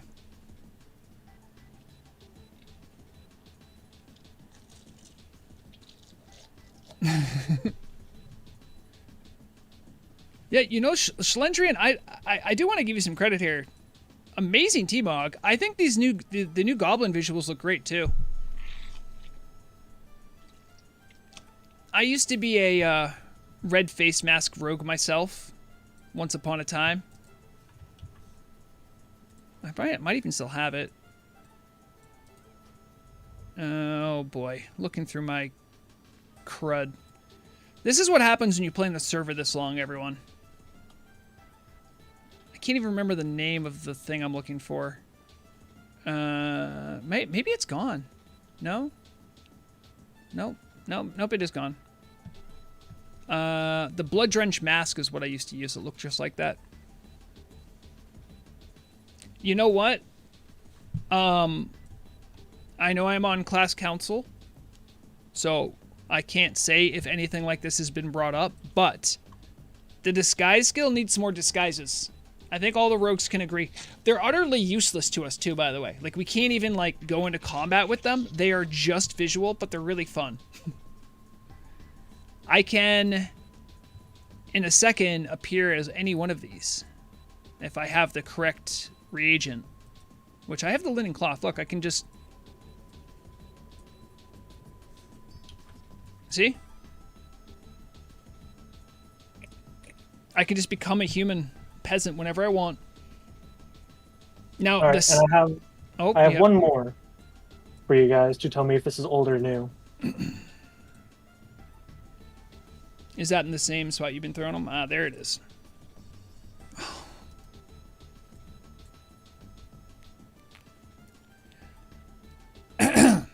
Aclix. Did you look at what you named that file? Oh, before I saved it? Okay. I did. Okay. I'm making sure you knew. In case it was something you were not supposed to leave in there. Oh, don't worry. I'm very aware of what I named it. It's a professional courtesy, that's all. Uh-huh.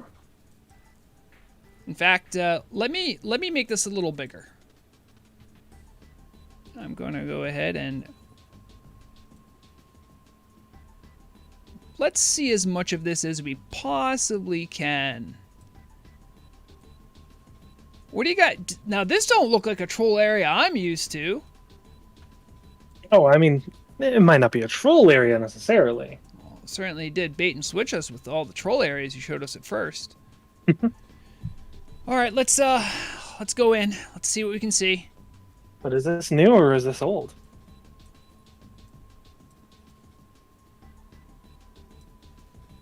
Siege machinery.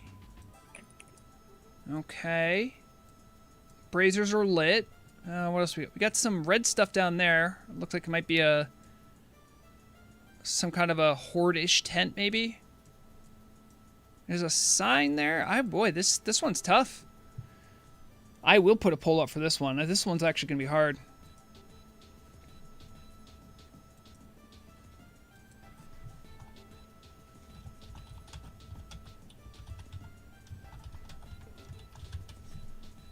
Okay. Let me know what your thoughts are. Chat is saying Dragoon says, it's the new raid. Interesting. Balake says, this is Grim Batol. Maxim Sirik says, I was wondering if you're going to show Grim Batol. Shadow Wing says Grim Batol. Shadow W says Dwarvish.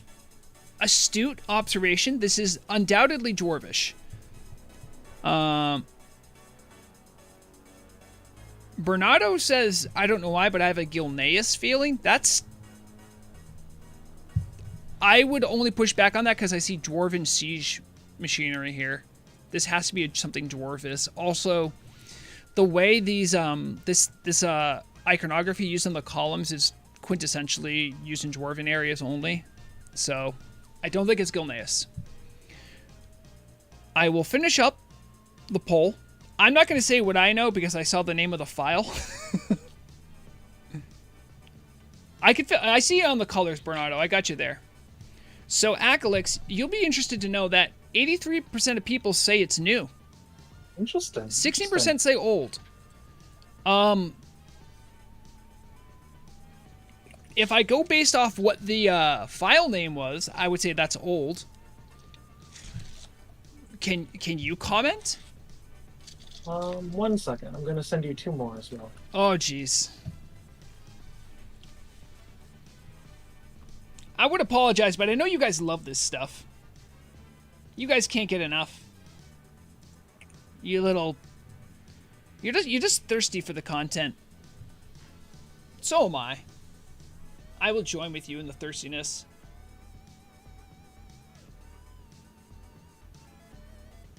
Wait, Balaka, you said show this one Vrograg? What? Did you DM me a picture too, Balake? I don't see any. Sending 2 more. This one. Oh, so you also didn't answer our question about the last one. I know you're basically getting files, but... Okay, I sent you 2 more. Clever girl. I'll tell you that some of what I'm sending is new and some of what I'm sending is not new. I was just asking if you could comment if it was new or not. That's all. The last one we did. I can. Will you? We doing semantics Probably games not. now? Okay. Yeah. Block A if you want. Just send me just send it to me in Discord. I'll take a look at it. I'll get these 2 new pictures up.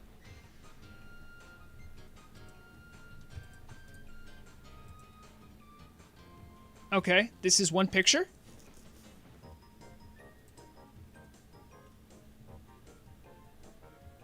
I do not know. I do not have an answer for this one.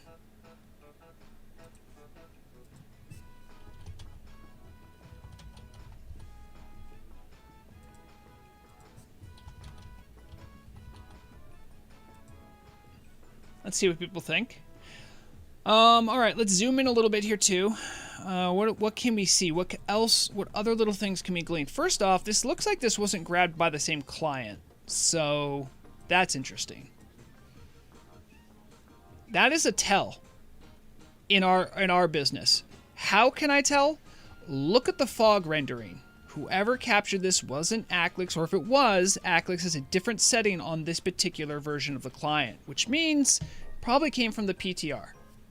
So, to me, that is the only clue I have, because outside of that, I don't know what old Ironforge looks like. This could be an old Ironforge, but my guess is that this is new. Let's see what you guys think. I'm seeing mostly news. Grim Batol looking good so far from Block A. Shadow W.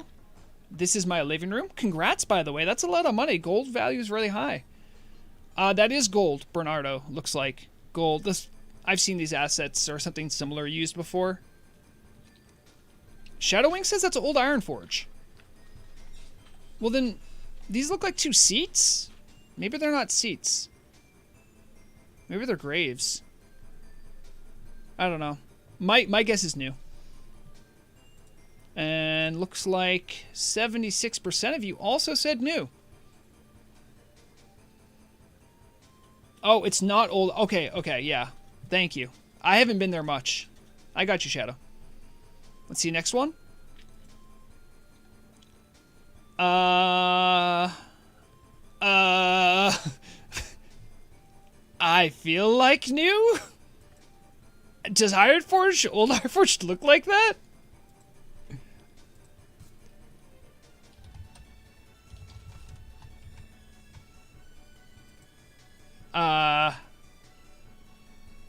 Dan Belford says that is old Ironforge. Okay, again, I've never been there. Yeah. Well, Block 8, yeah, I am a Horde main. And when I was playing Alliance way back when, old Ironforge was just a rumor. No one actually been to it. So this is what it looks like beneath the throne room. So, Dragoon, what I know about old Ironforge is that underneath Ironforge, there's actually another, like a previous version of Ironforge that was like partially built but not used. That's my understanding. Aglex has been real quiet. I don't know what's going on. It's having a bit of fun, you know? Okay. Does anyone know what's up with all these? Like, I haven't seen these assets used, like, almost anywhere. Maybe they are, just not in this way. Yeah, Shalindrian, yeah. I have a mage, but she's a troll, so she can't really get there. There's an unused part of Undercity in the rafters. Oh, interesting. Can we get a portal summon down there? You know what? Yeah, that's a great idea. Even though my stream is running late. Yeah, you next invite in 20 minutes. Oh, jeez. Imagine having to go to Nax. But no, I like a lot of this stuff. Make a duel with a warrior and let them fear you into a warlock and let them fear you into it. That's a good idea. So you should close your poll. I should what? Close your poll. Oh, thank you. Sorry, I forgot to. Yeah, Morag came out just to remind me that I have to go raid. All right, I will give you these last two for. Okay, I'd be done giving you the drip stream of. You gave me 3. Oh. Oh, I did those earlier. Yeah.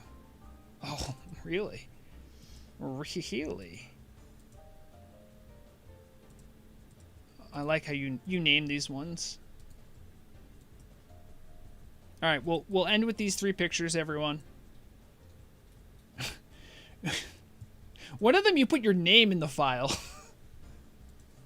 That was because it was sent as my version of the file. Ah, right. It was sent to me.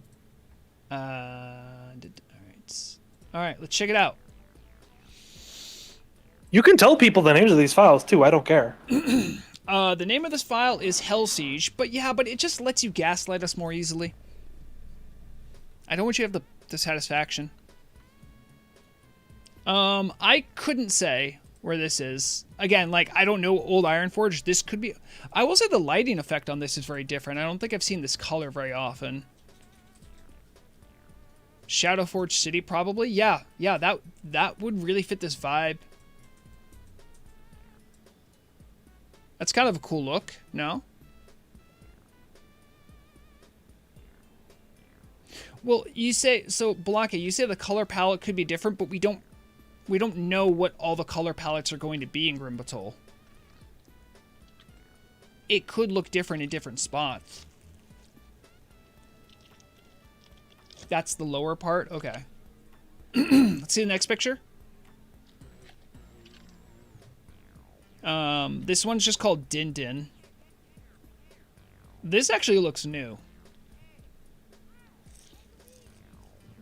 I say that because it's 2 assets put together to make a table.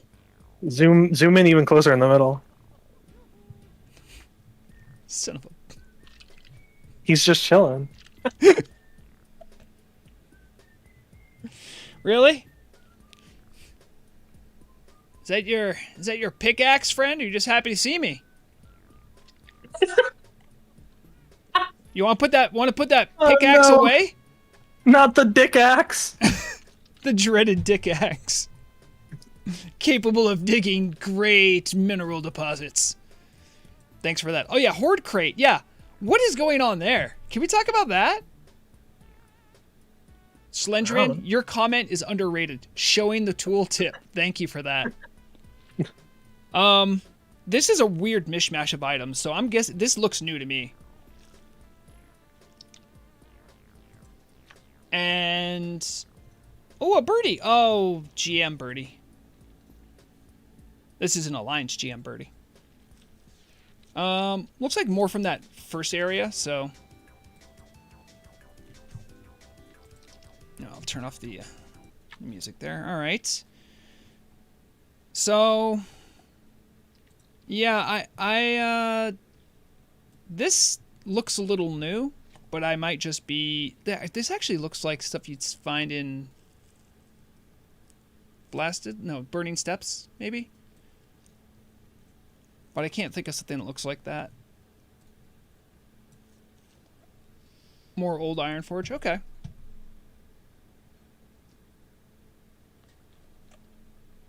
Yeah, I mean, this we're dealing with the same brightness. What you guys are seeing is what I'm seeing. So,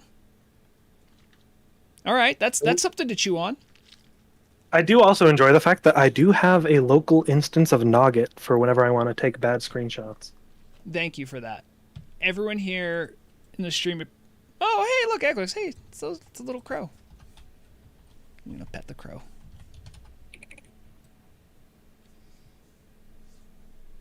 Oh wait, no, it's pet/pet. No, Pat. I always stupid conjugation of verbs. Yeah. I should park Vrograg back in jail. I only got a couple more days left of being a snowball target. I need to go panic buy a bunch of consumables at overpriced amounts for next Ramus. Perfect. Yeah. But thanks for coming, Akalix. Of course. Whenever there's gas to be lit, I will be there. Yes, and Dan, if you're still watching, if you're watching after, also anyone, just thank you, Dan, for being a great member of the Turtle Media Empire, as it were, and coming on for a little bit. Thank you, people who just came. I know we just fished, but there was a lot to chat about.